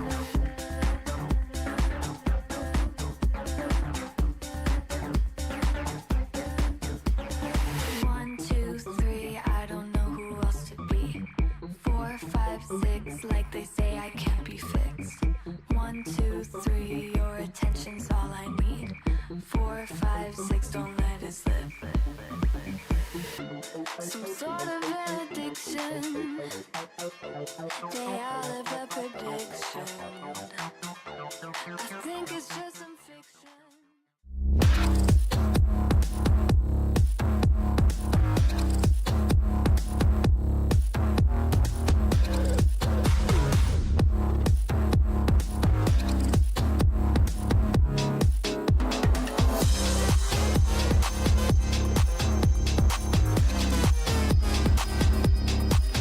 Welcome back to day 8 of Game Changers Championship. We just saw Team Liquid lock in their slot to the grand finals this Sunday in an amazing match. A three-mapper against Shopify Rebellion. That was such a heart-stopping match. It looks like our fans are getting riled up for another, but we have to talk about that previous match because it was such a close series, and we didn't think that Shopify Rebellion would fall into the lower bracket, but Team Liquid, they're on fire right now. Where do we start? Do you want to start? I'm down to start with the last Go time. for That it. was an absolute masterclass. Like anteing the way that Shopify would go about re-clearing some of that space that worked so well for them yesterday. And the Viper of Issa got mad work done on those lurks, like taking all that A space. It was really a pleasure to watch. They're so hungry. Yeah. They're so absolutely hungry. I think that you can see every single time when they win a round, when you see their reactions, when you see with the strength that they go into every new round, I just can't stop cheering for them. Yeah, but hey, even hungrier, of course, are these teams in the lower bracket because this is an elimination match between Visa Crew Blaze and MIBR. And yesterday, MIBR, they looked like they were finished. They looked like the match was going the way of G2 Gozen. However, they flipped the script and had basically the biggest comeback that we had in Game Changers history. Oh, yeah, exactly. I think that the match delivers since the beginning, but as you're saying, when we got to that third one, when we got to that final map, it was all in G2's hands to close it. And actually, MIBR showed the resilience of we can do this. And round by round, little by little, with amazing individual plays, but also amazing moments to overcome time after time, they managed to close it out, get G2 out of the tournament, and at the end of the day, the entirety of the region of EMEA out of the competition. Yeah, and there's something special when you win games like that because it just gives you this different type of energy when you go into the next series, you know, because you just clutched out something that probably felt like was impossible to do. Yeah. Right? So the confidence that you carry onward throughout the rest of that run is going to be so important. Yeah, and the team talks a lot about trust as well, like how they just believed, they just fully trusted each other to be able to pull off a comeback like that. And it actually happened, even though they were down. The score was 10-2. And MIBR just said like, no, we can do this, believe, 100%. And they managed to pull off that comeback. And for more on this elimination match, let's send it over to Jen Lee to hear more from Melissa. Vamos! Okay. Hello, Melissa. Now, trust me when I say we're still thinking about that 10-2 comeback that happened yesterday. Can you sense the added strength and the moral boost from that win? Com certeza, eu acredito que essa vitória foi muito importante pra gente, tanto para dar confiança para nós mesmas, quanto para mostrar o quanto a gente é capaz e tem potencial. Então, acredito que foi muito importante, foi muito marcante para todas nós, acredito que para todo mundo e foi muito bom pra gente, com certeza.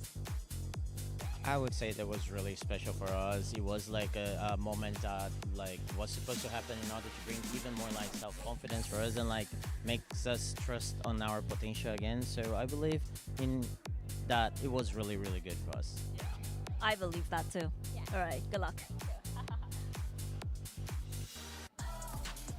See, there it is again. That trust that MIBR have in each other and for the outcome that they want. There are so many hero plays in that previous series that they were only able to do because of that trust. Like, for example, Bastarda. She had an absolute animal. I mean, Bastarda, she put up the numbers. She had a heroic performance and she was unstoppable. Yeah, when I think of big game players, I'm thinking of Bastarda right now. Just so clutch, and at any moment, if she just gets a 3K, all of a sudden she's online, and then you have to suddenly be scared. I mean, this is what started it all on that bind. Yeah, just managing to take her team down to overtime, evening things out, actually managing to even get that win, you know, even in the overtime. And then when we moved on to split, when we go into the complicated rounds, multi-frags time after time. This one isn't an eco, but it doesn't matter. It's the same kind of effect. You also need this round sometimes to like get the confidence back, also get your ultimate online, whatever, whatnot. But yeah, Bastarda, I think that throughout the years has proven that she is everything that we support here in Game Changers as a player. Like, she is top of her game, and she always performs even better under pressure. Look at this, look at this. Absolutely. Bastarda, Superstarda, all the way. Wow, you're so amused. You are so amused with that. Was good. That was good. Wow. I just love how he communicates with us. You're so easy to amuse. It's just like a different animal. But guess what is not amusing at all? MIBR, they are very scary because they found a lot of success with their aggression. They get the plan down so fast. I think that when we speak about the confidence, the big matches, going up against big names, and especially the way that the game has changed, being extra aggressive and extra consistent in those executes is something that we saw very, very well on that first map, on that bind more specifically, and how MIBR wants to put the pressure onto, you have to make a very quick choice. Are you going to fall the side? Are you going to abandon it? Do you want to take these duels? Are you ready and prepared to take them and to face them? Yeah, and by the way, to start off a map like that, to start off a series like that, is so impressive because it's like you're not even warmed up yet into it, but you're still just running it down and giving the other team so much pressure to deal with. And if they can't step up to the plate, you're just going to take over the entire half, which is what we saw. Yeah, I remember it was one of those moments. It was like you blinked and then, oh, the spike is down. How on earth did that happen, right? 3 dead, spike is down. Yeah, exactly. But when I think of bind, like what you mentioned, I think of Sayuri actually, and how she was able to make such amazing plays, and now she is facing off against Konir. When we chatted with her yesterday, they both popped off, and today they will be going head to head. This is going to be another matchup, another IGL matchup that we have to watch out for. Yeah, absolutely. I think that everybody can say that they've been seeing what Sayuri has been capable of. Yeah, I know that even things, you know, from the OMEN, we have some good players. I love her supportive utility every single time. I think that it has an impact, and also her individual brilliance that showed up in bind, showed up all throughout the tournament. And we have a crew that is led by Konir. We're talking about the stars, the returning legends here to GCC, and Konir has to be one of them. Bear in mind, crew started this tournament losing against Team Liquid and falling directly into the lower bracket. So when we speak about hunger, these girls are starving right now because they've been getting win after win after win. Nothing has been able to take them down. Yeah, absolutely. The storylines for both of these teams are just amazing because we had MIBR yesterday. They had to fight to stay alive, and then you had Crew Blaze that had a 2-0 versus Carmine Core, and these two teams now need to secure this match in order to get into the lower finals. And I feel like Crew, they were so impressive yesterday. They showed how clean they were and how they were able to take Carmine Core quite easily. Yeah, I mean, they're the best Split and Haven team that we have in this tournament. Can we just say it? Well, 3 series in a row. Now that Team Liquid is in the final, I want to see. I mean, that's true. I definitely want to see. Maybe we go again, Split and Haven. I'm still a believer in the Crew Split and the Crew Haven. You can't sway me otherwise, unless one of them gets banned, and then maybe we'll start talking. Now it begins. Now it begins. Okay, yeah, but the specialty and then the bravery also to just play something that not very much people is playing. Well, nobody has had played before. Having that composition that they have on Split, making it work time after time after time. Many times we say, oh, they have their number, they've been watching, they've been seeing. Man, it's been 3 teams. Can someone stop this from happening? We've Please. learned. Surely we've learned, right? And you know, this matchup, MIBR and Crew, this is something that both teams have been looking forward to so much. I remember Bebesita in the press conference was saying, like, no, we want this match. We want this match so never bad. had it. Exactly. And Kunir also said that, like, you know, we're very close to each other, and it's Yeah. about time that we face each other on stage. So I want to send it back to Jen Lee and check in with Biazik for more on this match. Bianca, hello, good day. Now, Munch yesterday talked about the familiarity between the two teams. Is that going to help you or hurt you today? Because I feel like this one hits different for you. It's personal. Então, o que você espera com relação a jogar com a familiaridade do time que a Mochi falou? Como você tá com relação à preparação para esse jogo? Eu gosto de jogar contra o MBR porque é um time que eu já conheço, eu joguei muito tempo no Brasil também e eu espero 2 anos por esse confronto porque é meu ex-time, né? Então eu quero muito enfrentar elas desde o ano passado. Indeed, so I like to play against MIBR because it's very familiar for me. We played a lot, we had opportunities, and because it's my oldest team, I've been looking forward to have this moment, this chance to be against them for the past 2 years. Thank you and best of luck. See, these matches today, they're just 2 years in the making. I mean, like the previous one, they were all like, oh, we've been waiting 2 years for this rematch. And Crew have also been waiting 2 years for this match against MIBR. So I'm very, very excited. We talk a lot on the side of Crew about, you know, players like Dodds and players like Kunir, for example. But we have to talk about Micaela also, who has been also like, you know, that kind of unsung hero, I guess, on the side of Crew Blaze. Yeah, and mainly on the Sky, right? It's a character that is like slowly kind of getting its way back into the meta. You're seeing teams play it on maps like Split. Some teams are running on Haven, but she is so damn good with these flashes, and then she'll just anchor as well. You need someone as consistent as this, especially with the way that the game has changed. Someone that is very comfortable playing this initiators and is willing to fit into this unorthodox ideas sometimes here and there, and I think that Micaela is always the person that you can look out for this kind of moments, especially when we look at them and we speak about Dots and how successful she might be. You also have to think about the initiators. Yeah, for sure. And, you know, she is also one of those players that, like, because Crew was, like, really running circles around Carmine 4, right? Mm-hmm. You have all of that information coming in, and she's providing a lot of that. We saw that clip of Crew earlier clapping back at the crowd, and I want to see some of that. I love that. Do you think they're going to do that today as well? I think so. They have less of an obstacle, I think, but I think they have to do it. I feel like it's going to be less of clapping at the crowd. I think it's going to be, like, just a battle against MIBR. They might be standing up and just bantering with each other, honestly. Yeah.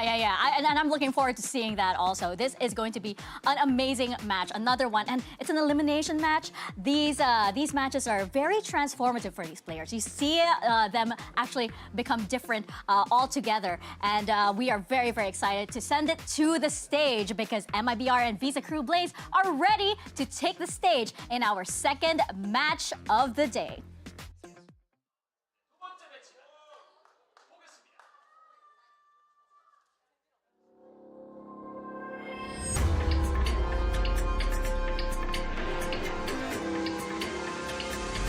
Comfortable, cause any minute now.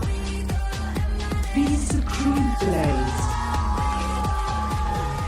Second matchup of the day, and we've got Crew versus MIBR in an elimination match. Two teams that have made their mark here on the Seoul stage, both of them coming off of important wins yesterday to make it into the top 4. Can Crew make it the farthest they've been in GCC yet, or can MIBR make it back to the lower final and eventually that grand final?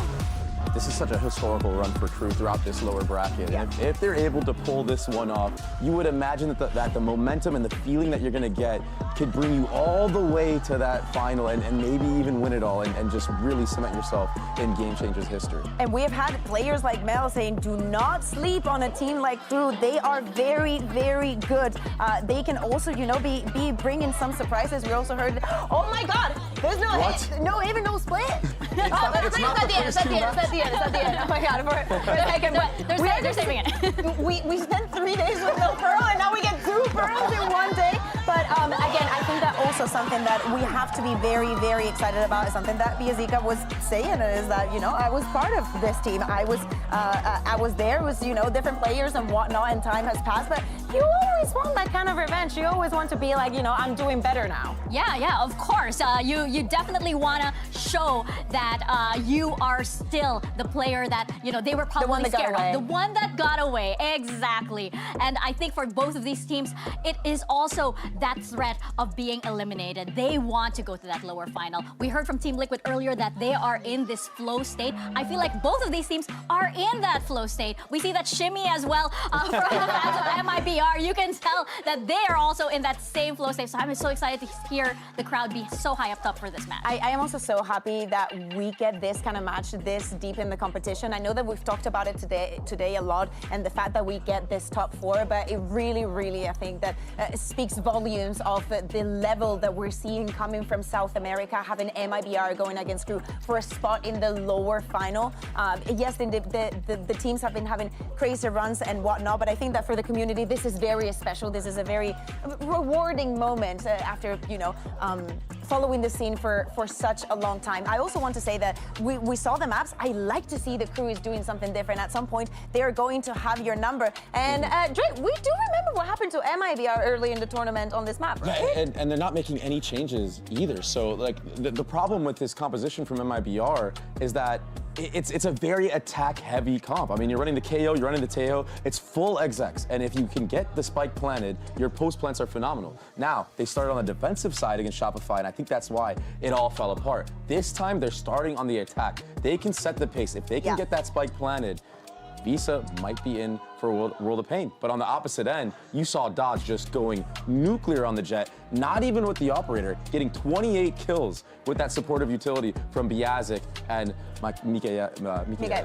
Yeah, you're speaking about Munch. I have to look at the other side. Bastarda, we spoke about how she played yesterday. We also speak volumes on when they are playing that double duelist. I want to see with her now on the Killjoy if she's going to find that impact and, you know, how well she's going to be complementing the team. Even though we're starting on the attack, that is something that we have to look out for. And with SRN and the powerhouse that they've proven to be, I'm also looking at Michaela, just like you, to see if, you know, the reads are going to be there and if that stopping power is going to be enough. Absolutely. We are hyped for this match. Let's get into Pearl and get into this elimination match and send it over to your casters. Here's Pansy and Potter.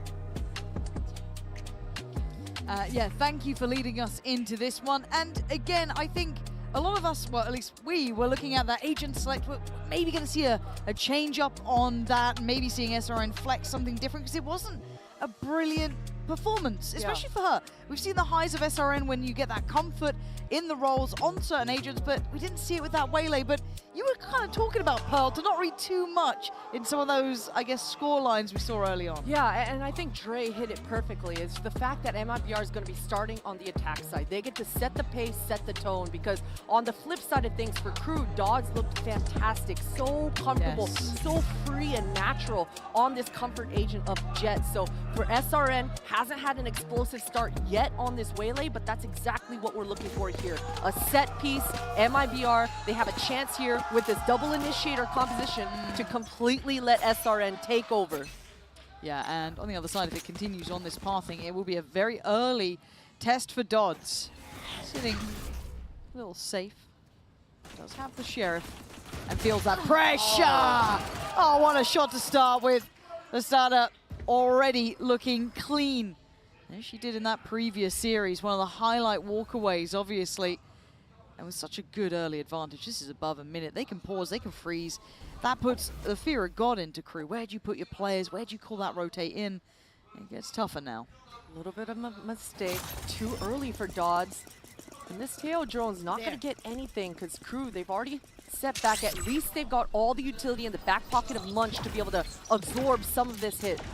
Yeah, Michaela has to be helpful in this too. Knight is going to at least note those players coming forward. So this is good information. This should pull over the players. Oh, that's Michaela, the one way, has it. Well, it's forcing the back. It's isolated the player backside. I like the attempt flying through on CT, but already Sayuri is there. Good spacing, making sure the safety net holds strong. Just one more player. Yeah, Zeke has to do a lot here. That's 4 to find. take away one, but Revealing area. don't see you getting much more. And again, talking about determining tempo, pace. Yeah. They've set the standard already. Good insurance plan. Great lurk coming through here for Lisa. And you can kind of see the inner workings of what MIBR's game plan is going to be. Dre talked about that they want to get the spike down and win in the post. And you love to see Lisa always going to be having that suck ready in the post. She's on the back lines, just making sure there's no chance that Crew's going to be able to get back into this. You got to say, though, for Dodds, it was a little overzealous. Her KO in Michaela was far away. You want to see Crew kind of set up better pop flash plays and trap plays, a little overzealous to start things off. And I don't think you can let MIBR get off to good beginnings. They're a team that can feel confidence, that can snowball hell. That comeback they pulled off certainly indicative. And SRN doing serious damage here, and it's fighting as 5. MIBR standing shoulder to shoulder and just winning out in the brawl. For Crew, this one was a bit of a throwaway regardless. Trying to get proactive, maybe catch someone off guard. No one really was. Yes, SRN a little lower, but still breathing. And plant in, everything looking solid. The MIBR side. And Dodds would love to do some damage, but I don't know if you're going to get much here. Her teammates definitely feeding her the information on who is low, which agents she should be fighting for, and spots the Killjoy. It would be nice for Dodds if she's able to get some more ult orbs on her side to get those knives online as soon as possible, but look at how disciplined MIBR are playing. On that anti-eco as well, so grouped together. You got to appreciate the effort coming out from Crew as well. I mean, Michaela, it was a great flash, an underhand to try to get them something. I like the attempt. You can't really do much about round 2, so you might as well try and play a little unorthodox, a little weird. Dodds will accept fate. And we'll move into the more interesting round coming up. The bonus here for MIBR. Let's see what they have to bring in. I think the buy's going to be pretty nice. It absolutely will be, already seeing that. There it is, just a little bit of a look back at that flash. It was perfectly fine. But again, so many bodies, good spacing. They were kind of keeping at least 1 or 2 safe in case there was a little bit of an explosive play. So let's see what we get. Early ult progress, pretty decent on SRN and Melissa, but nothing in hand here. Now, MIBR, they are running this composition that G2 love. And during these low buys, they love to press the issue and make this A split happen. The drone on the back of Taeho, it's such a finicky thing towards A main or towards short A. You can see that Melissa's posturing towards A, gonna get that mid-round info as Crew are poking and prodding towards this short A. And SRN, after a hot start, looking to be the tip of the spear here, set up. Sent in. A main control is not under the banner though, so easy crossfire to create. A little bit of chip, sure, but still alive. And when they're still breathing, there's still a gun in the round. Late presence coming through A main now. It's an awkward split, but Biazik does very well to hold ground, but there's Melissa. Late to the party, but cool as ever. Plants next on the cards, and they've won out on the site. I was worried about the timing on Melissa there, but it works out in the end. And the post plant is looking comfortable. Deep clear towards Art. Safety on A main. Big tick in the box really for MIBR in this post. Hard work for Crew. Being pretty much cut out of this as their first opportunity. The barrel giving everything away. Monch gonna have to find this. 3 bullets, Sayori, hold on. Monch still with a shot at this. The plant not fantastic for Lisa. Trying to draw the util. And here we go, this is where it gets a little dangerous. And yeah, denied at least getting the half here. It's not planted for her. No, so we'll force the hand slightly, but time. Lisa playing it very well, composed in the end. Bonus converted. Christine, I was worried about the timing on the crunch on A there, but Melissa found it perfectly in the end. She really did, and Crew, I mean, that was such a tough retake, just down to the Killjoy and Jet. No utility to be able to use, and the crossfires for MIBR just holding strong. And what a bonus to be able to convert. You know, I thought they were going to cosplay that G2 play, and they absolutely did. The timing of that crunch through Art, and that A main just pinched, that perfect pinch from Melissa. It's exactly what you want to see. A broken buy coming out for the side of Crew. You do see a Bucky in the back pocket of Monch, and that can get pretty dangerous towards this street, but keep talking about these missiles and this Taeho drone on the back of Melissa. She's just going to be able to push back wherever they find that info. Yeah, and for Crew, it's a very cold start, right? They haven't got to feel out the game too much yet. being dictated to by that tempo from MIBR. Something the desk we're discussing, have that ability to determine outcomes. Dodds now, position very much noted, looking to be overrun, and she is. Sayori clears house, sets up opportunity. This is again above a minute. They do very good early work here. They don't have to overcommit. There will be audio cues heard. This is on Bastarda. Gonna hear that pressure coming up from A, and does go down, but still should note what's happening. They could technically just bulldoze site here, but still trying to show some caution. MIBR not taking too many risks just yet. See if they can keep this clean. Uh-oh. Oh, that was a bit of a awkward engage, but hey, they've got the better weapons. They'll be fine. Michaela has a long way to go. And really, that's a shot. Hold on. All right, Lisa gonna fall. And SRN not gonna let any naughtiness happen here. It's a very, very one-sided start. Not seeing much of a fight back from Crew. I need to see them maybe get a timeout early, something to switch on the lights really, because it seems pretty vacant in the Crew house here. Yeah, they got to catch their breath, especially considering how clean these last few rounds have been for MIBR. Even in this low buy, I mean, Dodge, she was dancing and bobbing and weaving around that pillar area, but MIBR were so grouped, so clean, not giving any chances for this player. It all goes back to the pistol round. I mean, Dodge have been trying to find those gaps, trying to activate themselves, but just the timings right now, MIBR is just one step ahead. Yeah, and again, I think we are seeing MIBR go from strength to strength. Until this point, Crew were the threat in the lower sort of bracket, right? They've taken many teams out, but again, these two very familiar with each other. Certainly played each other plenty of times unofficially, but now seeing them head-to-head in the server, it feels like it's falling one-sided. This is, as a reminder, Crew's choice as well to begin on Pearl. Again, you don't blame them. They had a good result up against Giant X, a 13-5. A bit of a fumble from MIBR in that earlier series up against Shopify was a 13-1 loss. You can't not read into it, but already it feels very buttoned up, very different for MIBR coming out here. SRN, hot start, and everyone else is there. Again, towards the bottom of the board, Melissa was the one who had that great timed crunch on A main, so even numerically may not reflect how dangerous this team is. Buy is in place, Christine. They've got the operator out. It is a glass cannon. Now, both these teams are going to be talking about this A main control. You can see that Biazik is one orb away from this Hunter's Fury, and Melissa, she's already got the Tejo ult in her back pocket. Rinse and repeat. It's looking like that same art split coming out here for MIBR, and it's only the Monch's utility to hold this. This A defense coming out for Crew, it's going to be tough to hold MIBR back. We just witnessed it on the bonus. Yeah, trying to get the timing right, stalling out towards the arc crunch, but it's not going to buy time for full rotation, and SRN can disrespect this anyway. A little mistimed. Looking like, not too long ago, up towards site, but Melissa finally makes it through on main. But this time, Crew hold. Backside's theirs. Spike now lost, it's still on their side. Lisa can't do enough. Monch on the support. Bastarda in a 1v1. Michaela is down on the ground. Dodds, it's a glass cannon. Can't make mistakes. Bastarda's got the Killjoy ultimate. She could just place it down right now. She's just backpedaling. Oh, a misread from Bastarda. Gambled where that play from Dodds was coming from. And this is the first kill for Dodds, and one that equates around. Bastarda not seeing anything in front of her, and just that paranoia kind of creeping a little too much. Pressure getting to her. And loses out that 1v1, but what chaos to start things off. I appreciate that you mentioned that terrible nightmare round for me, but you're absolutely right. You know, SRN dives in the entry, dove in, and is unable to find that success. And you got to feel for SRN, you know, that the timer on that recall, it was ticking shorter and shorter.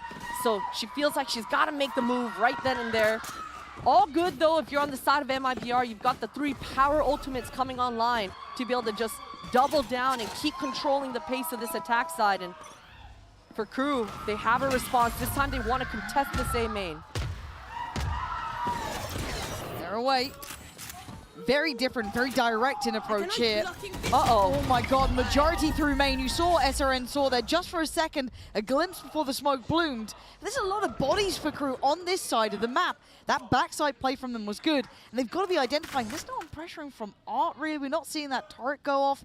careful. They've got to err on the side of caution here. I like the adjustment coming out for Crew though. Either way, they've been getting contested at A-main. This time they're re-aggressing, but Bastarda, what a punish. The elbow! Can't get away. Michaela's been spotted. There's no backing away. Tries to fight forward, falls. Melissa again. Gotta say it. Backbone quality coming through from her. Really, really solid. And Dodds and Munch are pretty much out of this. No real step in.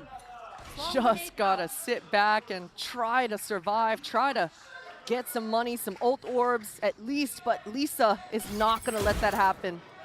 Slowly constricting, at least for the side of Crew.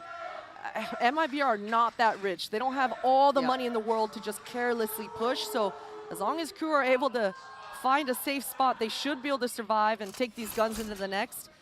And this A defense for Crew is something they've got to be talking to each other about right now. They tried to re-aggress, they tried to refight, and that timing in this last round, it was much closer, but they've got to commit. They cannot do 50-50 and try to hold both Art and A main. They've got to go all in on one or the other. Yeah, it just felt that, like, as you said, 50-50, that little bit of hesitation. I'm sure we'll catch it in the replay here, where they got caught almost on the back pedal, right? Initial wave, cool, handled it. That second glance, Melissa comes back in, and I can't credit enough how much she is doing for them. 6-2 now, jumping up the board, has the ult ready. SRN one away from hers. Lisa as well, one off from the divide. Big ults coming online for Crew. Still have 3 in the pocket, but you're looking at the purchase around it. Finances are in the bin, down in the doldrums here. With a Guardian, they do have that operator though, so Dodds showing me the value, and obviously I quite like this call actually coming out from MIB up. For Crew, they'd want to get Dodds maybe where the action's going to come, try and prop up that operator, get it involved, but this time not going to be that similar A look, already an adjustment in play.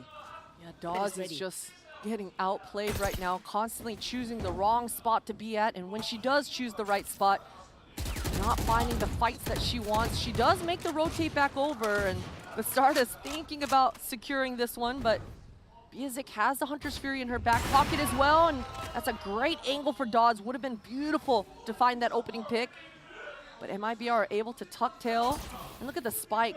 They're just distracting Crew right now. All 4 members stacked towards over here. Michaela's got so much on her plate.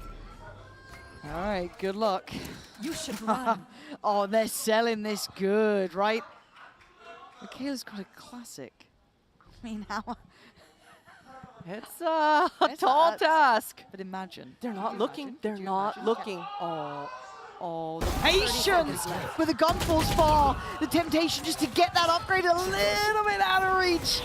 Oh man, you can't ask to do much more, right? You only had a classic, so making the best. And actually, the Hunter's Fury on top didn't get the tag there. A little surprising. I thought that was pretty on the money. That looks spot on. That was close, right?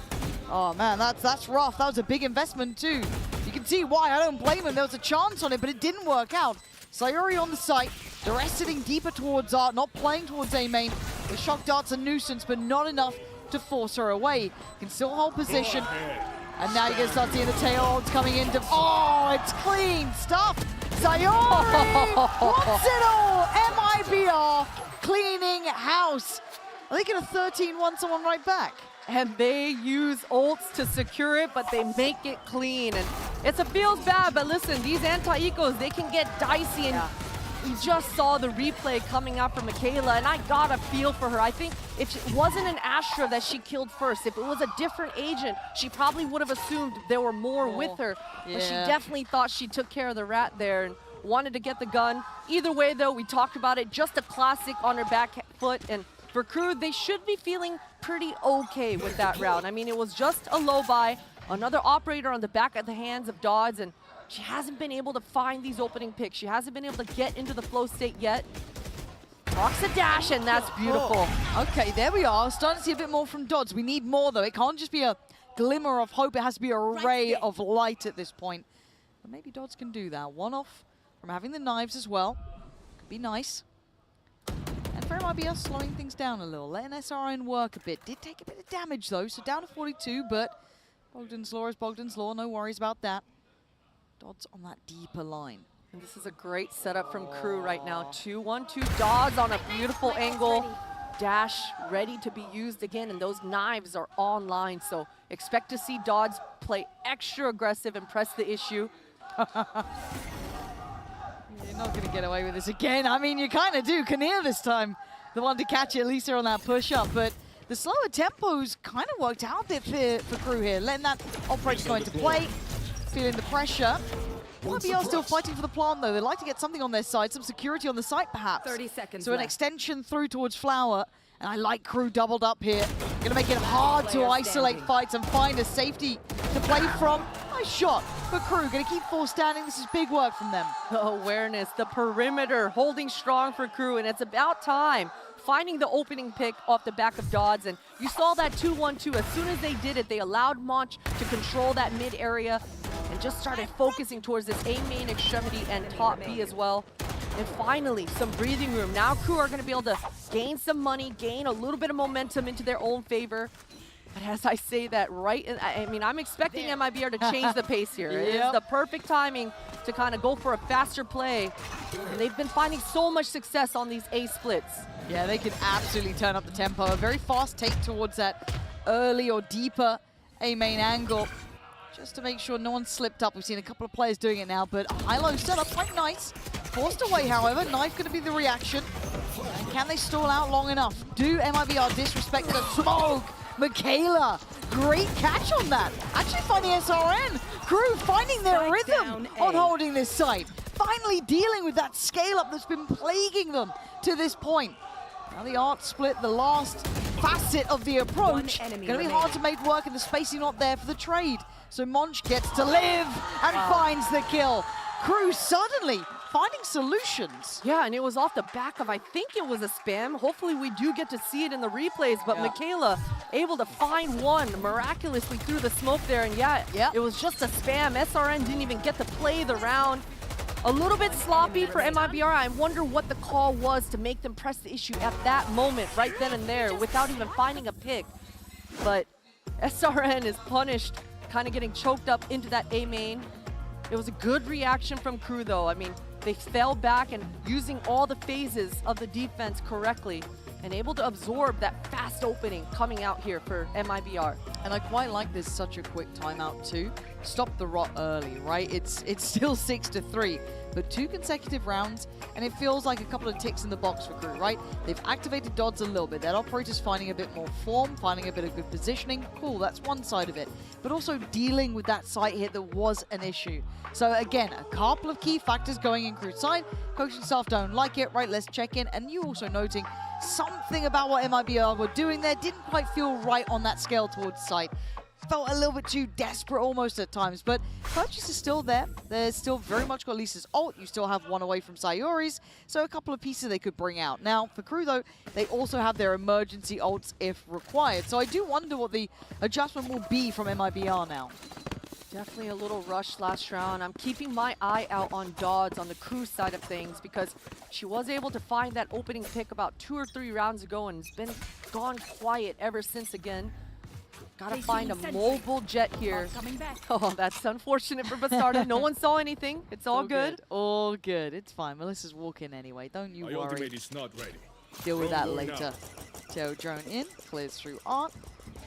I want to see what the read is now because we saw that really late pressure from Melissa, but maybe seeing the Teo utility, they may not think there's going to be that A main presence. I wonder how Crew read this. Pop flash in, divides there. So they're going to give up that access point through art, straight in towards site. Michaela, good positioning actually, kind of body checking the smoke, and also thinking there could be a lurk. Now Lisa, her timing is everything, and it's looking on. Oh, Kinnear! I don't believe she just turned that one around, but in the meantime, it was actually SRN still getting 2 kills. So the plant's in play, divide still up, and for Crew, they're re-clearing site. They need to find these final 3 players. Can they locate them in time? 1, maybe, 1 towards art, 2 towards main. It's Dodds to go forward. Takes just a lick of damage, but just going to posture up on this. Got to play forward, trying to hunt down SRN, who's going deep on the corner. Big shot from her. Leaving just Biazik alive. That's almost too much to handle.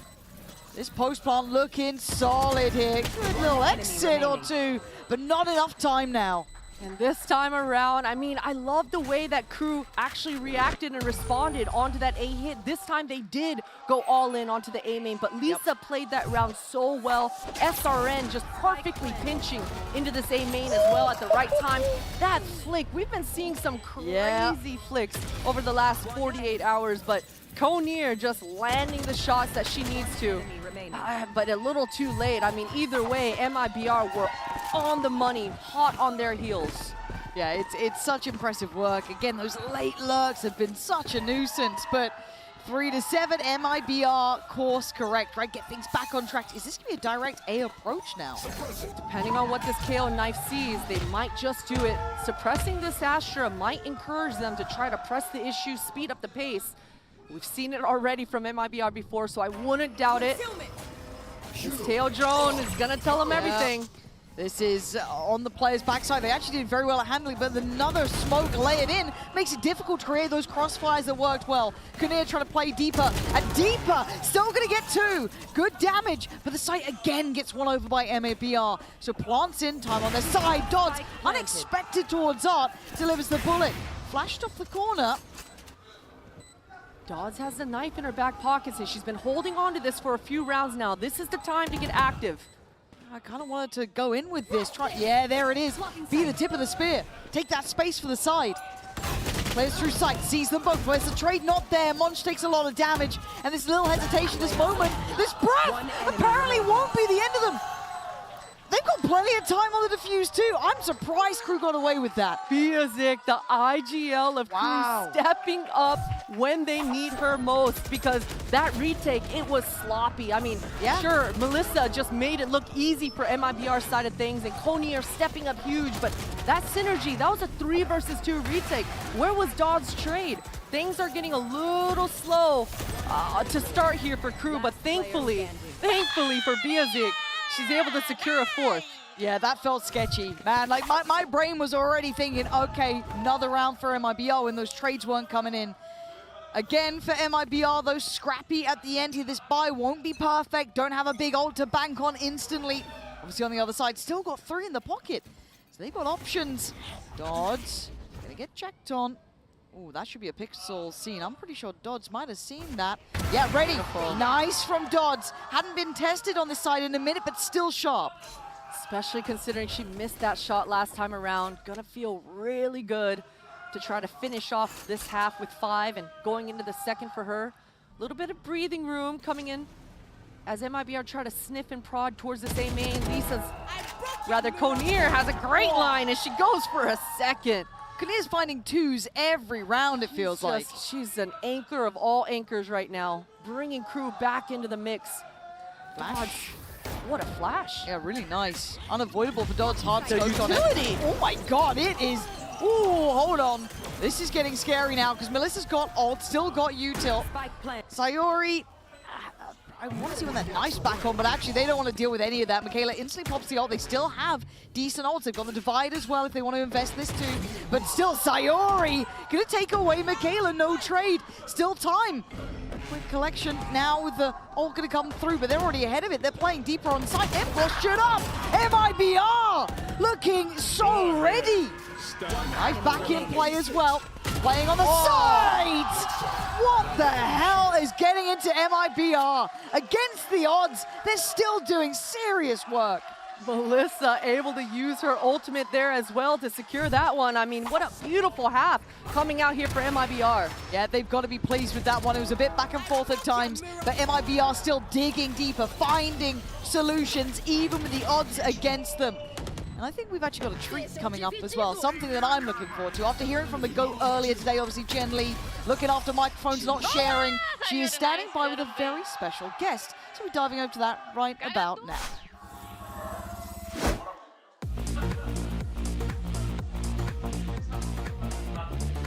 Hi guys, Jen here with Sophia. Sophia, Hello, welcome. nice to meet Welcome to Seoul. Now, we had Team Liquid Brazil qualify for the grand finals. Brazilian players on the stage looking amazing. Just tell us, how much does Brazil deserve a trophy? And what would it mean for you guys to actually get the trophy in your hand?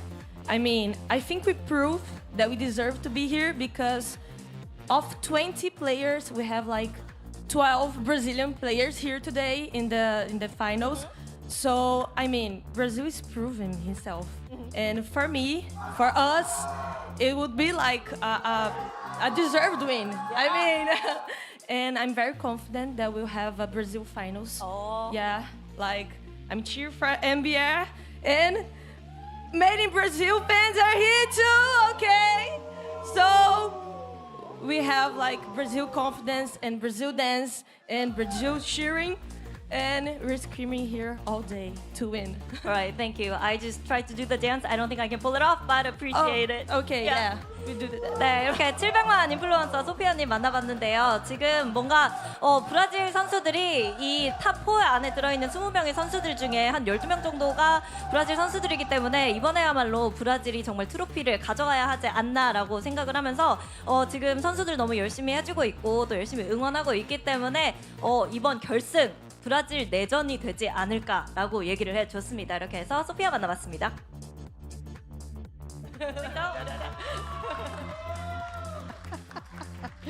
I love having Jen here. If I could vote for an MVP, it's Jen. Every time. How do you feel? Would you back that vote? No. Okay, that's crazy. All right.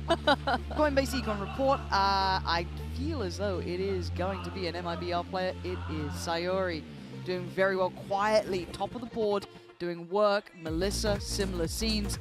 On the other side, I mean, Kinnear getting 2 every round, it feels like, but only 4 rounds for Crew.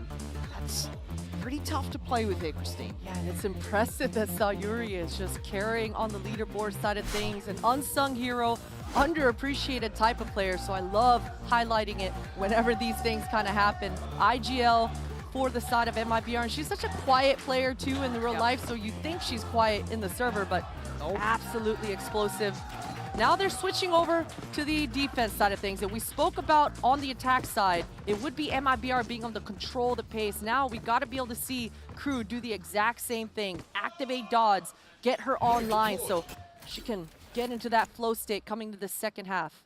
Dodds is actually one of the key factors for Crew previously. That Jet looking exceptionally good in her hands. She dropped like 28 kills in the last Pearl match. Got to see a little bit of that, right? That's kind of, but look at this proactive start already. Straight walking out beat. Allows that cheap rotation to come over, get a little bit closer towards A. Site will be taken by now, but the flank is going to be an issue. Yeah, and I love this play for MIBR. Usually you just can't push mid at all when there's a Killjoy on the other side of things. So this time they just decide to 3-man push top B. This is going to allow them to constrict towards A. And look at these spawn players playing the round so well, just waiting and biding their time.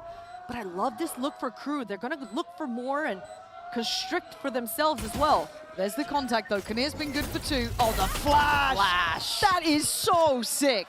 Sayuri, I know you're top of the board for kills, but I mean, damn, that was perfect. It sets up the next layer of succession to come in for MIBR. They're starting to find Beerzik, and now you're looking at the defuse, already starting. MIBR denying even vision, making it difficult to come back through. What was the plan, Crew? Because MIBR just tore it apart. I don't know why Crew would have planted the spike there for themselves. They had a pretty free site, a little bit overlooked for sure, but they've got a post-plant composition, so I'm sure they thought things were going to be easy, but you love the planning coming out for MIBR. From the start of it, they were always okay giving away that free A site.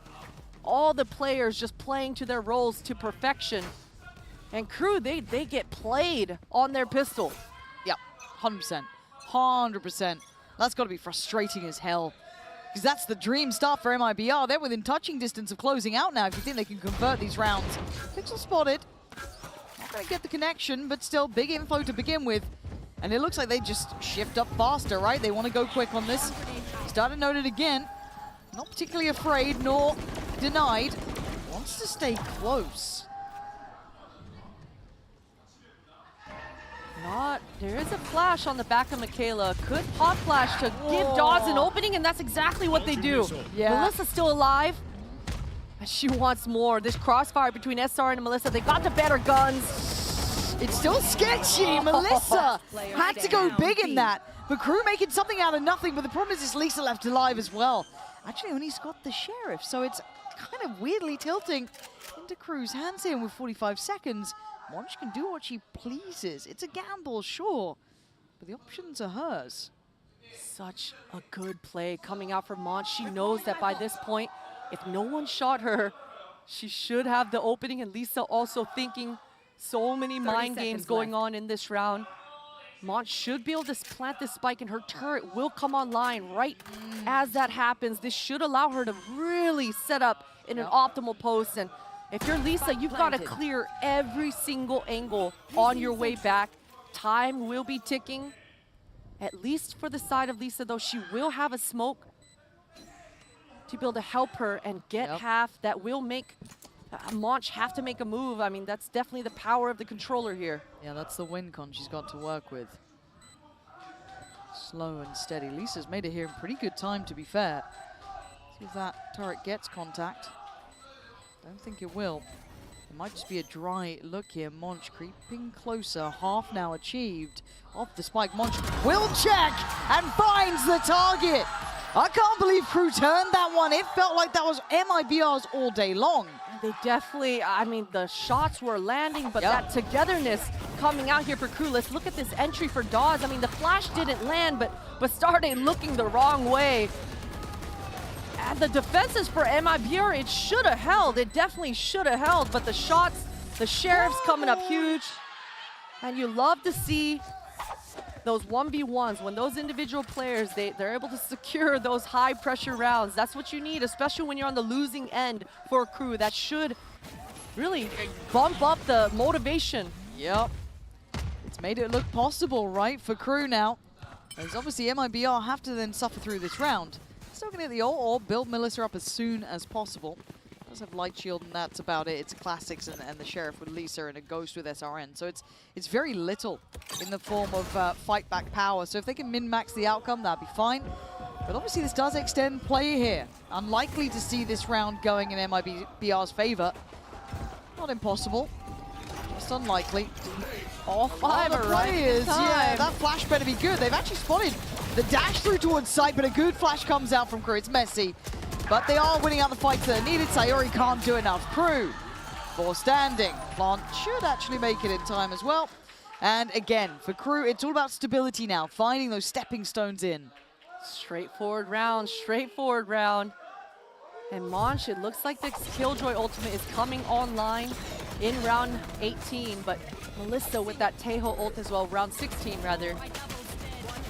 It makes it a lot trickier to actually use this Killjoy ultimate. We've already seen Crew, rather MIBR on the other side, throw that fake early on in the first half, kind of just leave Bastarde on her own devices and be a distraction. We'll see if Crew do a similar thing. MIBR, they want this A main control and they're gonna get it. They're going really deep on this though. This definitely leaves a gap for mid, but Bastarda's on the case, finding an opening on Dodds. That really slows things down here for Crew. Yeah, it does, because do they backpedal? Are they now a bit paranoid about what could be happening? They seem to be able to hold as they are, but that fight on A main doesn't feel as comfortable now, right? It's going to take a little bit more. So they pause. SRN's position is nasty, though. Just shouldering this. Need to stick around. Looks like Crew want to give this up because look at Biazik. She's got a lot of ground, a lot of space. No Owl Drone, but her recon is ready. Comboed with Michaela's flashes. It should give a little bit of an opening, but Michaela right now, she's just kind of distracting towards A. MIBR though, they've got the numbers. Knife finds one. I mean, it's not everything. You probably won't fully rotate off that. Almost a similar exchange with a knife on the other side at the same time, but there's the lockdown. That shows further interest. And Sayuri, once it denied, Lisa with just a shot through the smoke gets connection on Monch. Frustration, I'm sure, now for Crew, feeling like they're getting stalled out. They're running out of time, Christine. It's 15 seconds. They gotta go. Biazik now being toyed with. 10 seconds. Where do you go at this point? You can't plant. It's gotta be a cancel. Yeah, I think Crew maybe thought that their Killjoy ultimate was going to go off, but Sayuri was able to place that molly down. You saw Melissa's missiles coming out as well, so they were always going to break that ult down. Monch isn't able to get the ground, isn't able to get the site, and MIBR, it just looks too easy for them. Melissa's even able to hold on to the Teo ult in that round. Yeah, that's a frustrating timeout for Crew to hit, I'm sure. Again, a tough beginning, don't get me wrong, you're still playing with 4 rather than what you'd want, but regardless, running out of time like that, kind of hoping for the best on the back of an ult, not going to be enough. So credit to MIBR for the good positioning, good control over what's happening. Chance for both sides to check in now, but obviously for Crew, they can't really let this one slip away too far. It's 10 already for MIBR here.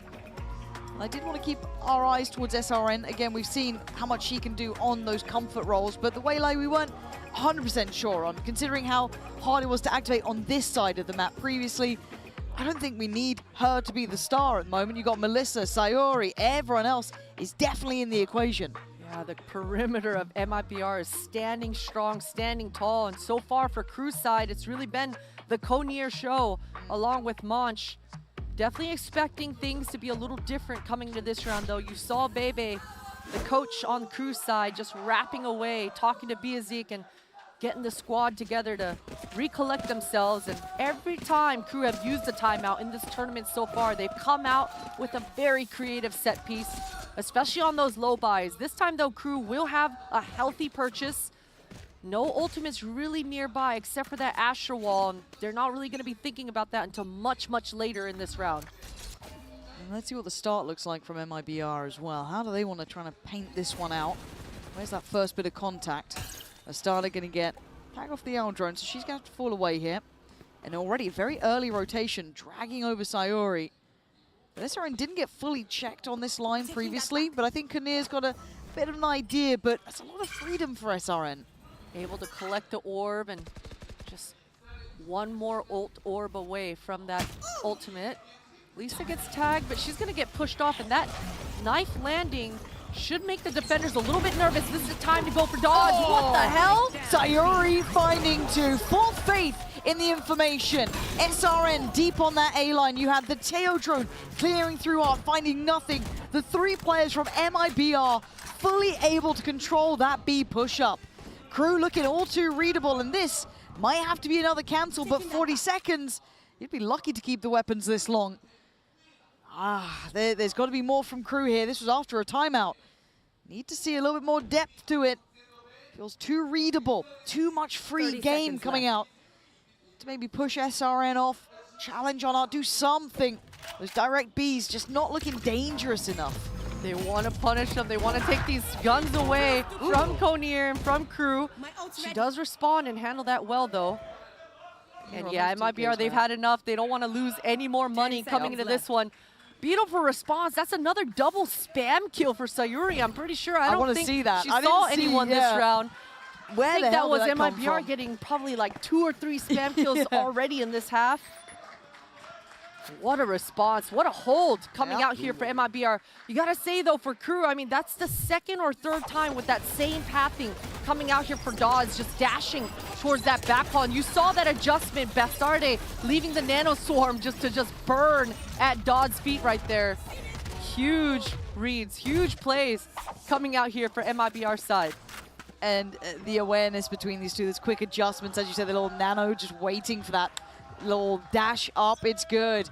So at this point, Crew need to figure this out. They need to find out what the hell is going on, because they keep walking in. It feels like blind. And it is an adjustment. It looks like I was going to say a 1-3-1. It's not. They have no interest in trying to push these players off of A main. It's free all orbs. It's free information. It's free space. Crew allowing a lot of freedom here. The starter gets the information. Someone slipped door, but they haven't gone too deep because the alarm bot's still there. Yeah, Dawes was in the area, and I think she was definitely close enough to see it. She decides not to do anything about it, falls off, and that one-way coming out for MIBR should stop Crew, but that recon allows Dawes to go poke a little bit more. So at least with that arc pushback, this is enough, especially because Crew are deciding to go back down towards street. Had they taken care of this alarm bot earlier, definitely would have helped them. I don't like this. They're feeling very manipulated on the map. I'm surprised they didn't on cheat the someone way. over. Yeah, Got the Bastarda. tail ult as well. If she can just live long enough, if they can provide a little bit of denial, which they're doing, it's buying time for this rotation. Knife denied. It's all this way. Forced to fight forward, and they come out swinging. Great damage from Michaela. Doing serious work for the side. Spike's still not down, but look at the flank here. This is the issue. This has been the problem. And SRN at the helm of it. Michaela's brilliance made this round look near undoable. But Michaela's got a lot more work to do. 21 HP, 2 to find. And very tough positions. Going for the plant. I think she feels it. She knows it. MIBR. Not checked on. Given too much freedom. And that push-pull coming through here for the defense of MIBR, it's fantastic. We saw it on the pistol round with that triple push up top B. This time, MIBR double push A main. Each time crew aren't defaulted and spread out across the map, MIBR are finding the gaps and pushing whenever that happens. And it's so hard if you're on the side of crew to be able to feel like you have any map control, to be able to mid-round or get any sort of defaulting going, especially when MIBR are just getting the reads and scrimming through those holes. See, that's the thing, it's they're pressing the point even further. It's not just that little information trickle, no. It's they're going on mad flanks here. Knife comes in, finds no contact. So we are seeing, actually no, it might have caught one or two. Have to wait and see if that actually does play, and Dodds might continue on this. Look at the position of SRN. She wants to refight this. She's got the pocket Sayuri with those pop flashes. Definitely activating. Oh my god, it's devastating. MIBR. Plans on plans on plans. You thought you had a read, you still can't get past Sayuri. It's a 4v3, and crew are struggling here. The information game has been in pretty much MIBL's hands, but this is the first time in a minute. Feels almost fair. Monch lost track of where SRN could have been, looking a little lost there. And it's down to two, Biazik and Kornir. Gonna just have to group up and go for something. Communications not coming through as strong as they should have. Monch definitely should have realized that that was an A main fight. MIBR are gonna hold their both anchors towards this B though, and this A site is free for the taking for crew, but they've still got to investigate and sniff everything. Look at the way SRN is playing. She's A-okay giving up this site. I really like that. Because there's always that temptation to go for more, even at the higher end of things. So playing this deep, safe position, play with the team on the way back in. You've got your teammates sitting safe towards B. Obviously, we know where crew are going. MIBR don't, but They haven't moved at all. No, Lauren. a very They're diligent just holding that on. There it is, hearing the plant, they now start to move. SRN kept a good amount of space on CT, but Kornir going hunting. It has to be on this three-play swing. MIBR, you gotta say it. They play as a team, Christine. They win as 5, they stand as 5, and they get across the line as 5. Strong fundamentals. You even saw that little hop, skip, jump from Bastarda there. Not prioritizing her aim, but just being a crosshair displacer for the rest of her squad. A little bit unfortunate for Monch there. I mean, crew definitely had the workings to be able to win that round and come back into it, but SRN just stepping up huge on this waylay. Certainly did. Much more to be seen, hopefully, as MIBR look damn good today. But Bind is up next. Quick collection now with the ult going to come through, but they're already ahead of it. They're playing deeper on site. They've pushed it up. MIBR looking so ready. Knife back in play as well. Playing on the side. What the hell is getting into MIBR? Again.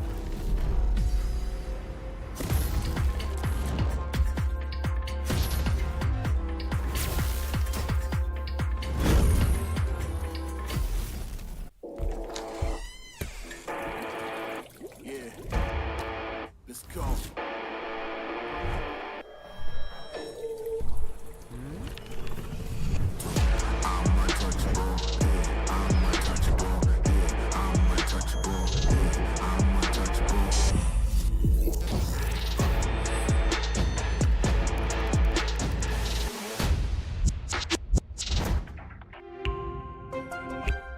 The human body was built to move. Not trapped at a desk in one singular posture for 12 hours a day. It's time your chair evolved. This is Secretlab Titan Evo.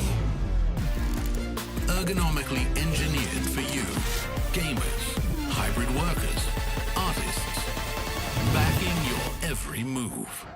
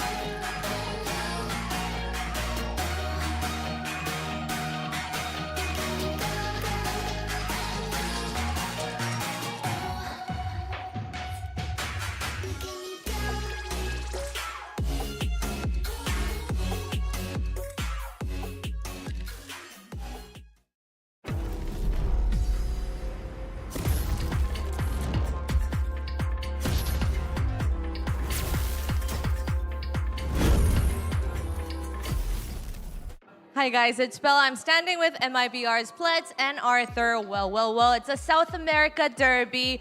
The cruel fate has brought you guys here today. Well, you guys know each other very well. What was the approach to the game today? Was it the unexpected, or tell us about it?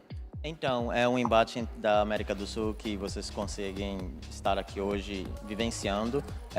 Fala um pouco mais das expectativas. Vocês já tinham alguma expectativa por já ter enfrentado antes ou teve alguma surpresa? A gente já treinou várias vezes contra elas, então a gente sabe mais ou menos como elas jogam, mas elas também sabem um pouco como a gente joga. Mas é sempre bom um clássico, né? A gente veio com uma mentalidade de fazer nosso jogo, de pensar nas nossas coisas mesmos e deixar tudo para trás o que a gente estava fazendo de ruim mesmo. Well, overall, I would say that since we had like many opportunities to practice with them before, like we were in a position that we could like predict some of their moves, but also on the other hand, they also were in the same position to predict some of our moves as well. But it's something that for me, like we just need to focus on the game that we have to instead of like just trying to focus on what they're gonna do and try to perform the best we can. All right, thank you for that, and best of luck to you guys. Thank you. Showing that familiarity on the stage, MIBR, they redeemed themselves on Pearl and they managed to take this map off of Crew. The first map of the series, and it feels like Crew, they still need to find their footing, or they still have a little bit of a slow start, but MIBR, they are on fire. They seem to be riding that momentum from yesterday coming into the series. Yeah, I mean, even on their player reacts, I mean, it just looked like another day in the office for MIBR. They were so much more chill and just focused. So, yeah, they were dialed in on a lot of these rounds. I think that the coach hit the nail in the head, and I think that something that we love to see, and at least I think everybody enjoyed, was seeing that Tejo work this way. Look at the way that Melissa was using the missiles to try and force those duels into that execute. I love the versatility that we saw, because it was not just this. We also saw it in the post plan, the way that the utility was used. Melissa turned herself into an absolute menace against Crew today.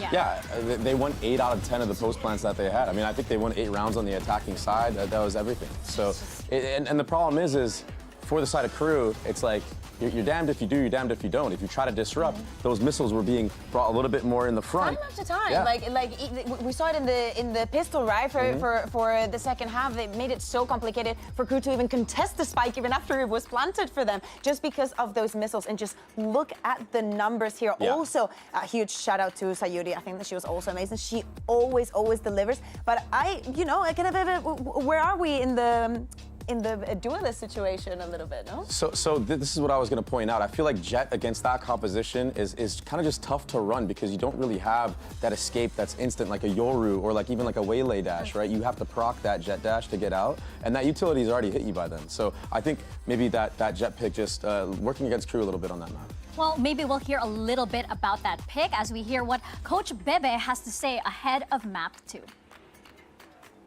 Hi guys, it's Bella. I'm standing with Crew Blazes, Bebe, and Arthur. Well, familiar opponent, you guys scrimming against each other so much, and now it's all about the mind games. What adjustments do you want to make going into our second map so that you can continue your run? Então, na posição onde vocês estão enfrentando um time que já é de casa, vocês já se enfrentam com várias oportunidades, eu acho que a gente chegou num ponto que são jogos mentais. O que você acha que a gente precisa ajustar para performar no próximo mapa da melhor forma possível? Eu acabei de conversar com as meninas na sala sobre a nossa atitude e eu sinto que esse é o ponto principal que a gente tem que mudar para esse próximo mapa. Eu tô bem confiante nessa conversa que a gente teve agora. Eu precisei dar um mini esporrinhos, mas elas já estão acostumadas e a gente vai voltar mais forte agora. I believe that with the talk that we just had within ourselves, like we're gonna be able to like overcome and come like stronger. Like indeed, it was like a situation that I had to talk to them about the posture that we had, the things that I believe that we have to improve most right now. And it was a little towards like a scolding situation, but they're pretty used to that. And I believe that with the talk we had, we just can go like further in a better performance. It's all about resilience. All right, thank you, Bebe, and best of luck to you. Well, that's what Bebe has to say. And Bebe, what do you think about that comeback for Crew because of that scolding? Sometimes that's very, very important because this is a high-stakes matchup. I mean, when your tournament life is on the line, sometimes that's enough to just get you out of it. I remember Josh RT was telling me about the time that they were playing T1 in that match, and that's the scolding that he had for that comeback to be made on that Abyss, right? So maybe it'll be enough for Crew Blaze to bring this one back. But we're already seeing a change of composition because Crew was running the double duelist last time with Biazik on that Yoru, who had a really rough time. So now running a tale of their own on this map. And maybe that will be the answer, because I feel like if they went into this MIBR matchup in the mirror, I just feel like you're just gonna get diffed with Bastarda and SRN on the other end there. Yeah, and Conir is also not going to be playing the Brimstone. She's going to be moving on to the Astra, probably to come better with the Deco and all of the things that you can do with that. I wonder what that is going to do on the side of the aggression. But obviously, after the performance that we saw against the other Brazilian team, against Team Liquid, I will say Bizarre was on the other side with that video. That was absolutely insane. So probably that is something that steered some conversations into that. But as we're seeing, MIBR with this double duelist, with how Bastarda was playing yesterday, I think that they unlocked themselves perfectly. And Melissa's full onto today. Like, MIBR chooses this out of comfort. I wonder if this is big enough of a surprise to throw them off their game. Well, we don't need to wonder for too long because we're going to get back into the action. This is a potential elimination map here for Visa Crew Blaze. We're going to send it back to your casters. Here is Pansy and Potter into bind. Now, how do you feel about the whole gentle parenting thing? When did you last scold a player, huh? When have you had to give them that little reality check? You know, actually, before, just this year, I had to show a video of a picture of a coach, a boxer's coach. Have you ever seen a boxer's coach? They like when they they just punch their player, they lock them back in. Okay. I didn't physically punch my That's players. good. But That's good. Please don't do that. You know, it is a good way this to lock could be them back you. in. This could be you if you keep playing. I love a little threat there. But this is it, right? Tournament life is on the line. There is no time for doubting, hoping for another go of things. You get what's in front of you. You play the game you have. The issue is for Crew. It was pinned on Pearl in my mind. Get that start, make it through Bind. Bind is a strong map for MIBR, and they are in the lead. Christine, is there hope you see for Crew? What do they need to do? Who needs to activate? Who's coming online for this? Hold on.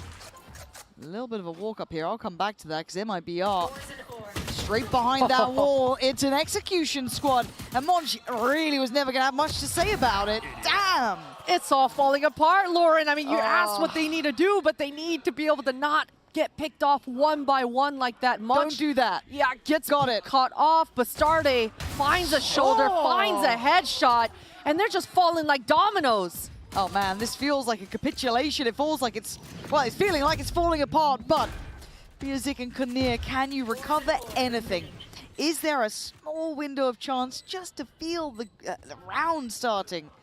At this point in the post plant, it feels hard to watch, but Bastarda playing towards Shower here. Biazik over towards Try Box. God damn, they are locked in. What are you meant to do? I mean, Bastarda is just perfect crosshair placement. It's all just down to Conir. Gets taken out as well. I look at all 5 members of MIBR standing tall. Hardly any damage done across the board to them. And, you know, I like the composition coming out here for MIBR. It's very straightforward, to the point. And they show us that they are planning to do just that. This pistol round was black and white, straightforward. Finding the opening picks, and it is a dangerous game when Bastarda on that Yoru, the double duelist, is off to a hot start. Yeah, it scares the life out of me because we've seen SRN popping off, we've seen some of the others, but Bastarda, when she gets going, there is fire to what she brings. Now, obviously, for Crew, the purchase is going to be weaker. Sheriff for Dodds, Shorty with Conir, double stack in, hoping for the best here. And they may not get a real glimpse of this. Being navigated past so far, trying to slip out of that.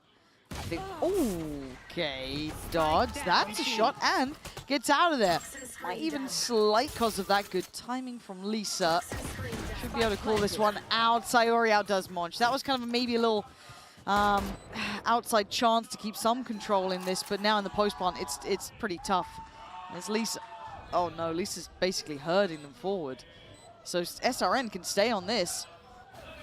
Wait it out. Feel confident, buy a little bit of time. Bastarda next up. And they're refighting. They're confident to play up on this. I don't want to say too confident because they're hitting shots like that. Bastarda, Lisa, it's all tick in the box. Crew, what are we doing now? I didn't like that anti-eco coming out for MIBR. I'm gonna be honest, things got a little dicey there. It did. I'm not sure why Lisa's wasting her lurk on a low buy round, lurking through Shower solo. Definitely a lot of chances for Crew to be able to eat that one up. But fortunately for them, 3 of them surviving at the end. And Bastarda is just continuing on with the farm. I mean, the Yoru ultimate coming online on the bonus. I was a little worried because nobody was farming the orb on that anti-eco, but either way, Bastarda's gifted with the Yoru ult, and she's gonna proc it immediately, going for a fast short A play. Oh man, and Monch is on the run, just tries to get out of there. SRN trying to backfill the space here. Bastarda's already got it. Melissa finds Monch, and Crew's starting to look a little weak at the seams here. Trying to hold from backside, but they may not get the chance to even do that. Paint shell right to the feet as SRN goes on the hunt. It's confidence. I think at this point you have to try and bring MIBR back into heel. They are playing high aggression, high confidence, and now looking for a plant. SRN double satcheled into that U-Haul, thinking that Bastarda was closer than she was. So she gets taken out early, but thankfully Melissa's on the case. They're just hitting shots, man. Michaela's on 5 HP. Sayuri just sits on the Sheriff, doesn't need any more. Still has the molly if they feel some pressure. Oh, they feel no pressure at all. MIBR looking lively here. The pacing, the tempo, it's fast.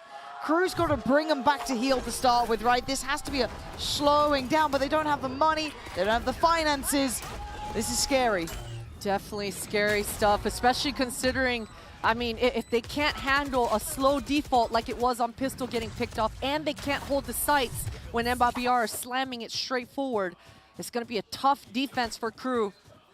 Expecting them to kind of switch things up here, maybe go for a forward pick, and you can see that's exactly what Dodds is trying to do. Tinkering around with the teleporters, trying to misdirect and be a distraction, but for MIBR, they know it's a low buy. Just holding the perimeter and not allowing any shenanigans. This Tejo drone's not going to spot anyone. That should allow Biazik to collect the orb. And these are the kinds of moves that Crew need to do if they want to make a comeback, if they want to regain this momentum in this first half. They've got to be able to get these ults online, possibly save for that operator in Dodd's hands, get these opening picks for themselves. And there's still some trap plays that Crew can do. I mean, with this fade in the back pocket of Michaela. I just feel like they need to get back in the game. And I know it sounds so simple to say that, but it's been a blitz in these first 3 rounds. A very stark contrast in tempo now. Maybe feeling there could be a stack or them taking a gamble in this sort of purchase. And this time, it's not going to be that late lurk coming out from Lisa. It's only 30 seconds. It's going to be this. Actually, Bastarda goes down. Wait! What the hell? Back in on the smoke. I thought MIBR had a plan in mind, but they've left it a little too late in the day. 22 seconds. They've got to face the music here. Do they go for the plant now? Looks like that's the case. It's on the cards. A tap? Nothing yet. Feeling nothing. Couple more seconds bought, and Lisa going further. I mean, you're taking high risks here. Melissa left with it all to do. A 1v4. Sheriff's on hand as Dodds does have the rifle. Crew given a chance then, it felt like. Yeah, and really the closest round so far in this first half has been these low buy rounds coming up for MIBR. I mentioned it, the last anti-eco not liking it. It was very fast and straightforward. This time, MIBR take way too long to get any control. I mean, there was 30 seconds left by the time they came up that top B area, so it makes them feel like they've got to make a move, and they make their move through this Viper wall. Their line is cut off, and right then, Crew, they just eat it up. The work coming out here for Biazik with that Sheriff opening was everything for Crew. Spot on, and again, the Mastercard Thrifty couldn't have come at a better time for them. Able to get a purchase back in hand and feel like they're facing humans, right? Rather than these immovable objects on the other side who just don't bleed. And now, though, a little bit of a reminder for MIBR. Maybe I'm just too fanatic-pilled. I'm used to 10-second executes at this point. I felt no fear. You can see maybe not quite the same sort of caliber on the execute and giving that chance for Crew to refight. Here, Dodds backing herself in the fight. Wants to keep control on Showers. Going to put her life behind it to start with. Dodds needs delivery and she gets it. Takes away Lisa. Now it's very simplistic in approach for MIBR. Very direct. Still coming in through short. Dodds gets to play around Shower. Really putting full faith. No one else is following this up. So they are surrounded here, MIBR. And huge delays coming out here for Crew, not allowing MIBR to get that spike down. This crossfire from Crew is everything. Michaela and Dodds just waiting and biding their time. MIBR, they've got to tap and bait out some sort of utility. Here's that late wrap back around shower, though. Dodds is aware. She's so patient, though. Dodds needs to hold this. Just moving away. That's some Valorant timing if I've ever seen it. Now that could be devastating. SRN should have the drop, the turn. Oh, it's excellence from Dodds. Just turning back in time. I thought the clock was against her there as Sayori and Melissa were banking on that to alleviate some of that stress on the site. Not going to get it now. And they want to go deeper themselves. They want to find maybe some freedom, and Dodds on 4. Monch will take the 5th. It doesn't matter. You wanted the round. That is exactly what the doctor ordered for Crew. A little bit of hope to reignite the side. Really stabilizing in that round, and you got to appreciate the patience coming out here for Dodds. This kill right here on your screen, the first opening pick onto Lisa. I mean, we talked about Lisa going on those lurks, re-aggressing in the shower late in the round, so Dodds has had enough. Holding the shower down the entire round and finding the openings. I mean, things could have really gone quickly and turned a 180. The Dodds timing in shower was ridiculous, but thankfully for Crew, they're able to stabilize. And it's Michaela now trying to hold down the fort. MIBR, they've been defaulting and working this A all half long. But I quite like the Dodds was happy to show towards B early on, get some pressure down long, takes the TP away on contact on shower, so trying to get mobile here. Now for MIBR, they get an opportunity to play a bit though. They can start trying to work the map a little bit.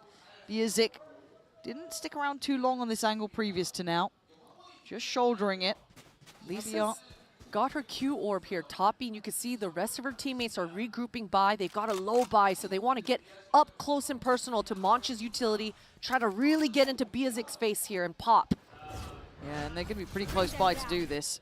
Here we go. Teo drone on the other side. Good, should be good info on that. Falls away on the pop as well. Straight towards site, SRN goes. Gets the space, gets exactly the amount of freedom to be able to escort that spike up now. That should be the plan, so it will be a 5-play retake coming in from Crew. And 2 players looking for the wrap on elbow. That looks like a bit of a mistake there. SRN could have been caught on that. Now trying to group together. Gonna pop the Yori walk to clear sight, get the spots. And actually clear that Long is free. Expect the refight. And it was all too simplistic.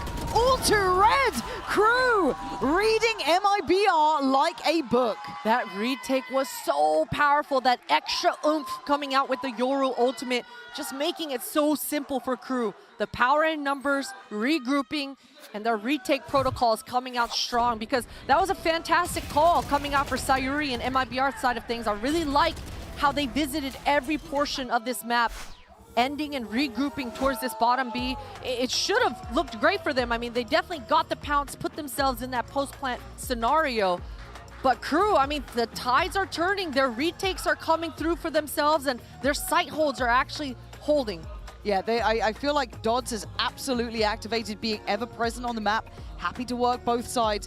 But again, also just reading into that almost over-aggression from MIBR. They're wanting to take space in the post-plants. They want to be forward-facing, and I like that. But it has now become readable. It's starting to kind of fall into play. 3 rounds was enough for the timeout. MIBR don't want any more of that business. So they have to adjust here. Still should be able to get a nice purchase in play. 1 away from SRN's ult as well. Could be achievable in this round. Like to see them maybe play around that. On the other side, still have Biazik's ready to go. Monch and Konir, both relatively close by. So for MIBR, not out of the woods just yet. This has been a very quick stop from Crew, and I want to give credit to that. That was a very oppressing start, very hard to deal with MIBR when they're so hyper-aggressive, but they've managed it for now. Let's see how this now shakes down. As I said, see where the starting positions are, what we have to go off at the very beginning here. We haven't seen Crew actually re-aggress and refight in the shower. They've definitely found some opening picks in these last couple of rounds. Right now, I'm seeing Dodds starting the round towards top B. We've got 2 players staring at that shower. So if MIBR re-aggress into there, definitely expect a refight. MIBR starting towards this bottom B, definitely going to make Crew's job a little bit more difficult to refight there. And you can see the response. Dodds, she's going to take her timing to scrim through this hookah. Yeah, seeing Dodds getting active down here, I quite like that. Bit of a coin flip on timing, but does fall away. That's fine. Very deep hold, maybe expecting that shower push to actually be in play. So kind of defaulting out the rest of the map here, this 3-1-1. Drone should spot that there is a player towards short as well on A. So decent information. Yeah, Lisa does indeed get noted. Monch wanted to maybe catch that back pedal. TP comes in. It's a really early TP. 3 defenders of Cruz still here, and this ultimate on Biazik's back pocket is going to be everything. Oh, and it looks like SRM wants to go forward. That's desperation. Could have cancelled on that. Didn't need to fight forward in. And Michaela perfectly placed to place spoiler to this. Crew really getting into the rhythm now. It's all down to Lisa. And giving away position on the site. Yeah, Crew are equipped, Christine. They've got the plan in mind. Definitely a little bit overzealous from MIBR. They had the map control. They could have taken their time towards that top B, but taking that TP so early on when their teammates weren't ready to actually slam onto A, I mean, it just keeps the defenders all towards this area. They needed to do a better job to poke and prod towards that top B, pull one of the defenders of A over towards them. Because right now, Crew, the momentum is definitely shifting and they're landing their shots. Michaela is an anchor right now at this A site. Oh, she's been excellent. And you're starting to see some life in Crew. It's been quite quiet on that side of the stage. I don't blame them. It's been a hard game. It's starting to see them get a little bit more fired up here. Very direct, simplistic an approach it looks like for MIBR. Straight towards Hookah. But again, look at the exchange of space. Dodds, deep line towards B long. Going to make it very hard on the crossfire once Cornelia gets that call. But does she get to live? Dodds goes down. And now there's problems. Of course this is around the MIBR suddenly reignite that flame. Plant now in recovered weaponry. That's a problem. Huge problem. Biazik, she's got to find this pick onto Bastarda if she wants to give her team an opening. They don't have any utility. How are you meant to do this one? Prowler goes in towards side. Bastarda waiting. Catches Biazik too. Obvious. Michaela has been the difference maker. And she might be again. Sayori needs to get involved in this. It was heard. Monch turns on a dime. And Bastarda is so far away. Ball's gonna drop and Monch is there. Excellent again from Crew. Dangerous to deal with. MIBR were on a light bye, but still Crew coming out on top. And that's 2 rounds in a row now for MIBR where they were in the driver's seat. They were the ones making the moves and definitely the team to lose the rounds. Great on Crew to be able to eat that up and fill those gaps, but you gotta feel for MIBR. Definitely in this last one in the post, everything they needed. But again, Michaela just stepping up so huge. I mean, the kills that she's getting in these mid rounds, it not only is getting her one step closer to her ultimate consistently in these retakes, but she's just controlling the pace. It is so impressive to see. Bastarda does have ult though. Nothing to directly couple it with, but they can now scale in. Trying to, oh, okay, yeah, it does get the spot. A little bit worried they might have not seen that, but Biazik's got to be careful. And Bastarda committing. Oh, wow. Okay, that's brave, and well, it's not. It's a bit of a coin flip. It's left them with only 2. Bastarda again going deeper here. She's got 2 flashes. Well, flash the first. They get to walk back to safety. Buys time for the plant. Prowler in. TP out. This is nice. But this is surely the checkmate. Dodds is going to hear this. Should be able to speed it up. Bastarda quick on her heels, though. Finds safety towards long. And he could still do finding where Lisa is, but it could be a very clean guess from them. Let's see where they decide to go to. Dodds has already cleared through this. They need to now speed up through CT. Bastarda trying to shoulder this corner. Gets cleared. Lisa, 1v3. Now down to 2. Back pedals for the second. Oh, that's not bad, but does it actually stall them out? I don't think it does. Didn't quite get towards the site. Gets down half. 1v1. Lisa has to go clutch here. This could be everything. Michaela on the other side. It's perfect from Lisa. Cool, calm, collected. It's a Red Bull clutch. What a clutch. The jiggles, the dancing moves coming out for Lisa. Just playing with her food and playing the time to perfection. I mean, these last 2 rounds, we talked about how close it was for MIBR to convert. So thankfully for them, they're able to actually get this one off the back of Lisa. Just beautiful moves. She was able to... What happened to her Molly that round? I don't know. I really don't know. But man, they needed that. They needed that breath of fresh air, but it's pacey off the rip. Do they disrespect it? They do. SRN set into motion by the Prowler, but a quick trade actually. Not bad as a reaction. Michaela gonna find some security over towards Shower. Didn't catch too much on that Nightfall, but still should be highly indicative. They're still coming this way. Was a huge pick for SRN though, getting that Viper's Pit off the map, and this is gonna allow Lisa to insert herself towards U-Haul. You can see MIBR, they just wanna leave her there, regroup towards the shower. This is so scary. Michaela's playing this round well though, jiggling it well, reacting. And she's got her teammate right behind her in shower. They're gonna be able to get a high-low crossfire together. Yeah, Michaela playing it just right. It felt so scary. Melissa wants to try and clear this with security. That's going to highlight the one on the site. Doesn't quite find the one up towards Heaven, so Dodd still has the corner, still has the line. There's Melissa that goes high-low down, crossfire. Bang on, it's rewarded. Viper's Pit on the site. MIBR are really trying to get this one on their side. Michaela living amongst this though. Horn back in play. Oh no! Oh my God, it's getting awkward. How is Michaela alive? I do not understand. Pop flash in. Michaela gets the kill out of everyone. How is it her? And Dodd's going to spot them on the side. It's a brawl. Michaela can't be moved. Oh, unthinkable scenes from Michaela. She is unstoppable right now, just dancing around and moving. I don't know what her HP was by the time she took out Lisa, but that was in the middle of a Viper's Pit.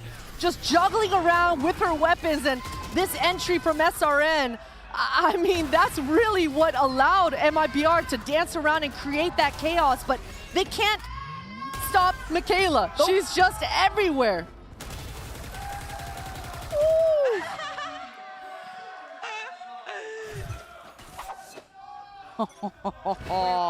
That is a wild round to turn.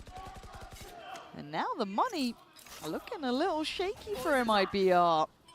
Down on just pistols. Starting to see the best of Michaela here. We saw glimpses of it, didn't we? Couple of rounds.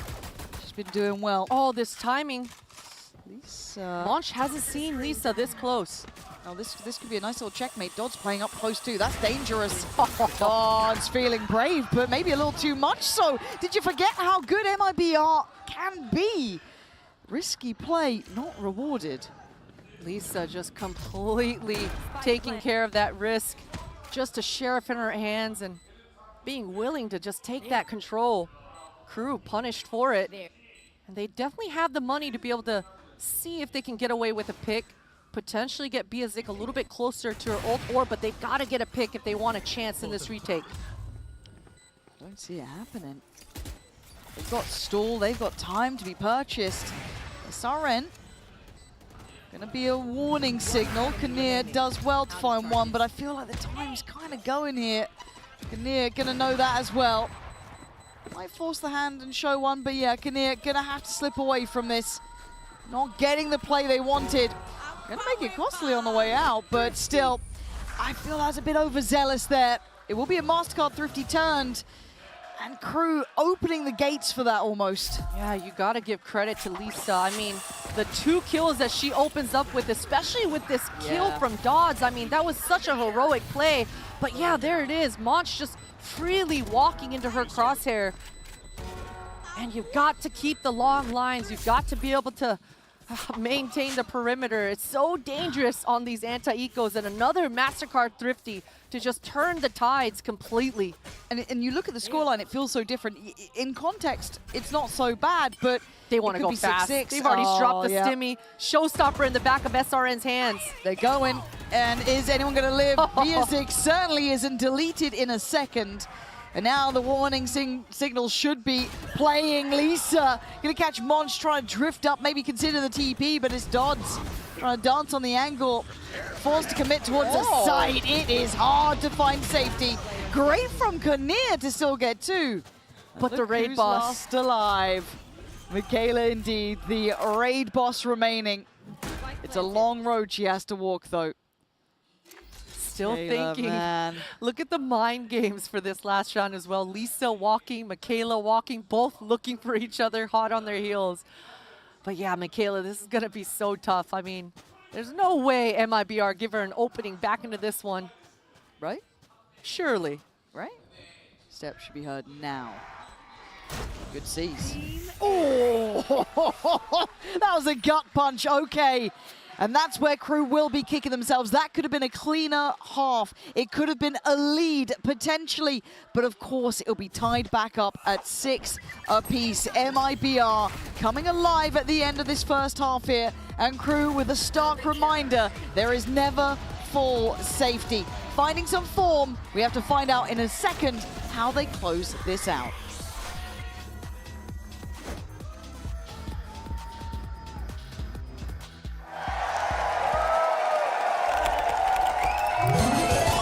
Red Bull gives you wings. Don't have any favorite, just give me any kind. Even if it hurts a bit, I think I will be fine. 24/7, all I do is procrastinate, procrastinate. My lesson, 24/7, all I do is procrastinate, procrastinate. Perfection.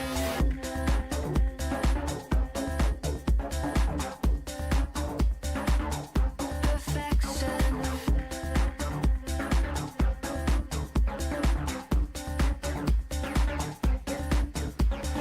1, 2, 3, I don't know who else to be. 4, 5, 6, like they say I can't be fixed. 1, 2, 3, your attention's all I need. 4, 5, 6, don't let it slip. Some sort of an addiction.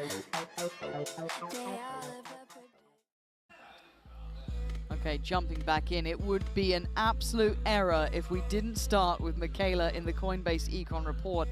Final boss for a reason, 13-8 overall on the board. But you've got to say, there was a couple of moments where you saw that attention span, not just from her, obviously, but the rest slip for a second and open up a chance for MIBR to close the scoreline back up, Christine. 6 apiece, it's a very close game now. It could be anyone's on this second half. Yeah, you mentioned it. I mean, it was really, really off the back of Michaela, because you notice on these round wins, it was MIBR that won the bonus as well, controlling the entire momentum of that first half. But Michaela with her heroics coming up huge on the defense. Now that they're on the attack, I'm fully expecting the other members of Crew to get activated and get themselves involved in a lot of these duels as well. I'm looking straight over towards Monch. This player was fantastic on the defense. Finding those lurks was Lisa. So on this attack side for Crew, it's got to be Monch doing the same work. Tense stuff here. Elimination game. That lower final just out of reach so far. I'm going to try and claw onto that. Little info to start with. And it is a 4-1, hence why that investment of that horn. Gonna need some reaction off the back. Crew, pause for a second. And look at this walkout. MIBR see nothing, feel nothing. This has to be relayed to the two players on the site, Melissa being one of them.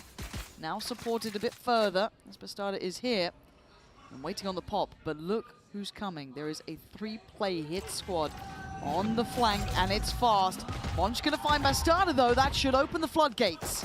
But the flank, you mentioned it, hot on the heels. Monch right now, she's not looking in the right spot, but right as I say that, she turns, but it doesn't matter. Lisa able to find an equalizer. Oh. Crew quick with that double stack on the site though, and it's Dodds delivering death back to back. Melissa and SRN, how many flanks on flanks are there gonna be? MIBR, what the hell? SRN, oh, it's monstrous from MIBR.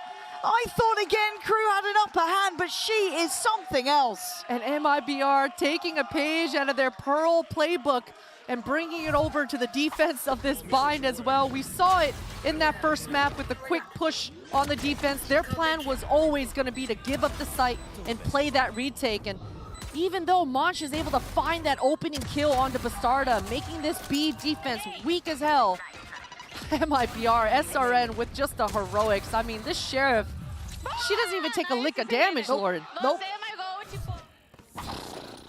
That's scary stuff for Crew, because you feel like they might have started to think, okay, we're doing okay here. We got that first on the site. Cool, plants up next, you're starting to feel it. That second the attention drops for a moment, punish. It's going back in, 2 Sheriffs coming out to play, one with Dodds, one with Monch on the other side. It's a pretty decent purchase. SRN straight on that Vandal. Oh, it's clean stuff. picking up where she left off in just that prior round. There might be Art. Gonna lose track of one. Monch, no idea someone else was gonna be there, but they have no freedom to be found. What on earth? MIBR. Scary, scary team here. Absolutely terrifying. I mean, the fact that Bastarda is pushed up at short A with an outlaw without a care in the world. This is just both duelists for MIBR, free-flowing and farming these eco kills. You love to see it. Definitely a dangerous moment for SRN there for a moment, but this player has been being slippery as hell, not taking any damage. And look, again, on the bonus, an ultimate online for one of these duelists on MIBR's side. It's such a key piece to have, isn't it? It just gives you that way in. Might skip you one of those weapons, maybe even two. Melissa, gonna be the first point of contact, but I love that they backfill it with the Vandals, right? You may think you've got a bit of security. Here we go. TP out, good restraint from SRN. She has elevated here. You saw the best from Bastarda early in the first round. We've seen Sayuri being the absolute headhunter in map 1. You can't forget about SRN. That is now a 5v3 in the bonus. And for Crew, tough scenario. And Dodds feeling some type of way about taking down the raid boss there. Tried to bait out that ultimate, but gets punished, and now it's just 3 of them. They are able to creep towards short A, but Lisa, she got caught off on that low buy earlier. She's making sure she holds those long lines, and Sayuri's right there with her. Oh man, the push and pull, it's just perfect. MIBR looking locked here, Christine. It's a flawless round, and so well done. Again, something I think we don't get to touch on often in this timeout is kind of the ultimate usage and kind of how they play around this. We haven't seen it throughout with some of these teams, but with MIBR, it's very much there. Great priority work, getting that building. Obviously, SRN having a great start as well, but they make plans around it, they build around it, and when it comes to these bonuses, it just becomes that checkmate, right? We saw it in third round with Bastarda. Now we've seen that plan around SRN. I can't remember who it was who took contact, maybe Melissa with that Sheriff initially, almost lulling them in, and there it was, SRN happy to pounce on that chance. So for Crew, I'm a bit worried here. They were able to fight back on that first half, but the way SRN has now picked up the pace, what are you meant to do? It's a tough place. You're stuck between a rock and a hard place for sure if you're Crew.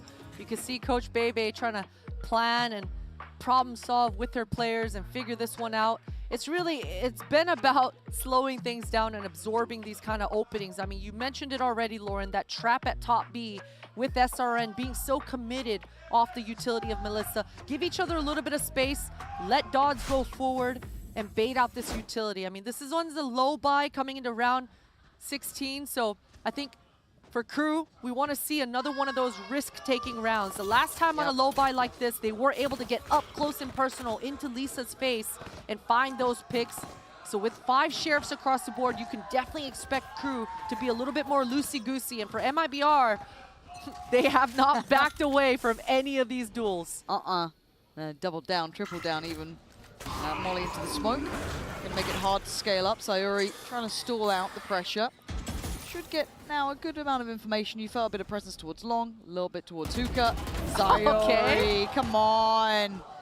And I'm surprised Bastarda's stuck on this angle, but you talk about confidence. When you have that sort of aim, why not? Line him up, knock him down. Bastarda, tired of SRN having all that spotlight, takes it back for herself. They're just taking turns. I mean, both these duelists right now top fragging on the leaderboard. And MIBR are looking dangerous right now. That was a low buy. So at least if you're Crew, you can give yourselves a little bit of cope. It's all good. That's all right. Shake that one off. But yeah, for Crew, they gotta dig deep. They only have a couple more healthy buys, this being one of the last one of them. They don't have any ults to work with. And you can see they're pretty spread out here. And Konier has been such a pivotal part for the side of Crew, but being on that Astra, there's only so much you can do on rounds like this.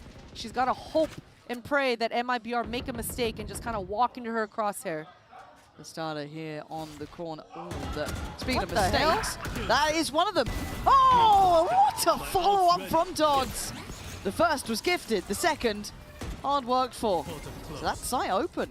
I mean, Spike is still pretty far away, though. This should allow MIBR to potentially make some sort of play, but this is the first time we're seeing Crew with a little breathing room. I mean, they should feel confidently. Those tail missiles should buy them enough time to get this spike down, but MIBR, you better believe they're not going to back away from this fight. of course not. No matter the odds. Dodds it. Oh my God, Dodge, you gotta go above and beyond for the side now. Oh, and cheers! It's 4. It needed heroics, and they put on their cape. 7 back for Crew. But geez, did they have to work for that one. And it's just a matter of questioning whether that's going to be repeatable. Can they do it again? Is MIBR going to make a mistake? Because you see this pick here with Bastarda not even considering the hookah timing.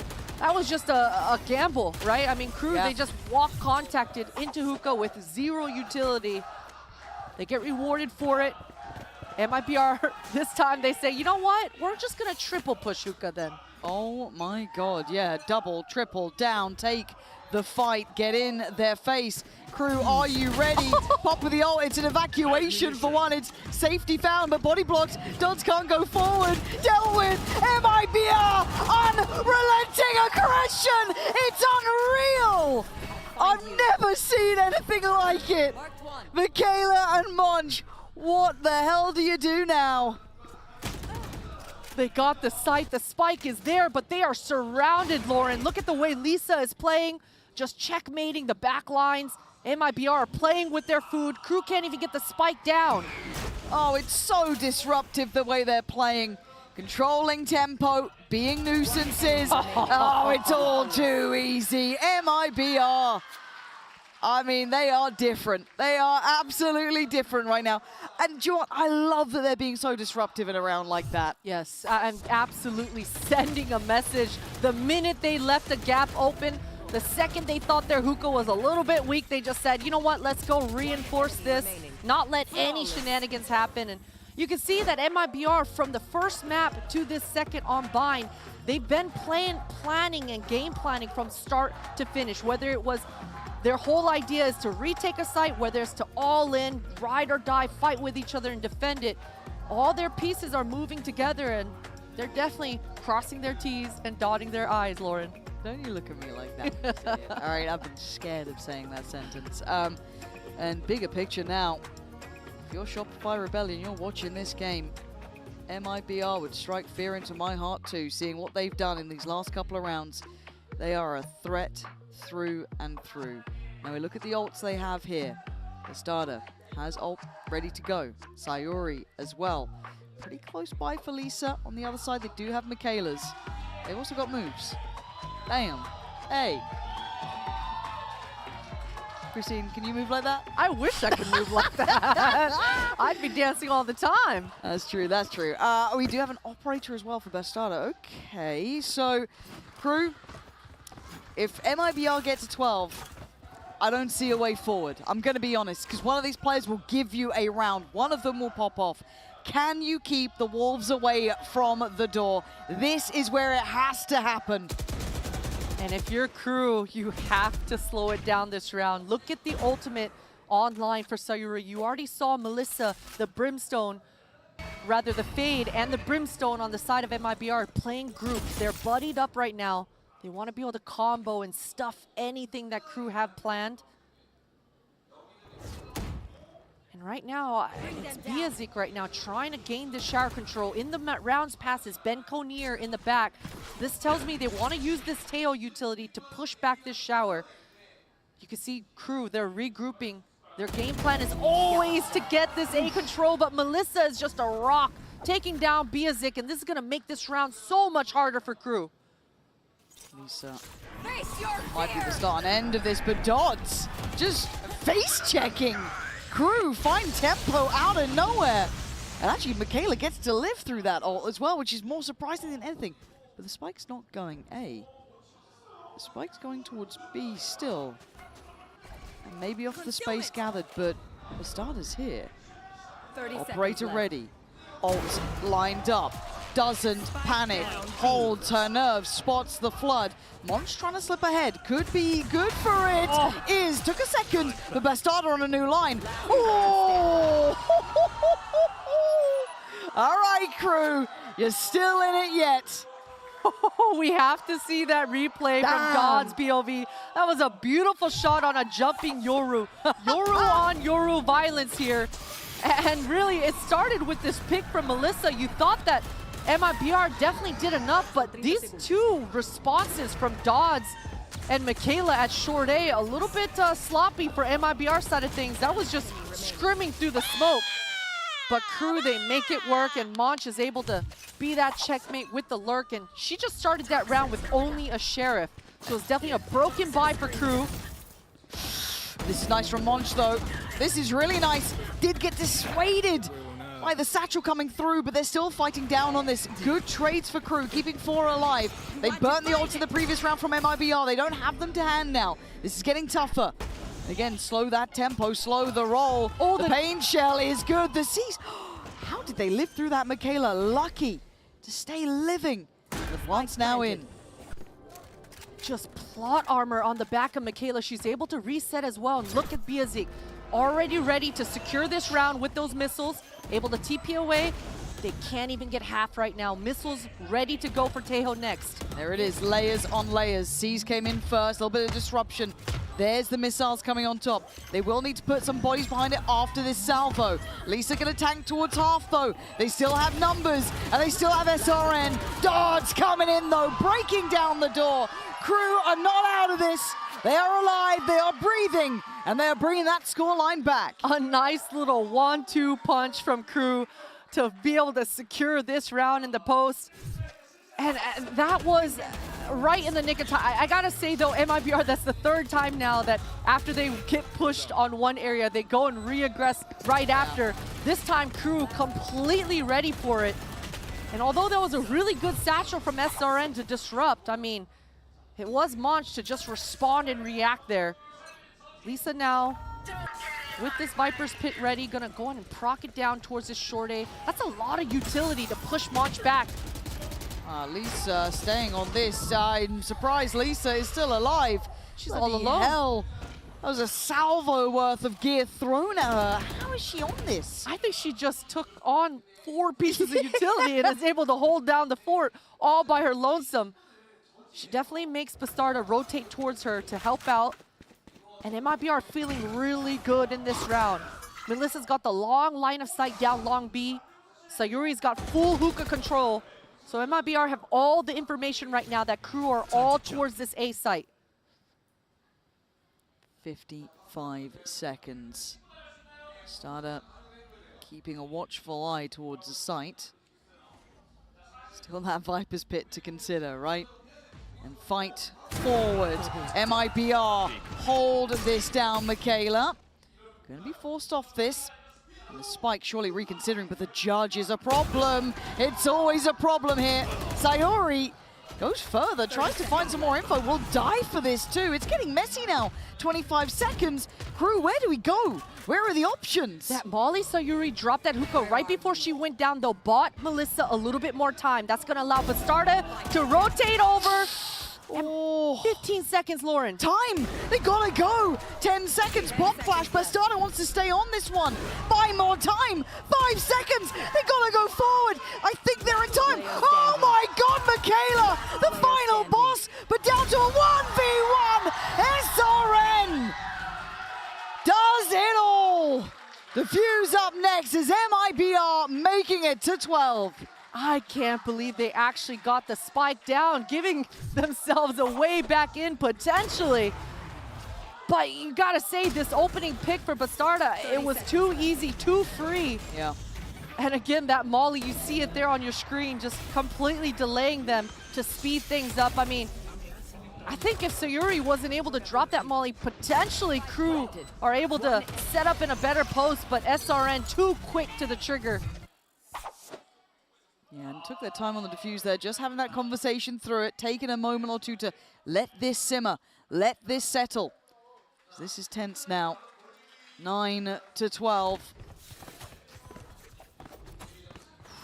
By shaky Christine. I'm seeing Bulldogs, light shield.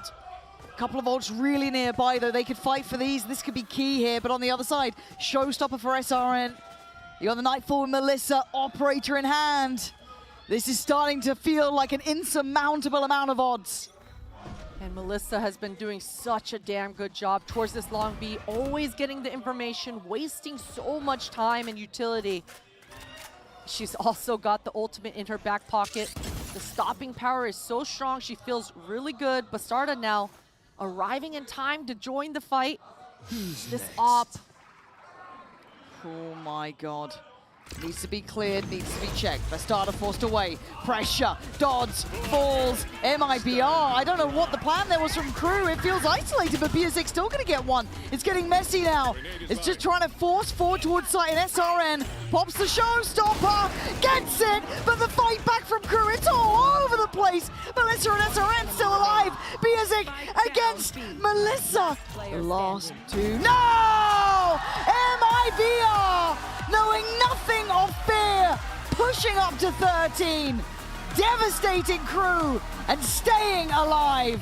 What a reposition, a power play coming out here from the fade. Melissa on MIBR side of things. You love the movement to secure, just outplaying her opponent in that 1v1 to end things off. What a map, what a series coming out here for MIBR to start the day today, Lauren. I was Crew pilled completely, but MIBR, this is a statement series moving on in this tournament from them. I think that's the ideal way to say it. Crew put in a great performance. They were the danger in the lower bracket run, taking names, taking teams, and certainly taking our attention. However, the run stops now for them. That's as much as they can do. But credit there where it's due. They fought hard, and the level MIBR brought out. What the hell is that? They stepped up time and time again. It was a slow start in map 2 from SRN, but an explosive finish. And you love to see those, you're marinating as the tournament goes on, just powering up, leveling up, and elevating your gameplay. And that's what we've seen from MIBR. Their strats, their individual play is just getting better and better. It is, and that should strike fear into anyone waiting that lower final. However, we have to send it over to the one and only Jen Lee for the Verizon post-match interview. And that is a win for MIBR. Melissa, please come join us for a talk. 네, MIBR의 멜리사 선수 만나보도록 하겠습니다. 승리 축하드립니다. 하위조 결승에 진출하게 됐습니다. 뭔가 작년 결승 때 느꼈던 흐름이나 그 분위기 그대로 이어진다고 느끼는지부터 들어보고 싶네요. Congratulations, Melissa. You guys advanced to the lower finals. Now, does the energy feel similar to the one you had last year when you made it all the way to, the grand finals? Então, primeiramente, parabéns pela vitória. Vocês alcançaram o topo da lower bracket. A gente quer saber o flow que vocês estão agora, a energia mesmo da última vez que vocês chegaram nas grandes finais? Eu acho que a vitória de ontem deu um gás muito forte na gente. A gente já estava crescendo um pouco mais, né, no campeonato. A gente não começou da forma que a gente queria, mas como no ano passado, esse ano a gente foi crescendo, ganhando mais confiança, conseguindo mostrar nosso jogo a cada jogada, a cada jogo, né? Então eu acho que está sendo muito bom e é muito bom estar na final, e é isso, tamo junto. I would say it's really good to be here again, such a final moment, and if comparing to the past, it would be a position that we keep growing and growing game after game. It's not exactly the same, but I'm really happy with what we built, going through everything until reaching this position right now. 사실 일단 승리를 거두게 돼서 굉장히 기분이 좋고요. 그리고 지난번에 비하면 그동안은 좀 힘들게 승리를 가져갔다면 올해는 조금 더 좋은 흐름을 가져가면서 폼이 딱 중요한 순간에 올라와 주는 것 같기 때문에 훨씬 더 좋은 흐름을 가져가는 것 같다고 얘기를 해주는데요. 내일 쇼피파이를 만나게 됐습니다. 첫 경기에서 2대 0으로 쇼피파이에게 승리를 내주기도 했는데 내일의 각오 한번 들어보도록 할게요. Now tomorrow another rematch against Shopify. Was this someone you were expecting to face in the lower finals? And what is your mindset heading into, this rematch? Agora um outro jogo que vocês vão enfrentar a Shopify, então o que vocês esperam? Se vai ser um outro rematch da mesma coisa ou alguma coisa diferente?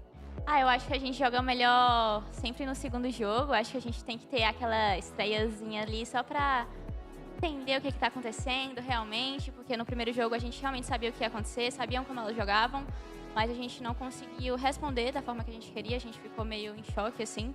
Então, mas acho que a gente vai vir muito confiante, vai ser uma partida muito legal e vai ser muito bom jogar contra elas e final brasileira, hein? I would risk saying that we always perform better in the second game because we have to start there to kind of study what's gonna happen, etc. And back in the past, we were in a situation that we knew what could happen, but we didn't end up performing as we expected. But in the end, I'm really happy that we're gonna have such a match. We're gonna be able to perform better, and I would say wait for a final of two Brazilian giants. MIBR이 리매치에 강한 팀이라고 얘기를 합니다. 두 번 만나면 다시 지지 않을 거라고 얘기를 하면서 처음 만났을 때는 아무래도 상대에 대해서 좀 뭘 하고 있는지 읽을 수는 있었지만 거기에 좀 적응을 하는 걸 잘 못 보여줘서 퍼포먼스가 다 나오지 못했는데 이번에는 훨씬 더 좋은 모습으로 좋은 경기력, 최선을 다해서 보여줄 수 있을 것 같다고 얘기를 하네요. 이렇게 해서 멜리사 선수 만나봤습니다. Congratulations once again. We'll see you tomorrow. Yeah. We will see them indeed tomorrow. And Sayuri, we will see here on the desk with us. Thank you so much for taking the time to join us for this post-match interview.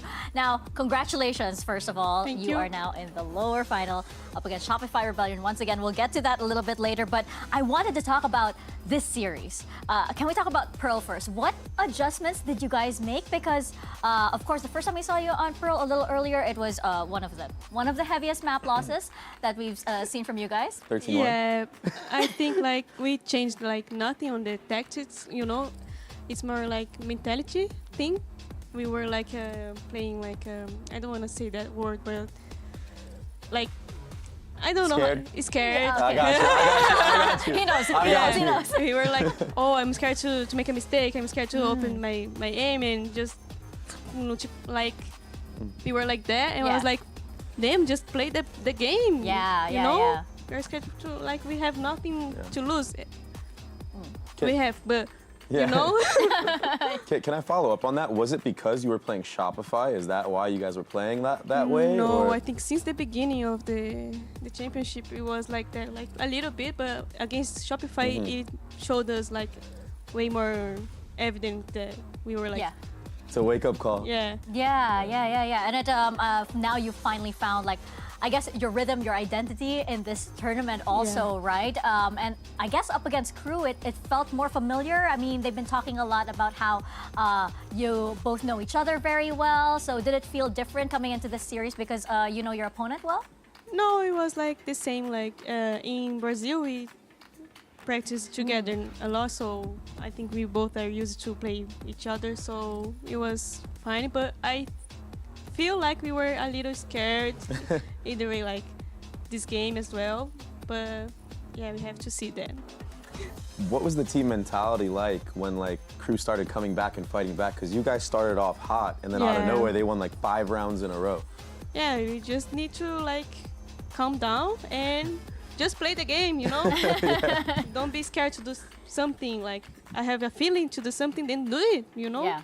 No hesitation, Yeah. right? You just have to go all in. And Melissa was talking about how sometimes you guys need to warm up a bit more, and the second game is sometimes a lot better. Do you agree with that? And why do you think that's the case? I think today that was not the case, but usually it is. We step in and we was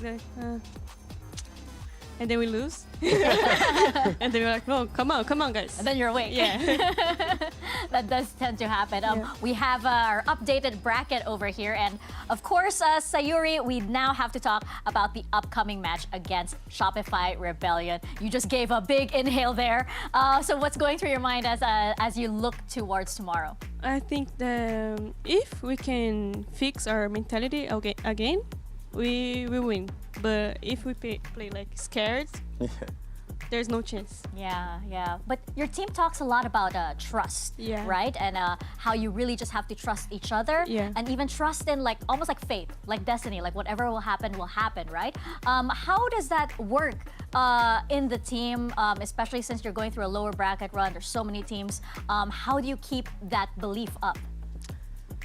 It's more like I think I have an example like you are in a war, like I am in a war, you are in a war, and I'm not your friend, but we need to survive together, you know? I'm not your friend, but we have to be alive to get home and see our family, you know? I have to trust you. Yeah. If I don't trust you, we're gonna lose the war. So that's it, I think. Yeah. No. That's actually like it's a full trust in everybody who's beside you in that moment as you're going through the series. No, that's pretty good.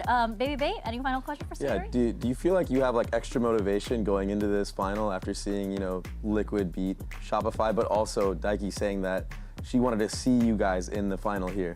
Yeah, I think the major motivation is like we lose to them 2 times already, and come on, let's win, you know. And there's gonna be a Brazilian final, so I hope that it happens. So you're giving me goosebumps with this potential teasing grand finals. But of course, we have to get through tomorrow first. And we are starting the day with the first ever skirmish show match. We'll have a duo from each of our 4 regions. You're going to see some very familiar faces competing in a 2-on-2 tournament. Of course, from Americas, you have Tens and Kaide. And then from EMEA, we have Roxy and Hitbox. From Pacific, we have 972 and Spicy U. And from CN, we have KMD and we have iJohn. So that's going to be very exciting. Are you excited to see any one of the duos? Yeah, I didn't know that. And now, Who do you think's gonna win? I think. It's hard to say, but I think Roxy and. Roxy and Hitbox, really, baby. I'm going Tens and Kaide. I heard, I don't want to leak strats, but I heard that Tyson's going to do a lot of the heavy lifting. I forgot about Kaden thing, sorry. Their duo is stronger. Easy? Easy win? I actually kind of want to see who rages the most. Yeah. They have a lot of chemistry for sure. I want to see who rages the most, on the stage actually. And that award for me is gonna go to Spicy U because we all know how she rages. But thank you so much, Sayuri. Congratulations once again. Thank you guys for watching, and we will see you tomorrow from Seoul for another day here at VCT Game Changers Champions. It's a rematch we've waited 2 years for. Shopify Rebellion versus Team Liquid. We get the teams facing off for a ticket to the grand final here in Seoul. Who is going to take that first slot? Saren Donut lighting up the kill feed as Daiki fires on back. It's not so simple left. 30 seconds and Daiki with a third. Ask anything of this leader, Daiki will get it done. Hanging on this round, and already Noya! Good God! That's just inhuman! She didn't see anyone! Noya charging forward, Noya for the ace! Secures overtime! Asked for another kill in main. That'll be necessary, and Mel doing circles around with a knife to the heart of Bizarra.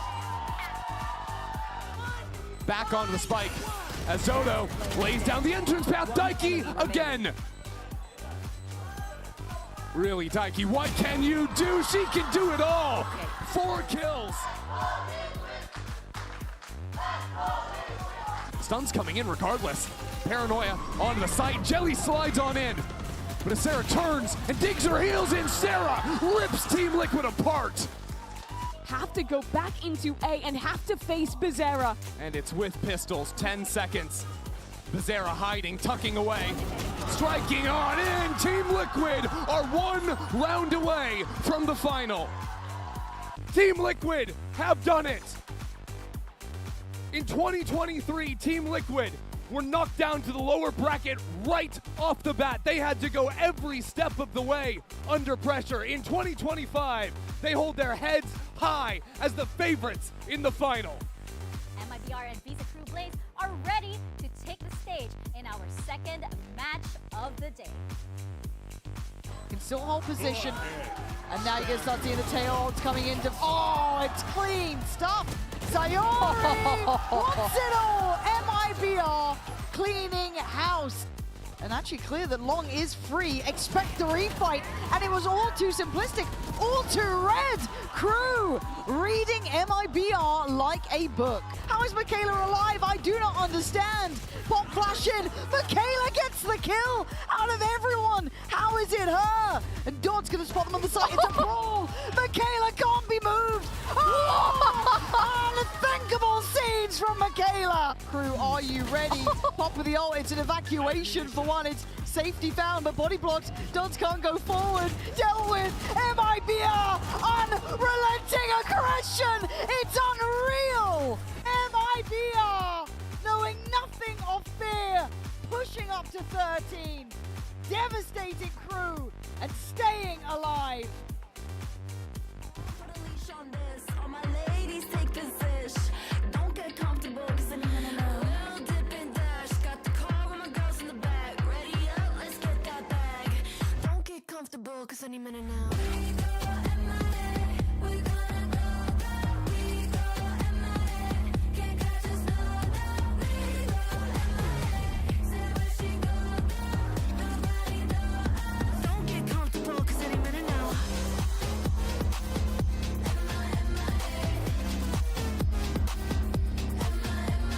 Too fast, so sad, don't turn your back. We have fake cross the map, we're making it. Yeah, watch us flip that switch. No, you won't put a leash on this. All my ladies take position. Don't get comfortable, cause any minute now. We'll dip and dash. Got the car with my girls in the back. Ready up, let's get that bag.